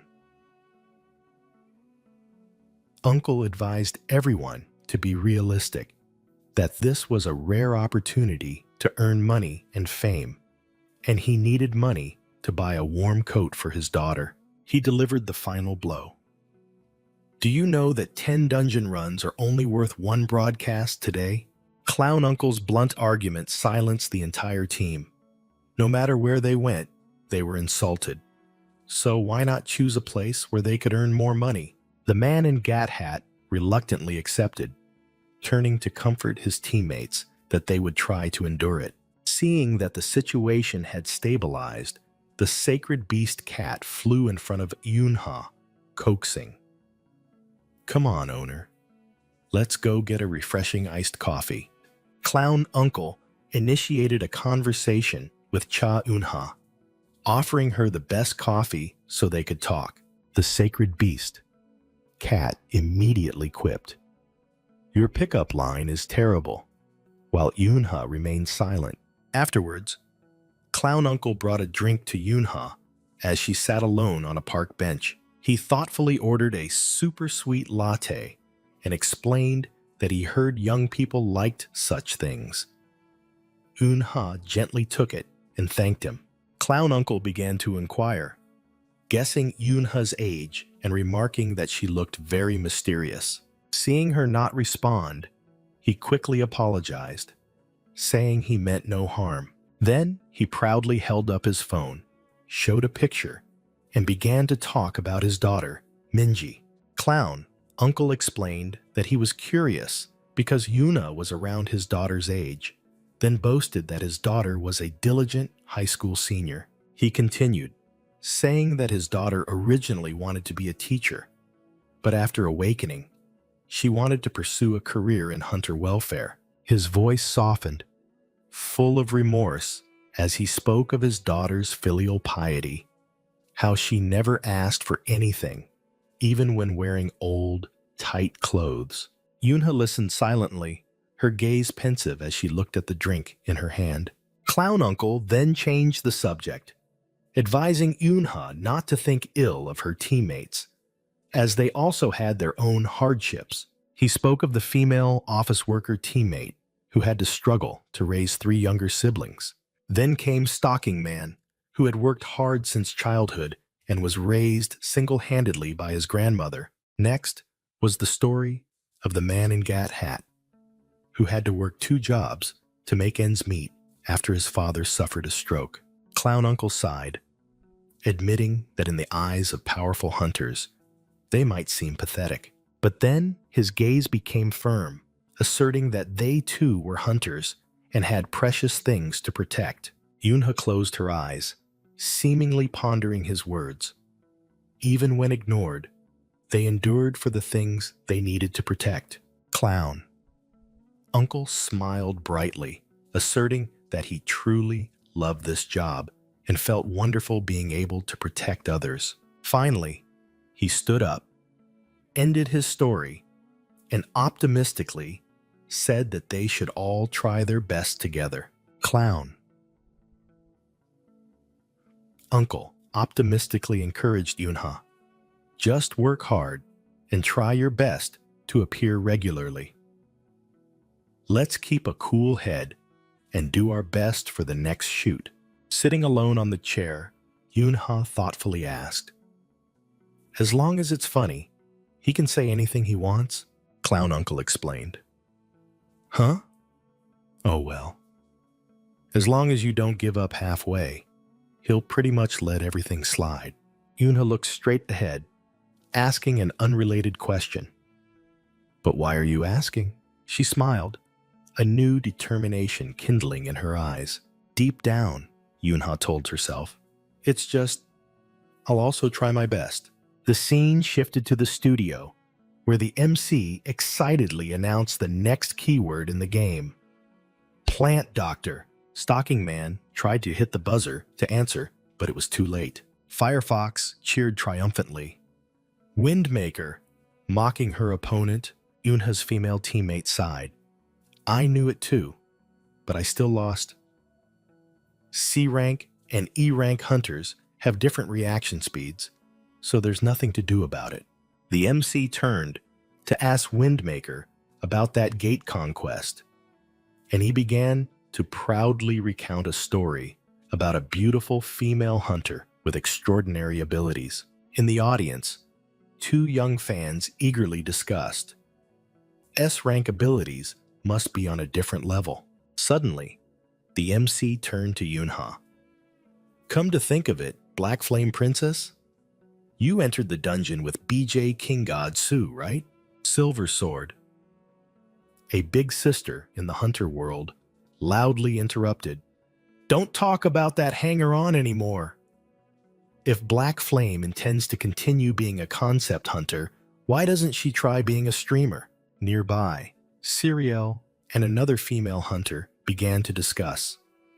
Is it true she killed monsters in the dungeon with just one blow? Siriel continued to comment condescendingly. Even on TV, she doesn't earn as much as us, so it's better for her to go conquer gates. The gat-wearing man angrily whispered to his mortified teammate. These people are really... Just bear with it a little longer. Suddenly, Siriel turned to ask Unha directly. So, when did you enter the gate? Unha's entire team was stunned, and Siriel added, No, I'm just curious. Unha smiled meaningfully, replying, I also went recently. But when did you go? Siriel smugly explained. We're past the days of entering gates. Now, we earn money by live streaming. Why are you asking? Unha coldly pointed at another hunter. This man in the hat just went yesterday. As for you, I heard all your stories are from 5 years ago. So you probably haven't entered a dungeon since then, have you? Windmaker fanned himself, sneering. Ha ha ha, you're still very green, little lady. Fans prefer to watch us on air rather than conquering gates. Una's gaze was sharp as a knife. Isn't killing monsters and saving people a hunter's job? How many lives have you saved this year? Faced with the critical question, the entire group of star hunters was speechless, and Unha only needed to add, If you can't answer, I understand. The vampire hunter quickly interjected, trying to salvage the situation. What's going on? Hurry up with the next question. Unha smirked, her voice full of challenge. Those who are hunters in name only will be swept away by concept hunters like us. As soon as the declaration of war ended, the entire team behind her froze, stammering in horror. Yus? Windmaker dropped his mocking demeanor, his gaze full of scrutiny as he stared at the girl who had just stirred up the entire studio. In the control room, a director looked utterly delighted. Oh, the real show is about to begin. Backstage, Yuna's manager clutched his head, wailing in despair. Oh my God, my hunter. Her young teammate's face flushed, panicking as a dark vision appeared. We're screwed. I see a whole sky full of hateful comments. Her thoughts poured out. We'll be ridiculed online, called arrogant concept bunch, then banned from broadcasts. No one will invite us to shows anymore. We'll have to do odd jobs, then die miserably at some godforsaken gate. The gat-wearing man irritably cut in. Why not just think about dividing the inheritance already? Stalking man burst into tears, pointing an accusing finger. You were devastated too. When Black Flame answered incorrectly, you looked utterly desperate. Just then, an image of the gat-wearing man frantically hitting the wrong buzzer appeared, and his teammate yelled at him. If you don't know, why hit it so fast? Why? He retorted, his neck veins bulging. I only reacted that way because I was penalized. I saw her confidence and thought she had a plan. Clown Uncle tried to joke. What's wrong? It's a good scene, isn't it? But the gat-wearing man snapped. What's good about it? This is humiliating us. It's not just about making money. He continued to yell in helplessness. Our image will only be further ruined. Meanwhile, the manager clenched his fists, his mind torn. I really want her to tone it down, but the CEO said to just let her do her thing. The manager knelt on the ground, begging Cha Unha to act within his limits of endurance. He explained that according to the show's script, concept hunters like her were only supporting roles and always had to lose. Regardless of the filming results, the show would be edited so that the regular hunters would win. Therefore, He only hoped she would compete moderately so as not to tarnish her image. Yoonha smiled mysteriously, replying that she understood and would act moderately. Immediately after, in the arm wrestling match, Yoonha easily crushed her opponent to everyone's astonishment. The manager and the studio staff were speechless, unable to believe what was happening. The host's voice rang out, announcing another victory for Black Flame Princess. With a final score of 5-0, Yoonha single-handedly swept the opposing team in their complete defeat. Serial roared in anger, asserting that Yoonha could not possibly be F rank and that Guildwolf had definitely deceived them. The other hunters were also in a frenzy, believing this was a measurement error because a C rank hunter could not lose to an F rank. The leopard print female hunter fearfully recalled Yoonha's speed in the games, so fast it was like a still frame. From paper, rock, scissors, whack-a-mole, to even rhythm games, Yoonha had won them all by herself. Siriel tried to reassure his teammates, reminding them that in the final round, they would be able to use their individual abilities. But fear had taken over. If Yoonha wasn't F rank, they would truly lose everything. Amidst the chaos of the losing team, Windmaker quietly observed with a look of keen interest. Meanwhile, backstage, the atmosphere was also incredibly lively. A staff member approached and called the program's director. The director cheerfully greeted Windmaker, praising his hard work. They, along with another staff member, discussed the situation, the strange stag's turn of events, laughing because it was the first time they had seen hunters lose so miserably. Backstage, the director and Windmaker discussed the program, believing that the hunters needed to genuinely win to maintain their image.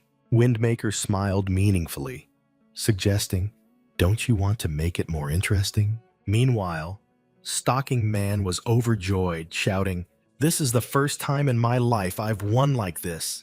Did you see their faces? It's hilarious." The whole team cheered excitedly, hailing the Black Flame Princess and Guild Wolf's discerning eye.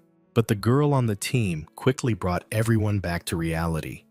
"Actually, we didn't do anything. It was all thanks to the Black Flame Princess."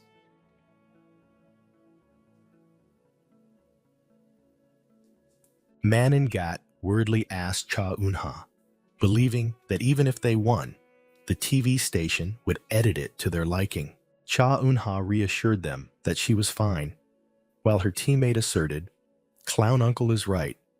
We'll manage the final match." They excitedly discussed the final match, a flag-capturing race where they could use their abilities, and Stalking Man confidently showed off his invisibility. Man in Gat confessed he could teleport 50 centimeters, and the other girl also revealed her ability to freeze opponents for 1 second. Cha Eunha realized this was the first time she had heard about their abilities, and Man in Gat explained that because they were insignificant, they had never had a chance to mention them. The girl on the team smiled happily, feeling that only now were they truly hunters. Clown. Uncle immediately protested passionately. "What are you saying? We've always been hunters. Now that it's come to this, let's show them our strength." He clenched his fist, declaring loudly, "Let's win in our own way." However, their hopes were immediately dashed by a sudden announcement. "Ability usage prohibited?" The MC's voice echoed throughout the studio, announcing that to support the concept hunters, the final flag-capturing match would take place without anyone using skills. The opposing team's vampire concept hunter burst into savage laughter, hailing it as a fair match. Cha Eunha's team was stunned, realizing the enormous physical disparity between E rank and C rank. This was clearly a rule set to neutralize the Black Flame Princess. Siriel and Firefox smirked, knowing that without their abilities, their opponents were nothing. Windmaker quietly hid his triumphant smile behind his paper fan. Clown. Uncle analyzed the desperate situation. They will put all their effort into blocking the Black Flame Princess. With Windmaker being the fastest, he will capture the flag while she can't move. Cha Eun-ha calmly outlined her strategy. Just find a way to block the others. It's fine. I can win, Clown Uncle continued, proposing a risky plan. If each of us grabs one leg, we might hold them off for about a second. Cha Eun-ha remained silent, her determined gaze saying it all. The team quickly assigned roles. When the match starts, I'll rush Silver Sword. I'll block Firefox. In the end, everything still depends on the Black Flame Princess.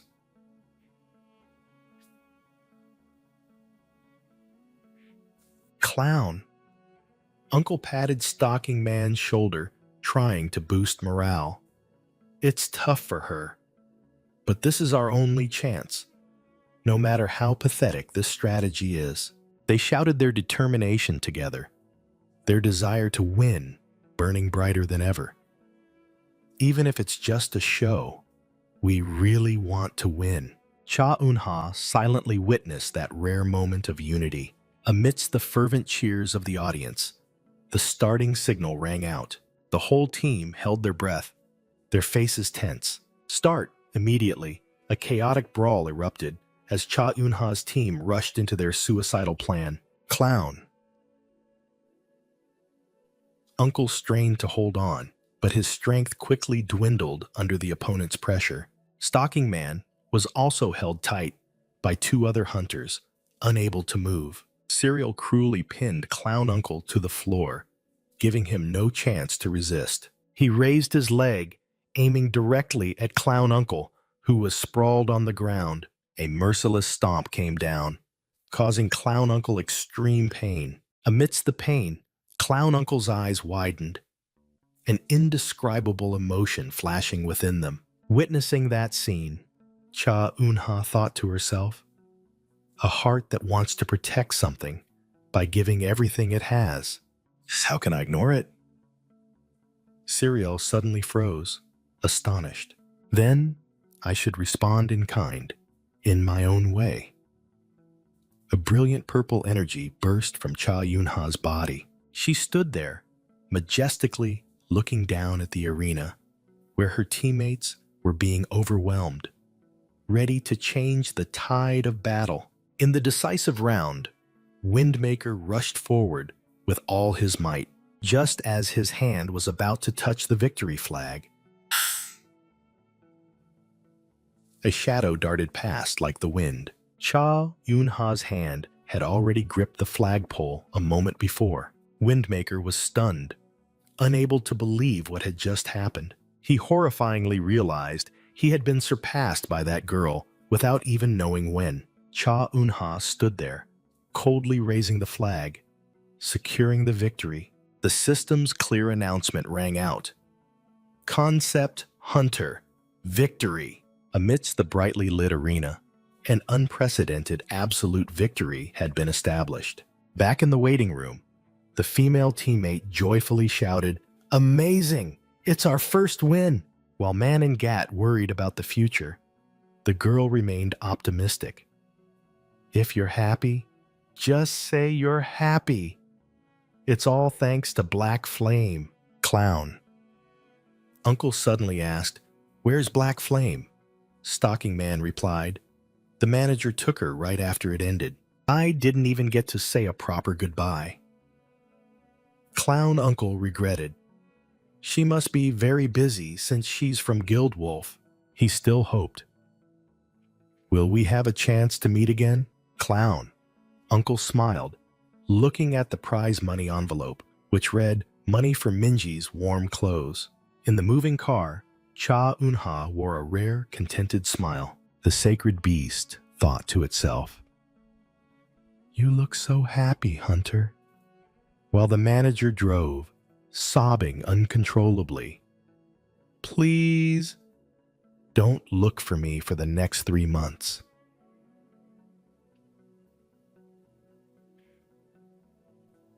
At the same time, on social media, a broadcaster began.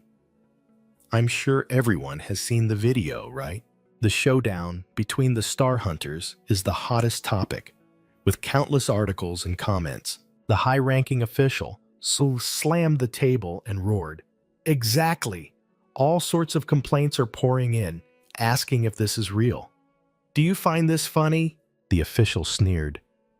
"You're very excited, aren't you, team leader Kim Gwang-hyun? Your mouth is about to split to your ears," he snapped. While Kim Gwang-hyun stammered denials, the official firmly asserted that there was no way the measuring device could be faulty, as that would shock the entire hunter community. He pointed out the absurdity of Shin Se-woo bringing an F-rank hunter without requesting a reevaluation. Sensing an opportunity, he ordered, "From now on, gather all information about her. If she's a trump card, we must use her." Kim Gwang-hyun asked in surprise if he thought she was S-rank, but the official merely mumbled that her skills were definitely not F-rank. "That means she's capable of deceiving even machines," the official deduced, then suddenly narrowed his eyes suspiciously. "Don't tell me you're investigating just because of that ghostly rumor, are you?" he roared, causing Kim Gwang-hyun to frantically present the tablet. The official began reading the personal information of Black Flame Princess, whose real name was Lee Yura, currently a trainee of Batch 126. Suddenly, he paused when he read the name Pacheon Hunter Training Center. "Didn't that place close down due to a catastrophic disaster?" he asked, and Kim Gwang-hyun confirmed she graduated right before the incident. Kim Gwang-hyun explained that all records at the center had been incinerated, making verification almost impossible. The official mused, realizing this was the perfect cover for identity fabrication, and the Wolf Guild was more than capable of doing it. When Kim Gwang-hyun complained about the difficulty, he brushed it off. "The documents burned, but the people are still alive. Find all the former trainers for me." He slammed the table, ordering, "Such a rare natural type hunter. It's impossible for no one to remember her. Find out everything immediately." His voice rang out with urgency. "Who knows what secrets she's hiding?" Meanwhile, at a barbecue restaurant, Cha Eun-ha confidently held the tongs. "Let me grill it. I'm really good at this." Shin Se-woo could only respond with a stunned "I understand," causing the cat holy beast beside him to explode. "You're turning the beef into a mummy. Don't you know how to grill meat properly?" The holy beast's voice screamed in his mind. On the grill, the expensive beef slices had been charred black. Shin Se-woo looked at Cha Eun-ha, his eyes full of admiration. "You're truly amazing." Eun-ha was a little flustered, while the cat holy beast beside her looked smug. "Sorry, I'm usually good at grilling," Eun-ha hastily explained, "but this is my first time grilling beef." Si-woo quickly replied, "No, it's not that. I just feel bad that our victory celebration meal has burnt meat." He excitedly asked, "Have you seen the news? Public opinion is rapidly changing thanks to you." Si-woo explained that their victory had sparked a wave of heated discussion, forcing the public to reevaluate concept hunters. People are starting to talk about the hardships of concept hunters and the injustices they suffer. He looked at her, his face flushed with sincerity. "This might just be the beginning, but you are truly an incredible person." Eun-ha brushed off the compliment, her expression thoughtful. "Speaking of ranks, there's something I'd like you to take a look at." She handed him an old measuring device, wondering, "My experience points don't seem to be increasing at all. I'm not familiar with this, so I didn't pay much attention." A thought flashed through her mind, recalling a teammate's words. Black Flame also entered the dungeon and killed monsters, so how can she still be F-rank? Another voice echoed in her memory, advising her to request a rank adjustment. The gat-wearing teammate explained, "Ranks don't update automatically. You have to request it. If you even dealt with the boss, you should at least be D rank. Back in reality, Yunha concluded. But nothing has changed. It must be broken. Manager Park told me to ask you. Siwoo took the device, his expression serious. He began to explain that the hunter ranking system was primarily for administrative convenience. Therefore, this device only suggests a reevaluation of abilities and doesn't provide absolutely precise information. But then he froze. Even so, for no data to be recorded at all is completely illogical. I checked it thoroughly. Siwoo's thoughts raced. The only reason could be the device is truly broken, or the amount of experience gained has reached its maximum. Yunha was bewildered by his reaction, while the cat holy beast yelled, "Don't be so stingy, you S-rank grilled fish." Siwoo was stunned, sweat beginning to pour as he realized the terrifying implication behind his hypothesis. In the midst of the tension, he suddenly yelled, breaking the atmosphere, "The meat's burnt again, Ani," startling Yunha and the holy beast. The holy beast screamed a warning, while Shin Siwoo continued to explain his hypothesis about Yunha's experience limit.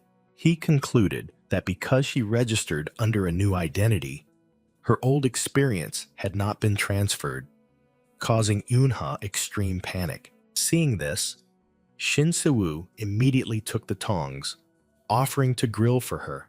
Yunha shyly admitted it was her first time grilling beef, while Siwoo kindly asked if she wanted it well done. He suddenly remembered, "No, that's not it. You once said you hated the smell of blood."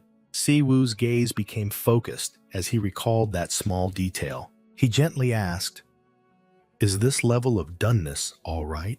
Yunha was astonished, unable to believe he remembered something like that. "I said that?" Siwoo firmly confirmed it, making the holy beast growl angrily, feeling ignored. "Ignored?" the holy beast yelled. "How dare you look at my elder sister like that?" Shin Siwoo paid no attention at all, lost in his own thoughts. Yunha then picked up a piece of meat, curiously asking in return, "So, is there anything you hate?" The holy beast desperately screamed, trying to stop the increasingly intimate conversation. "It's just, I want to remember too," Shin Siwoo replied sincerely. The atmosphere suddenly became strange, leaving even the holy beast bewildered. Siwoo casually mentioned oyster kimchi, then asked about a famous soup restaurant. Completely sidelined, the holy beast frantically screamed, while the other two continued their conversation. "You two, split up quickly!" The sacred beast's shout faded into nothingness. Intrigued by the story, Yunha immediately called the restaurant and learned it had been passed down for 3 generations. The person on the other end said the restaurant was very popular, and there would be at least an hour's wait, but that didn't seem to deter Yunha. Over the phone, Shin Siwoo asked if Cha Eunha was home. She replied that she had just stopped by her mother's grave for a moment. Siwoo suddenly realized her location was very close to Hwangryong Market. He then suggested she come to the soup restaurant right away so she wouldn't have to wait. Yunha asked, back in surprise, unable to believe he was actually queuing there. On the other end, Siwoo awkwardly admitted it was true.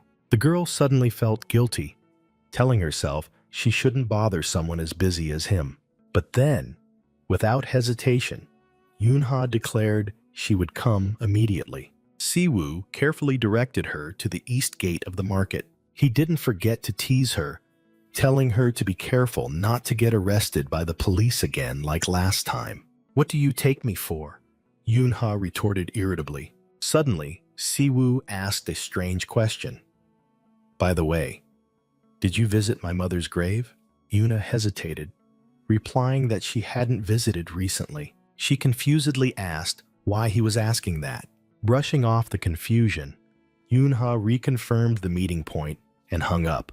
Hwangryong Market appeared vibrant under the sunset, a place full of life and tradition. At the same time, a female streamer was excitedly live streaming, introducing the bustling food market. Suddenly, a loud noise echoed, attracting everyone's attention.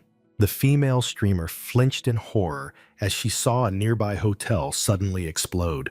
The crowd was in chaos. Firefighters shouted evacuation orders, while Yunha, who had just arrived, realized this was not a normal fire, but a burst gate.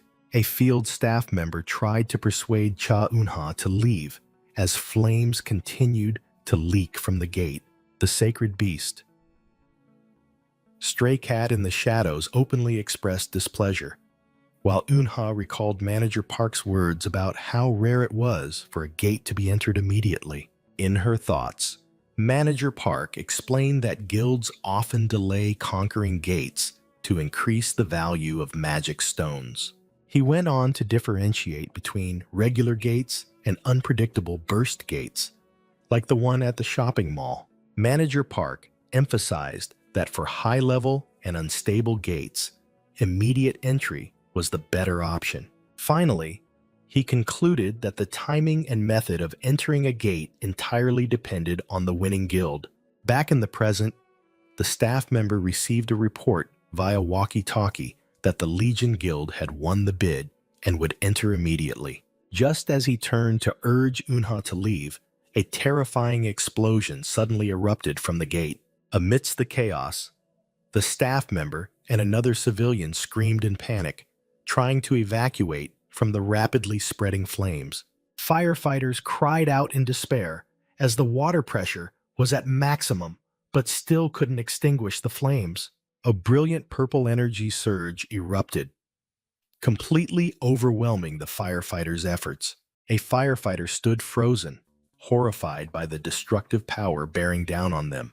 The magical flames exploded violently, pushing everyone back. Amidst the devastation, a firefighter collapsed, supported by a comrade while a desperate hand reached out. Cha Eunha didn't hesitate. She stepped forward, extending her hand to block the wall of fire. With resolute eyes, she confronted the unfolding disaster head-on. The staff member screamed in shock, seeing a civilian rush into the sea of flames. Screams echoed everywhere, announcing casualties and civilians caught in the flames. The sacred beast, Stray Cat in the shadows, appeared, asking in a panic, "Big sis, are you okay, meow?" Una calmly replied, "I'm fine," her gaze still fixed on the ferocious flames. The sacred beast. Stray Cat in the shadows cried out in alarm, "You keep coughing and saying nothing. I'm worried sick. Meow." Amidst the sea of flames, Cha Eunha replied, "The smoke is too thick." She walked across the ashes, remarking, "I thought it was inside the hotel, but it seems this is a fire attribute dungeon." Eunha checked her phone, muttering, "As expected, no signal." The sacred beast. Stray Cat in the shadows grumbled, seeing her calmly calculating. "Big sis isn't stressed at all. Is all you can think about soup? Meow." Eunha clenched her fist, asserting, "Because there's no reason to be stressed." She assessed the situation.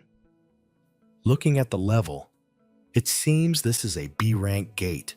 Suddenly, level 22 blazing fire fairies appeared and began to sing towards her. Eunha summoned flames in her hand. "Even if I can't use black flame because I'm not wearing a dress, it doesn't matter." The fairies attacked simultaneously with a piercing melody. The system announced their skill as 100 Dur-C melody. "My flame alone is enough," Eunha confidently declared. A massive flame erupted from her, completely overwhelming them. Terrifying heat enveloped the space. Suddenly, a strange voice rang out. "There are still 3 more." The notification panel for the fairy's skills reappeared, but this time, They were attacked by a blue surge of icy energy and screamed miserably. A large gun barrel appeared, its operator remarking, "They're swarming out from the entrance." 2 hunters in military gear entered, the younger one saying, "If we don't finish them off, they seem to split and multiply." Junhuan speculated, someone must have gone in ahead and caused them to split. A red-haired hunter arrogantly declared, "So what's the problem? If they spawn infinitely, then we just kill them infinitely, right?" He laughed loudly, asserting that was their guild's style. Turning to seek agreement, he cheerfully asked, "Right, Trickster?" But there was only silence in response. Trickster had vanished without a trace, leaving only a faint after-image. The entire team stood stunned amidst the sea of fire, bewildered by their leader's sudden disappearance. The red-haired hunter was grabbed by the collar and shaken vigorously by a teammate. "He's gone again. Were you even keeping a close watch?" The purple-haired girl tried to reassure the team, suggesting that Trickster had probably gone ahead to test out his new bazooka. Suddenly, Trickster's voice rang out, scolding them. Instead of worrying about Korea's 5th S-rank hunter, worry about yourselves first. He continued his threatening speech, vowing to fire them all, which terrified 2 team members. Intimidated, the entire team immediately obeyed, rushing to mine the magic stones. The red-haired hunter gave a forced laugh. "Actually, it's all thanks to Trickster." Ha ha ha ha. Junhuan ordered them to move out, and the team charged forward, determined not to disappoint Trickster. After the team left, the orange-haired Trickster appeared, bending down and noticing something. Beneath the ashes, a military dog tag lay there. He picked it up, recognized the distinctive yellow color of a first-generation hunter, and assumed it was a fake. He wondered why it was there, as no one else but them was allowed inside this gate. As he looked closer at the tag, a horrifying truth slowly dawned on him. Meanwhile, at a cafe, Shin Se-woo was looking at his phone when he overheard a conversation about the Atrium Hotel. People around him were chatting animatedly. That's right. Fire just kept spewing out from inside the gate. They added that the gate had stabilized, but the surrounding roads were still blocked off. In a cafe, people around were discussing how the victorious guild had immediately entered the dungeon, while a young man looked at his phone screen, where a conversation with Senior Yura was still pending. The blue-red-haired young man sighed, wondering if she was late due to traffic, and thinking he would have to order new food when she arrived. He secretly wondered to himself, but why isn't she answering? At the same time, elsewhere, Cha Eun-ha flinched as if remembering something. The sacred Bushias cat flew around her in the fire dungeon, remarking, "Fire can burn too, huh? But for a B-yang rank dungeon, there seemed to be quite a lot of monsters, don't you think?" The cat eagerly urged, "They're just small fry anyway. Let's clear them out quickly and go get some soup." But Cha Eun-ha coldly replied, "No. Let's go back to where we just came from."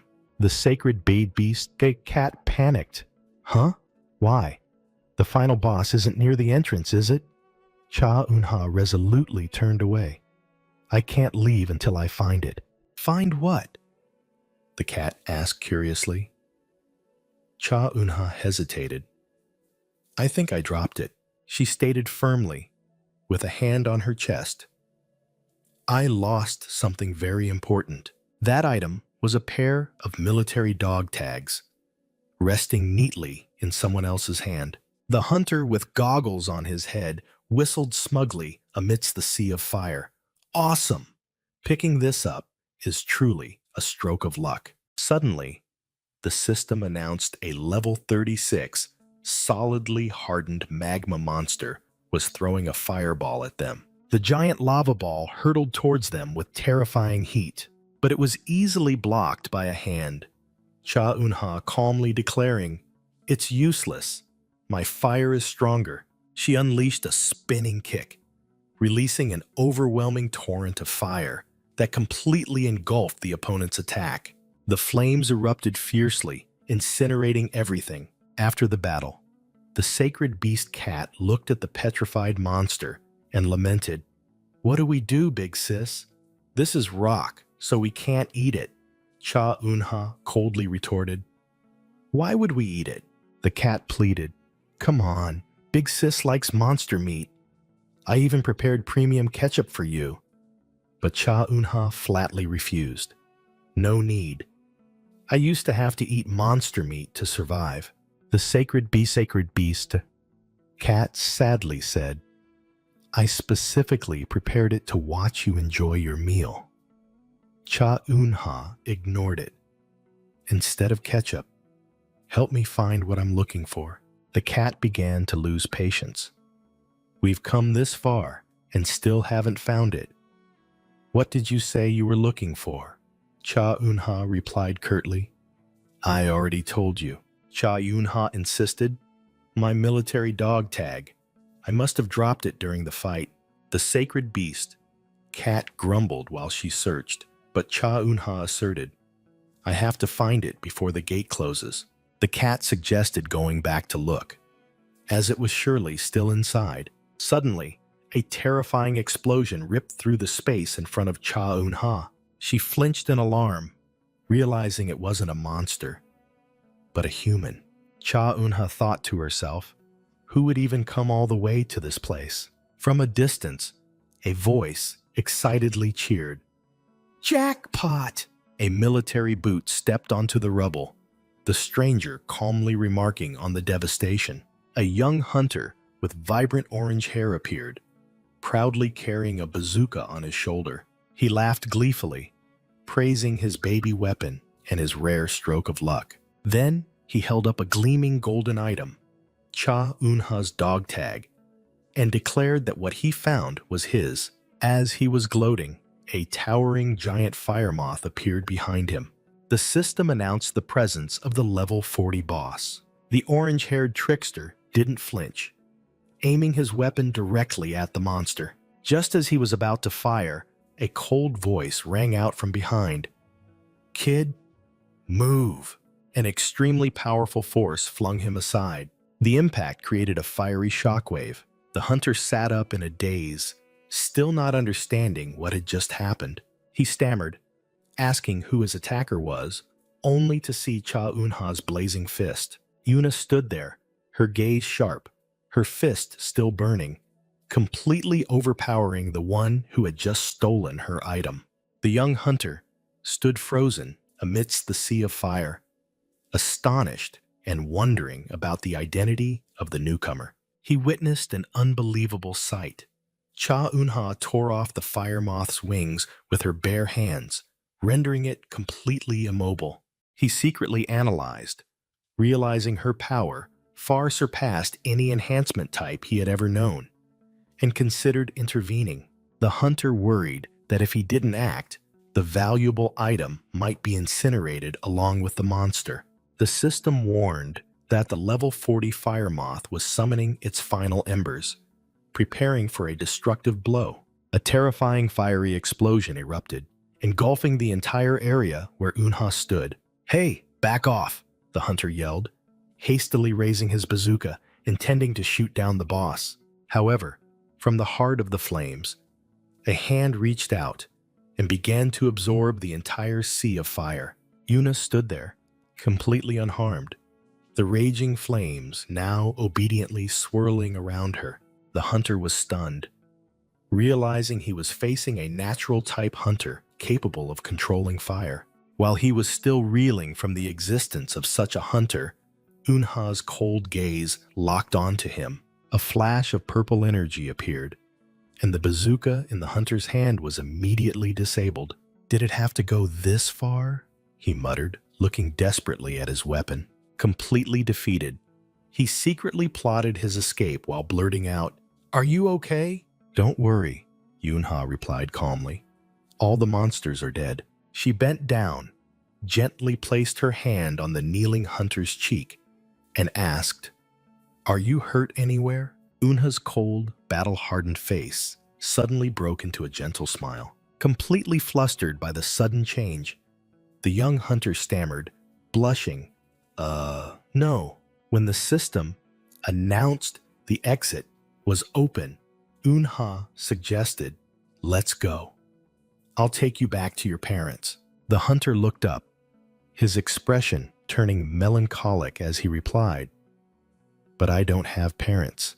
Cha Unha calmly asked, "I see, but how did you get in here?" The orange-haired hunter was stunned. "Hey, that's what I should be asking. This gate was conquered by our legion. Who are you?" He brandished his weapon, accusing, "A gate thief who specializes in breaking in and stealing things? Hey, you're a hunter, right?" Unha just smiled in response. "Yes, that's right." Just then, she reached out her hand, startling the hunter. A brick was stopped right in front of them. Unha said coldly, "I'll take you out. The gate is about to collapse." Grabbed, the hunter blushed, thinking, "This person really doesn't know who I am?" He couldn't believe that the master of the Legion Guild, Korea's 5th S-rank hunter, would one day go unrecognized. While he was still confused, Unha had already turned to collect monster cores and said, "Wait a moment, let me get this core, then we'll talk." Desperate, he pointed to his uniform. "Look at this jacket and hat. It's Legion's. Even with this, you still don't know who I am?" He suddenly remembered something. "I'm the 5th. Wait." He pulled out a military dog tag, but Yunha stared at it and declared bluntly, "I think that's mine." In a deserted restaurant, the ceiling and cold dishes appeared. A voice rang out, asking the young man, "Hey kid, your soup's all cold. Has your companion still not arrived?" The proprietress said sympathetically, "It's been hours. She's not coming. You've been stood up. Let me pack it up for you to take home." The young man replied sadly, his voice full of stubbornness, "No, they'll be here soon." But his phone screen revealed the harsh truth with a flurry of anxious, unread messages. Back in the dungeon, Yuna's eyes were sharp as daggers as she repeated her assertion. She stepped closer, her voice full of authority. "Where did you find it?" The young hunter was completely speechless, unable to utter a word. The young hunter spoke up, flustered. "Sorry for startling you." Cha Unha held out her hand, her eyes sharp. "But that dog tag is very precious to me, so I want it back." The young man froze, only able to stare down at the item in his hand. He muttered in disbelief. Then, the military ID number, engraved here. Yunha recited it perfectly, as if it were obvious. 98 S. 10Y Su 794. Issued on January 3rd, 1998. She smirked, her voice full of challenge. "Will you give it back?" The young man thought, sweat pouring down. The name is faded, but the ID number almost matches. What is this person's identity? He continued his deduction. This is also a gold dog tag from a first-generation hunter. Could this person be? A crazy thought flashed through his mind. A military fanatic who hunts for dog tags on auction sites. Unha saw him blush and asked, "Why are you staring like that?" The young man stammered, while she thought he was still scared. She suddenly took his hand, her voice calm. "Let's hold hands." She even offered to carry him on her back, making the young man frantically refuse, secretly realizing she had no idea who he was, his hand held by her soft one. He secretly thought he should say something right now, but instead, a silly question blurted out.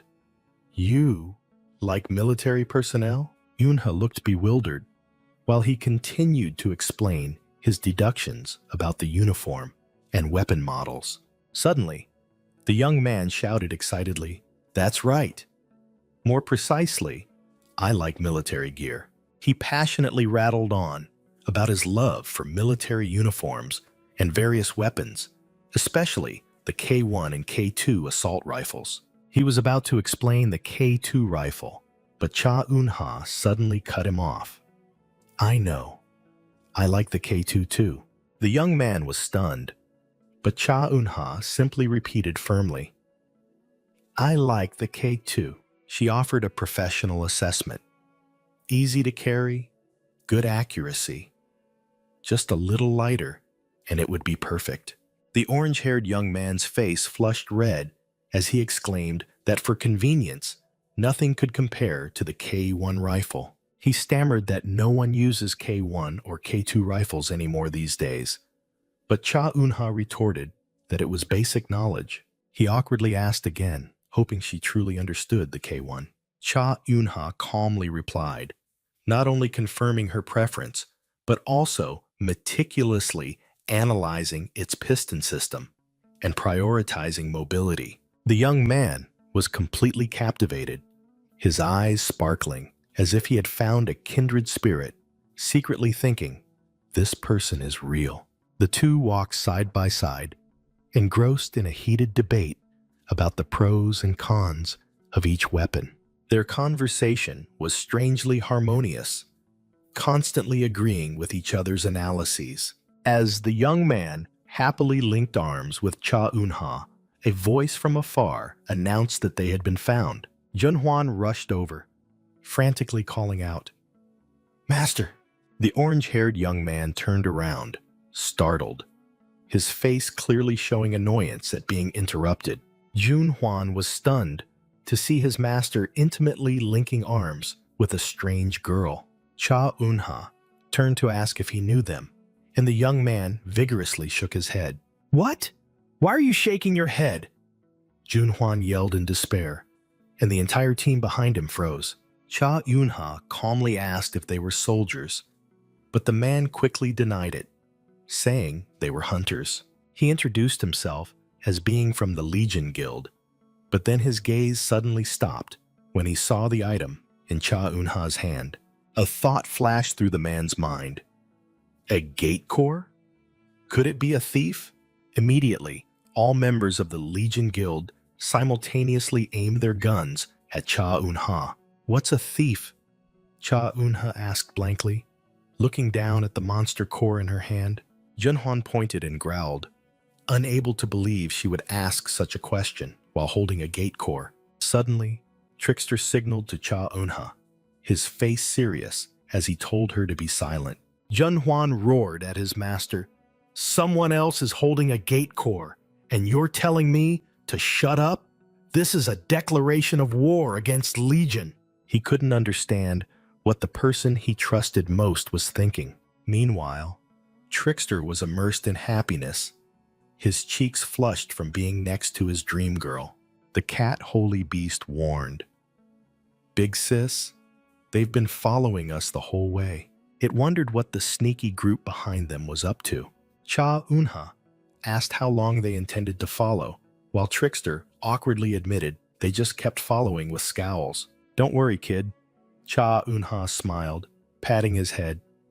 I'll get you home safely. The entire team behind them was utterly shocked to see their master being touched on the head by a stranger without any resistance. Cha Eun-ha invited him to eat first, as an acquaintance was waiting at a nearby soup restaurant. The orange-haired young man happily agreed, but inwardly he was terrified that his identity would be exposed. He wanted to shake them off, but he didn't dare act for fear Cha Eun-ha would notice. He secretly thought that if she knew who he was, he might never get to hold her hand like this again. It had been a long time since he had held someone's hand, and a strange warmth spread through his chest. He told himself there was nothing wrong with wanting to enjoy this moment a little longer. Behind them, the red-haired hunter squinted, feeling that Cha Eun-ha looked very familiar. Junhwan snapped, saying it wasn't important, but the red-haired teammate insisted. It is important, he yelled.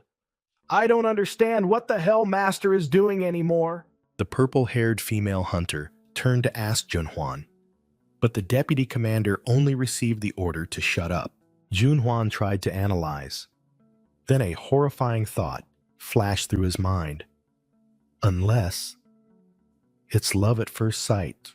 The whole team froze, sharing the same thought. Master, don't tell us you like older women, Shin Suwoo impatiently called out. Senior, over here. Where have you been without any contact? Cha Eun-ha replied with an apologetic smile. Sorry, the soup's cold, isn't it? Just leave it. We'll order something else. He quickly stood up, asking worriedly, That's not the problem. Are you all right? Sit down. We'll order something new. Cha Eun-ha turned away, innocently suggesting, Oh, I'll order an extra children's pork cutlet. Hearing the words, children's, Shin Si-woo froze, his blue eyes wide with astonishment.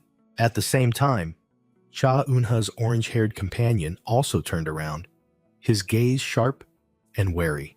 The young man angrily pointed at him. You... Cha Eun-ha looked at both of them in confusion, asking blankly, Do you two know each other?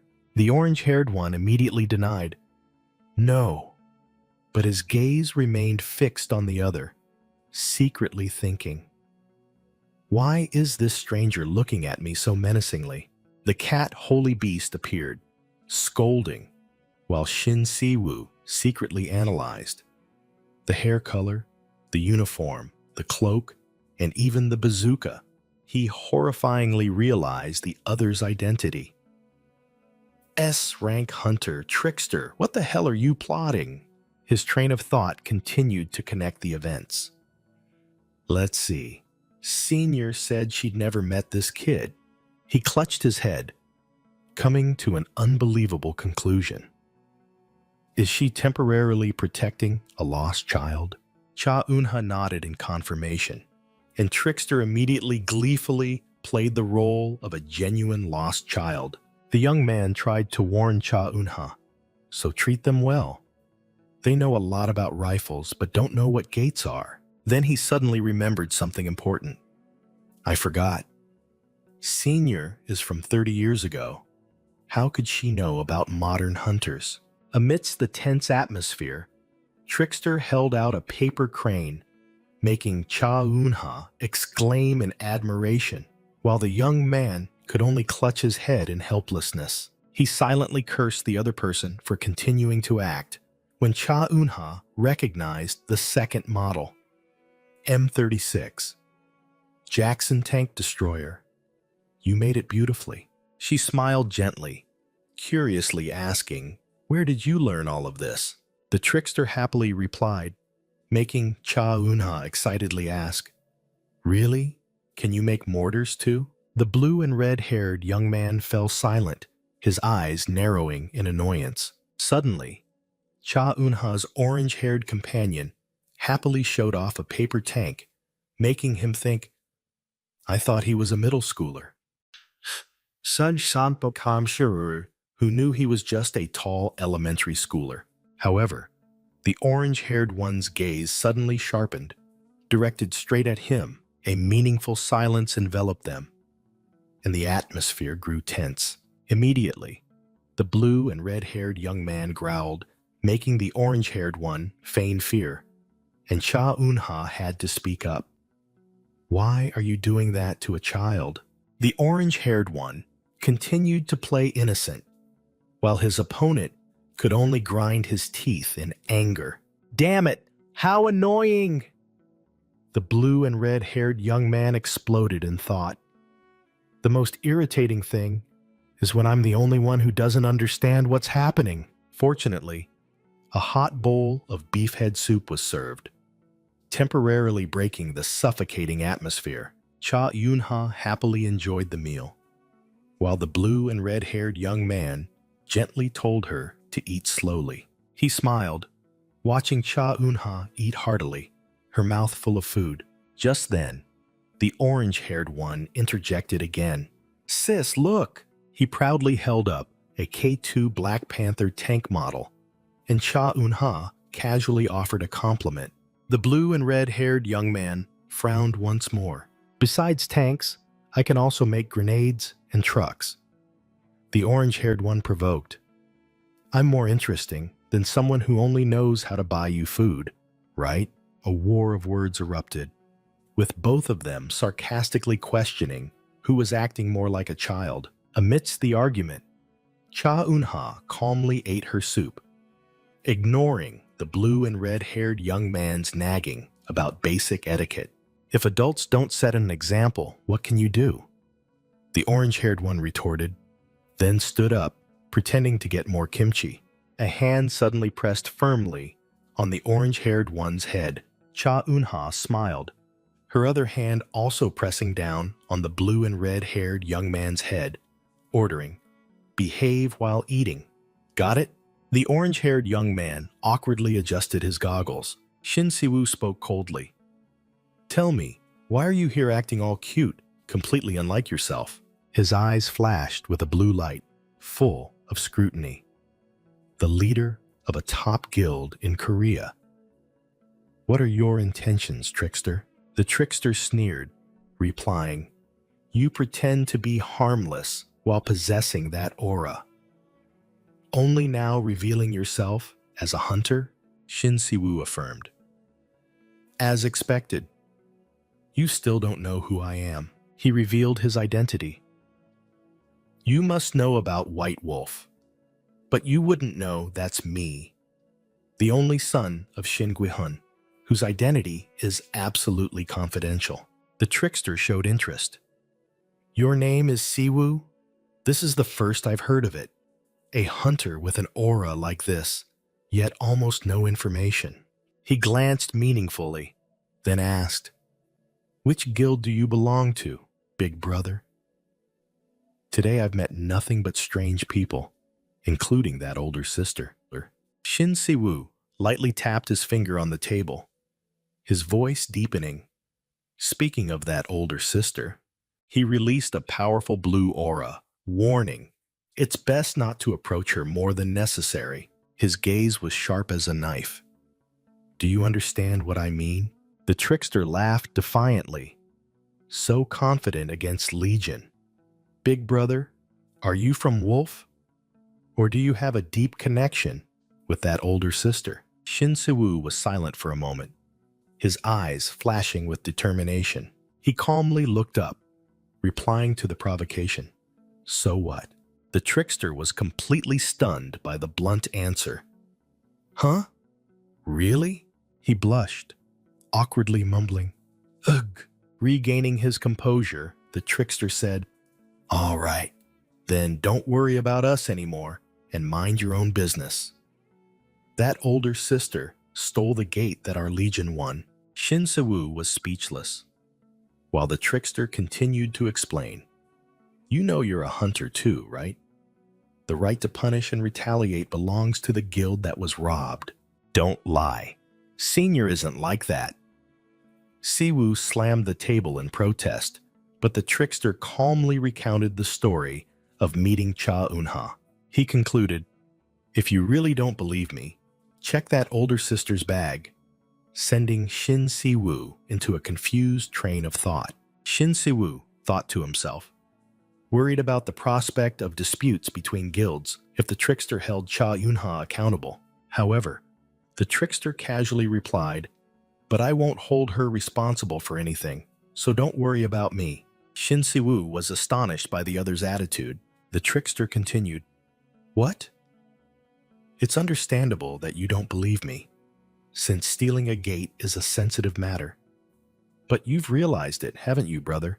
That there are members of the Legion Guild over there," he said, pointing towards his teammates who were trying to hide. "You knew and still pretended? Do you think those people won't be noticed in those outfits? So don't worry about me." The trickster continued to taunt. Cornered, Shin Si-woo angrily grabbed his collar, growling, "I understand less and less. Why are you covering for Senior? What's your goal?" "I like her not because of any ulterior motive," the trickster yelled. "Do you know how hard it is to find someone who also likes old culture? Don't interfere with my preferences." Shin Si-woo froze, completely disbelieving. "What? The trickster is interested in 90s hit songs?" The trickster pressed on. I like her because we share interests. So drop that twisted competitive attitude and don't worry about your beloved being stolen. Hit where it hurt, Shin Si-woo blushed, stammering, "No, that's not it. I haven't even said anything yet." The trickster continued to tease.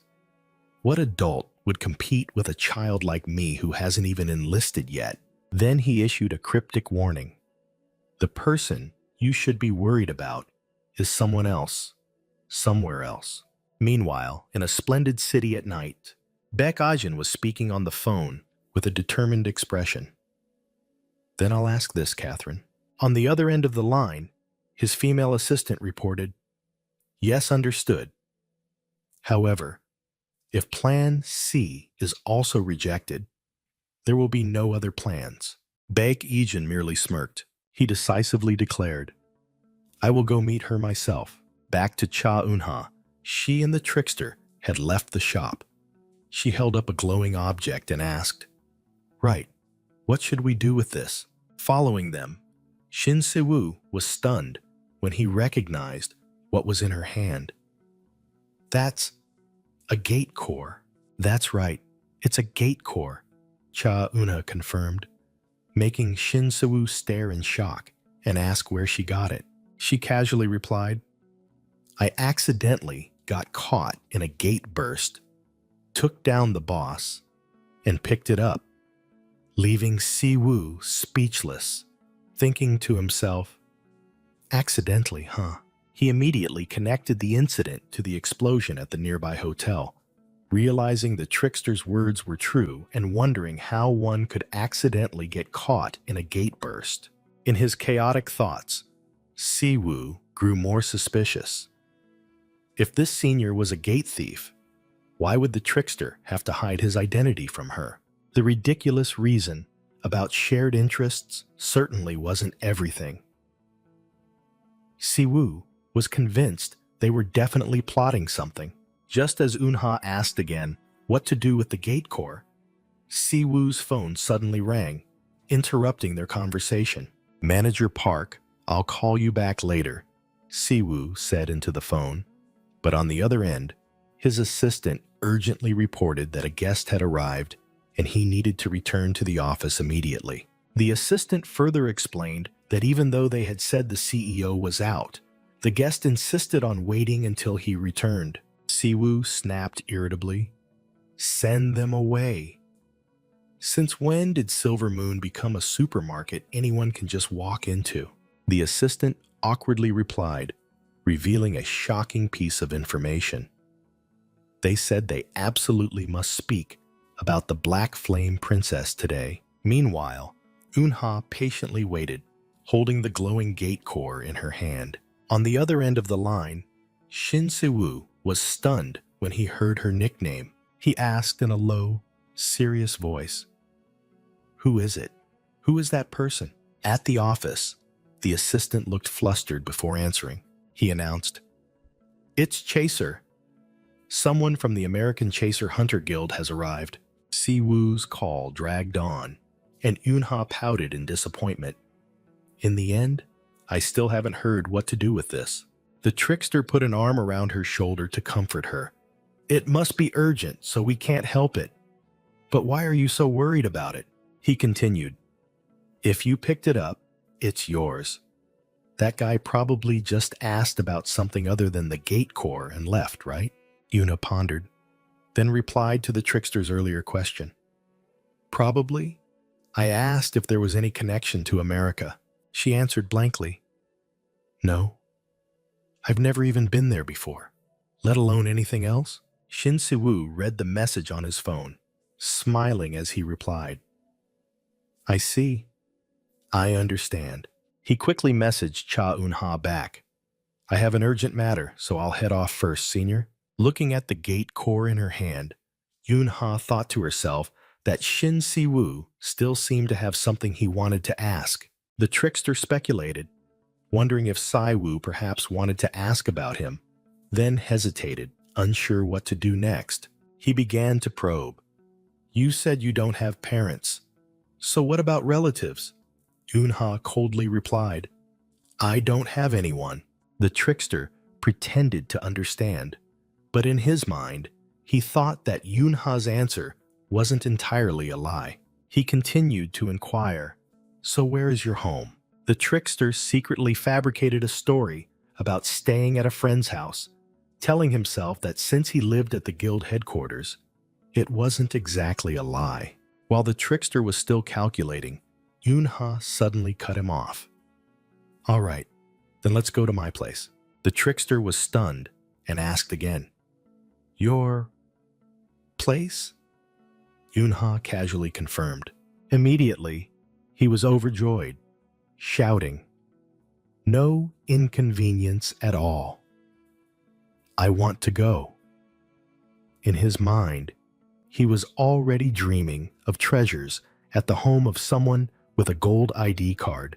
While he was still giddy with this heaven-sent opportunity, Yunha suddenly said, "So first," and reached out her hand. She gently scooped up the trickster in a princess carry, leaving him only able to exclaim, "Huh?"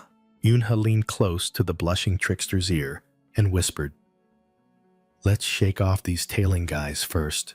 With that, she carried him and leaped into the air with astonishing speed. Behind them, the Legion Guild members who were following could only stare in shock.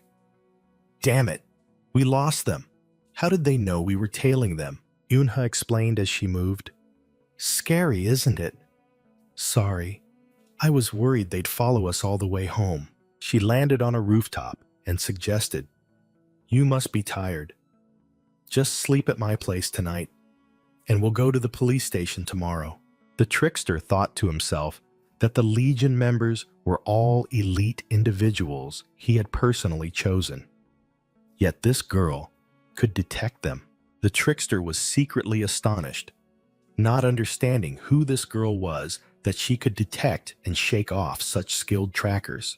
He told himself it was strange that he didn't know someone this talented, and decided he had to keep a close eye on her until he could uncover her true identity. Back at her place, the trickster was stunned when he saw the outfit Yunha handed him was a gaudy black dress. He cried out in despair, not understanding why there were no guns, but instead a black umbrella.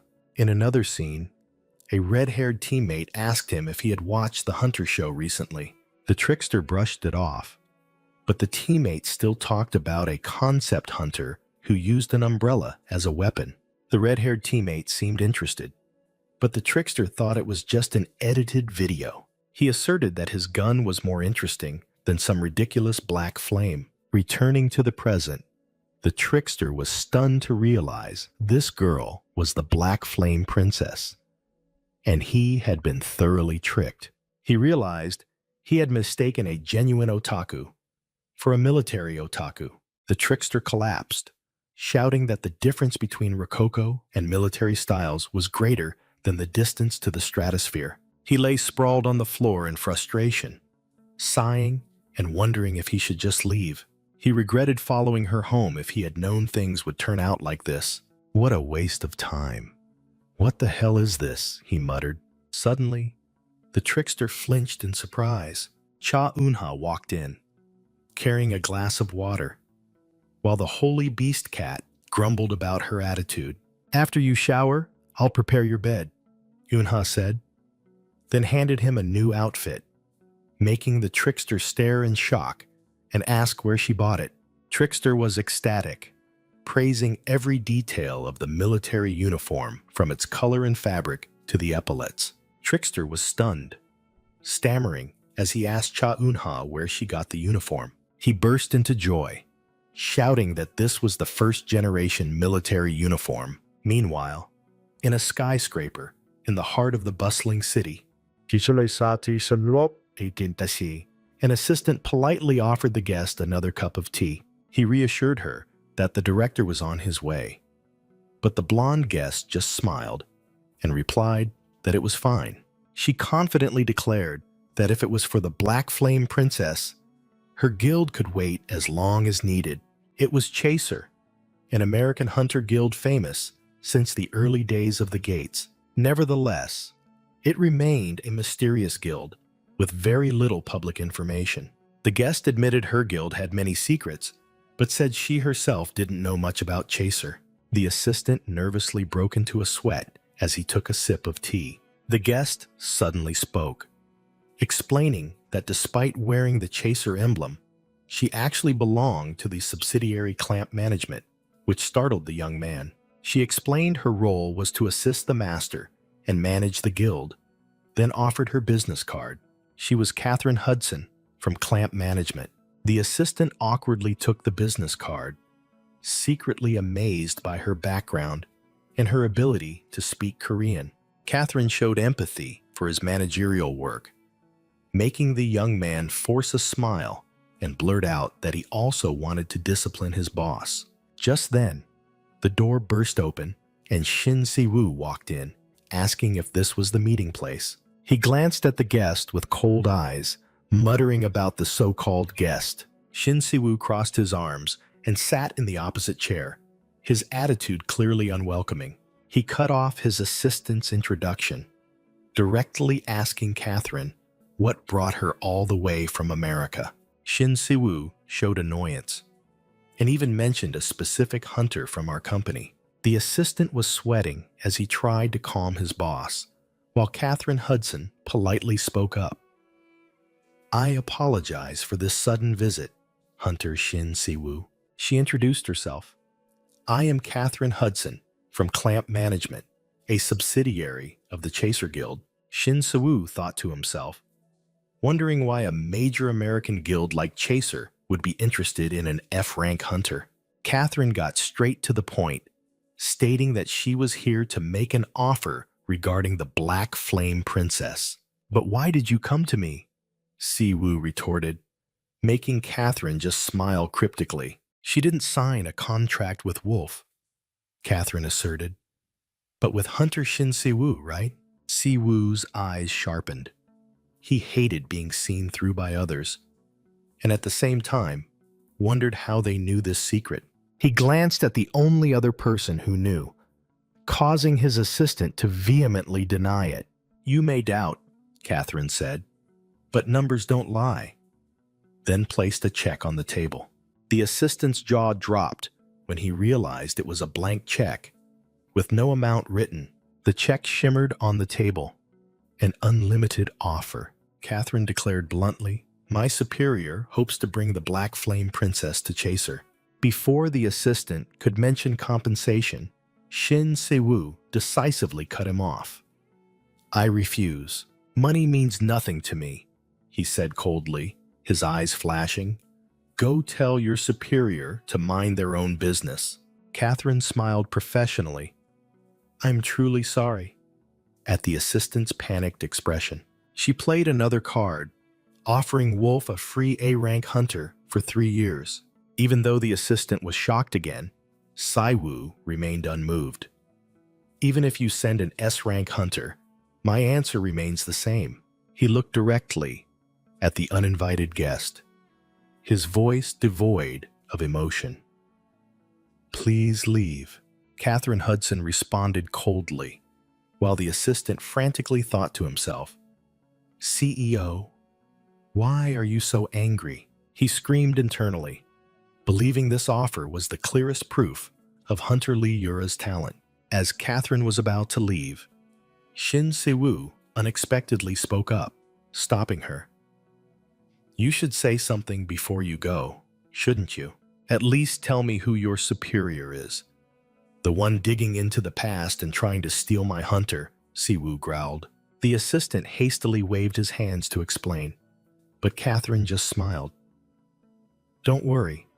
That person will introduce themselves directly, not me." She turned and left Shin Si-woo with a cryptic remark, "See you soon, Hunter Shin Si-woo." The scene shifted. Trickster raised his camouflage phone, and the flash lit up. He was taking pictures of an old-style military jacket hanging on a rack. Lying sprawled on the floor, Trickster enthusiastically photographed the jacket from every angle as if it were a treasure. The cat Divine Beast grumbled at Cha Eun-ha. "Big sis, are you just going to let him?" He's been taking pictures this whole time, making her suddenly realize. That's right. He has a phone. Cha Eun-ha mumbled, thinking he probably had no one to contact, which made the cat divine beast question. Are we looking at the same kid and talking? Seeing Trickster engrossed with his phone, Cha Eun-ha asked, Do you like this military uniform that much? And received an excited reply. Yes, of course. He jumped up, vehemently protesting when Cha Eun-ha suggested it was just an ordinary military uniform, asserting that it was completely different. With sparkling eyes full of admiration, Trickster explained, This is the uniform worn by truly powerful people. He continued to enthusiastically talk about the previous generation of hunters, those who had no weaknesses, while Cha Eun-ha listened in silence. They must be people who can handle everything on their own. Right? Trickster eagerly asked, seeking agreement. Cha Eun-ha just smiled faintly, replying vaguely. I wonder if they could do everything on their own, then that uniform wouldn't have been necessary, she said, leaving Trickster stunned. Cha Eun-ha explained. Hundreds of people wore the same kind of clothes to rely on each other, leaving Trickster deep in thought. Cha Eun-ha smiled, explaining that was why she thought this uniform was so precious. Even if one person is weak, when many gather, they can become braver, right? Her words left the Trickster stunned, sinking into deep contemplation. A painful memory suddenly rushed back. The sound of a desperate child calling for their parents in the darkness. The Trickster's eyes gleamed with determination, forged from a tragic past. The scene shifted, a tall building appearing, signaling that a new morning had arrived. Outside the luxurious building, a voice rang out, asking if the child had woken up yet. The next morning, Eun-ha woke up in a strange room, being nagged by the cat holy beast for taking the owner's bed. She silently listened to the urging to go to the police station, her expression serious. The luxurious bedroom where she had stayed was now empty. On the bed was a thank you letter from the child she had saved, who called herself Blackfire's little sister. Eun-ha wondered when they had left, while the cat holy beast angrily speculated that they must be hunters to leave without anyone knowing. Ignoring the grumbling, Eun-ha just smiled gently as she read the letter. She thought to herself, perhaps she didn't need to take them all the way back. At the same time, elsewhere, a skeptical question was asked. Is that true? The government official sweated, unable to believe that no one knew of the Blackfire Princess. The former director of Pachon Training Center confirmed that even he had no memory of that name, and neither did the trainees. He came to a shocking conclusion. Not a single person in the last batch of trainees remembered a trainee named Lee Yura. In the tense meeting room, the mystery of Cha Eun-ha's true identity grew increasingly dense.